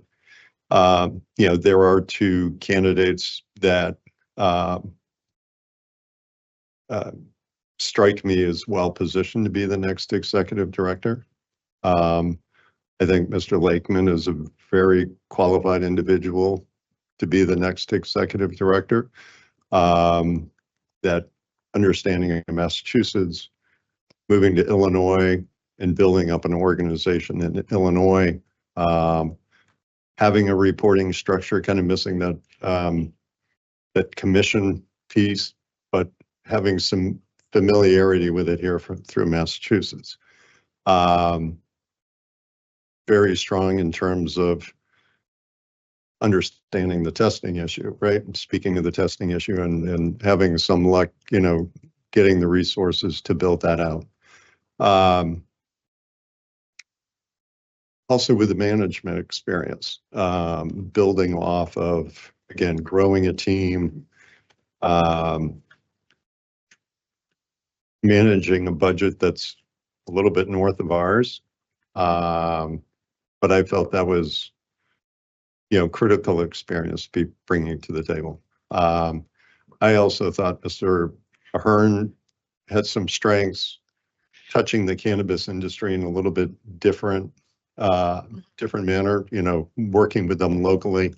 I do like what he said about it's a business, it's here, we should, in effect, almost treat them like any other business, and talked about some of the changes that would come with descheduling. So certainly seeing from those two individuals, experience and also kind of where they start to see the industry maybe moving. So, you know, and again, all good candidates, all could bring something different. I'm just thinking of those two for me are folks that I would perhaps lead with a conversation about, but happy to turn it over to either one of you. I agree with you, and for practically the same reasons you just articulated, those candidates. I see Mr. Lakeman, as someone who is well-versed in the Massachusetts cannabis industry, but also built an agency, in Illinois. I have in my notes 102 employees that he managed in a $28.4 million budget. Some really innovative things around a testing lab and around badging, and around IT and technical support out in his industry. And I believe we're at a point, and I think to your question about stakeholders, I think stakeholders want to see us move at a quicker pace and want to see us get things accomplished. And government sometimes moves at its own pace, but having an individual that has already accomplished some of the things we're trying to accomplish here for the industry, I think would be extraordinarily helpful. And as we continue to look at other things, we have social consumption right around the corner. And, you know, we still having some issues, challenges within the world of the HCAs as far as, you know, that goes. But, you know, municipal equity, we have a lot of things that we're working on. We have, I'd like to see medical reciprocity brought into Massachusetts. I know Commissioner Margot feels the same way. So I'm just thinking of the person that has full command of the issues and can hit the ground running to help us accomplish all of these goals, not only internally, but externally. And so that's why I think Mr. Lakeman's skill set tends to fulfill that. And I think Mr. Ahern brings a lot to the table too, like you said, from a different perspective, you know, with the HCAs and which would be helpful as well. But in the totality of the bigger picture, I think Mr. Lakeman might help us achieve our strategic plans, perhaps based on his experience in the industry at a quicker pace. Sure, Margo. Yeah, no, thank you. And again, I just want to thank the candidates, but also you all who were on the committee, because there were a lot of resumes and just sitting through them today, sitting through these 4 interviews today was a lot to think about and even to process, right? I asked myself a question. What does the CCC need right now? Where are we? What does it need? And what does it look like in the next 2 to 4 years, right? And I feel, I agree with you both in terms of the 2 candidates. And I had to sort of think through the skills and, you know, who can hit the ground running and who can also manage everything that's going on, right? Like there's so many stakeholders. But I'm in agreement in terms of both candidates. I think they bring very unique sets of skill to this role. And I think to, you know, Commissioner Roy's point, I'm leading with Mr. Blakeman as well. Okay. Lakeman. Lakeman. Who's Lakeman? Somebody else. Yeah, familiar. David Lakeman. I mean, any other points that anybody wants to raise with respect to any of the candidates? Just to throw that out there. All 4 of them? General? Completely up to you. Yeah, I mean, I guess just because I was just chit-chatting, I would say that I think we've said it already, but everybody has a unique skill. And I'm really glad that they've put themselves through that process, but that we've been able to go through this process. I want to just also thank Matt Jancola, who is our current Director of Government Affairs, for putting himself out there, stepping up, and just all the work that he does at the commission. Yeah, I just want to thank him and also Mr. Marty as well for, I really liked Marty's perspective and experience. You could tell he's like a no nonsense guy. So I really enjoyed that. And I think I'll just speak to Mr. Ahern. I'm really impressed with his background and balance and demeanor and his experience on a local state level. I almost wish we could hire two people, an executive director and a deputy director. And to Mr. Dave Lakeman, I think that there's a lot of innovation with the experience that he has and could bring to the table. And fast forward, because I think there's a lot of good things that we're doing in Massachusetts, but we got to catch up. And I think you said it earlier, Commissioner Stebbins, the industry moves fast. So we need to move faster ourselves. And I think David will help us do that.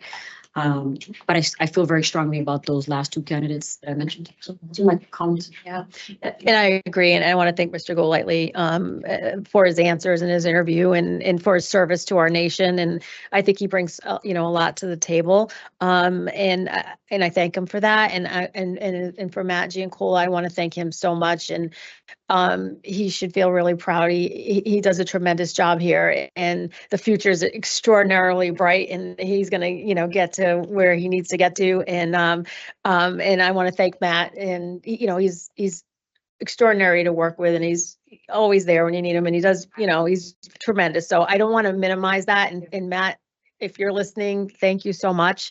We all enjoy, working with you so much. And like I said, the future is extraordinarily bright. So please be super proud. And for Mr. Ahern, and I agree with Commissioner Camargo, if we had a magic wand and we could have an ED and a deputy ED, I think Mr. Ahern brings that skill set for that deputy ED where Mr. Lakeman has the skill set for the ED and the higher level, the bigger picture. So if we did have that magic wand and we could have that team, I think it would be a tremendous asset, not only to this agency, but the industry. But that might be a conversation for another day. So for today, and it might be a conversation sooner rather than later, because this board can exercise its authority. And we might decide that's something we want to bring up sooner rather than later. But I think Mr. Lakeman can take us from 0 to 100 and bring us to the next level and address the challenges. And there's some considerable challenges in this industry. And I think based on his steeped knowledge, not only here in Massachusetts, but in Illinois, and working collaboratively, he works collaboratively. It's a different structure there. Right. So where we oversee the entire industry, they're broken up into different departments. And that says a lot if you can work productively and collaboratively with sister agencies who oversee the same industry. So that says a lot to me as well, because there might be a day where hemp and cannabis come together and working with different, so who knows? But I just think having that brings a different perspective as well. Very great. Those some great points. Yeah, it'd be great to hire a few people. Yeah. Yeah, just to echo everyone's comments on Matt, big step to put yourself out there for Definitely. any candidate to do that. Definitely. And we certainly value the great work that Matt does. And with Marty, I love some of his answers around how many bosses at times he has had to report up through, the benefit. My bosses who have 5 bosses. The military. But, I said at the outset, what impressed me about this group was their energy and their enthusiasm. And I think each of them displayed that energy and the passion and the interest. And to also go back and do their homework, watch some of our previous meetings, understanding where, the three of us at this table are coming from. Certainly appreciate all of the preparation that went into doing that. What I would like to suggest, and obviously, whether it was Mr. Ahern or Mr. Lakeman, there was a question of when they might be able to start. Obviously, David said he doesn't know, but obviously he wants to negotiate that with his bosses in Illinois. Certainly appreciate that. What I'd like to suggest is a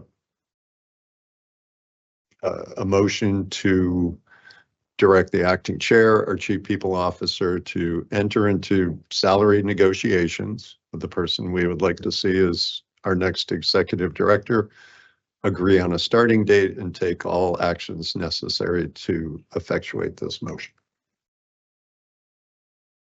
Questions? Yep. So, I don't want to assume, but I would like to know if the references have been done. References have been done. Okay. Are we allowed to hear or read in terms of any of the references? Just out of curiosity, if we wanted to. Sure, they could be available. Okay, Yeah. okay. And then I'm assuming that we've done background checks at this point. That's part of the next step. Okay, part of the next step. And then salary wise, I know that we don't get involved in terms of salary negotiation. But will we sort of get a update throughout the process of the salary? Okay, 'cause I think it's I important for think us. we establish a Pay band. midpoint. Yeah, there's a Yeah. pay band, but I'm just saying, you know, it would be nice for us to know when we do the offer, what do we end up at? Sure. Definitely would report that back. So do we need to put subject to background check in there? Yeah, I mean, that's all part of take all actions to, necessary, but we can say, engage in salary negotiations, agree on starting date, obviously subject to a successful background check, and take all actions necessary to effectuate this motion. And my last question, just operational, is what happens now from the time that we leave here? Because obviously the public knows what's happening, but the candidates don't. We're going to go notify all the candidates. One candidate we know left early. We are going to reach out to Okay. him, and I'm going to go around and talk to the others if Okay. anybody's still here. So we don't formally give an offer to the candidates. Okay. So I'm happy to read the motion. I'd seek a motion to direct the acting chair and chief people officer to engage in salary negotiations with David Lakeman for the position of executive director, agree on a starting date and successful Successful background.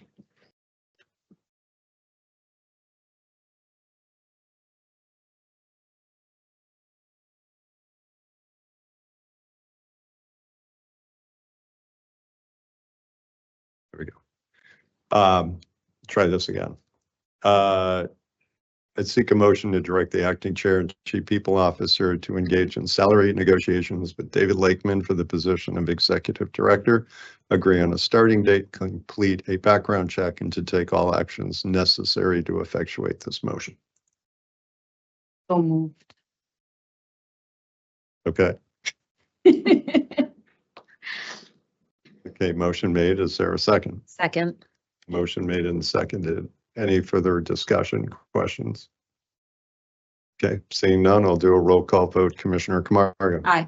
Commissioner Roy. Aye. Commissioner Stebbins votes aye. 3 in favor, none opposed. Awesome. Nice job. Nice job. And good luck to you and the candidates and the next process of Yeah. going to visit them. If there's no other business for the commission, I'll entertain a motion to adjourn. Other business. For Wednesday's meeting, are we doing that virtual, in person? What time? Wednesday is in person. I think we're starting at 10. I think that's Okay. when it was going to be posted Okay. for. Okay. And then we have an executive session on Thursday that will be virtual. Oh, okay. Okay, okay. All right.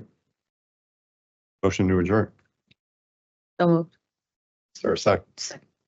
Motion made and seconded. Any further comments or questions? Seeing none, Commissioner Camargo. Aye. Commissioner Roy. Aye. Commissioner Stebbins votes aye. 3 in favor, none opposed. We are adjourned. Thank you. Nice Thank job. you, everyone. Thank you, Commissioner Roy. Thank you, Commissioner Warren. That was good.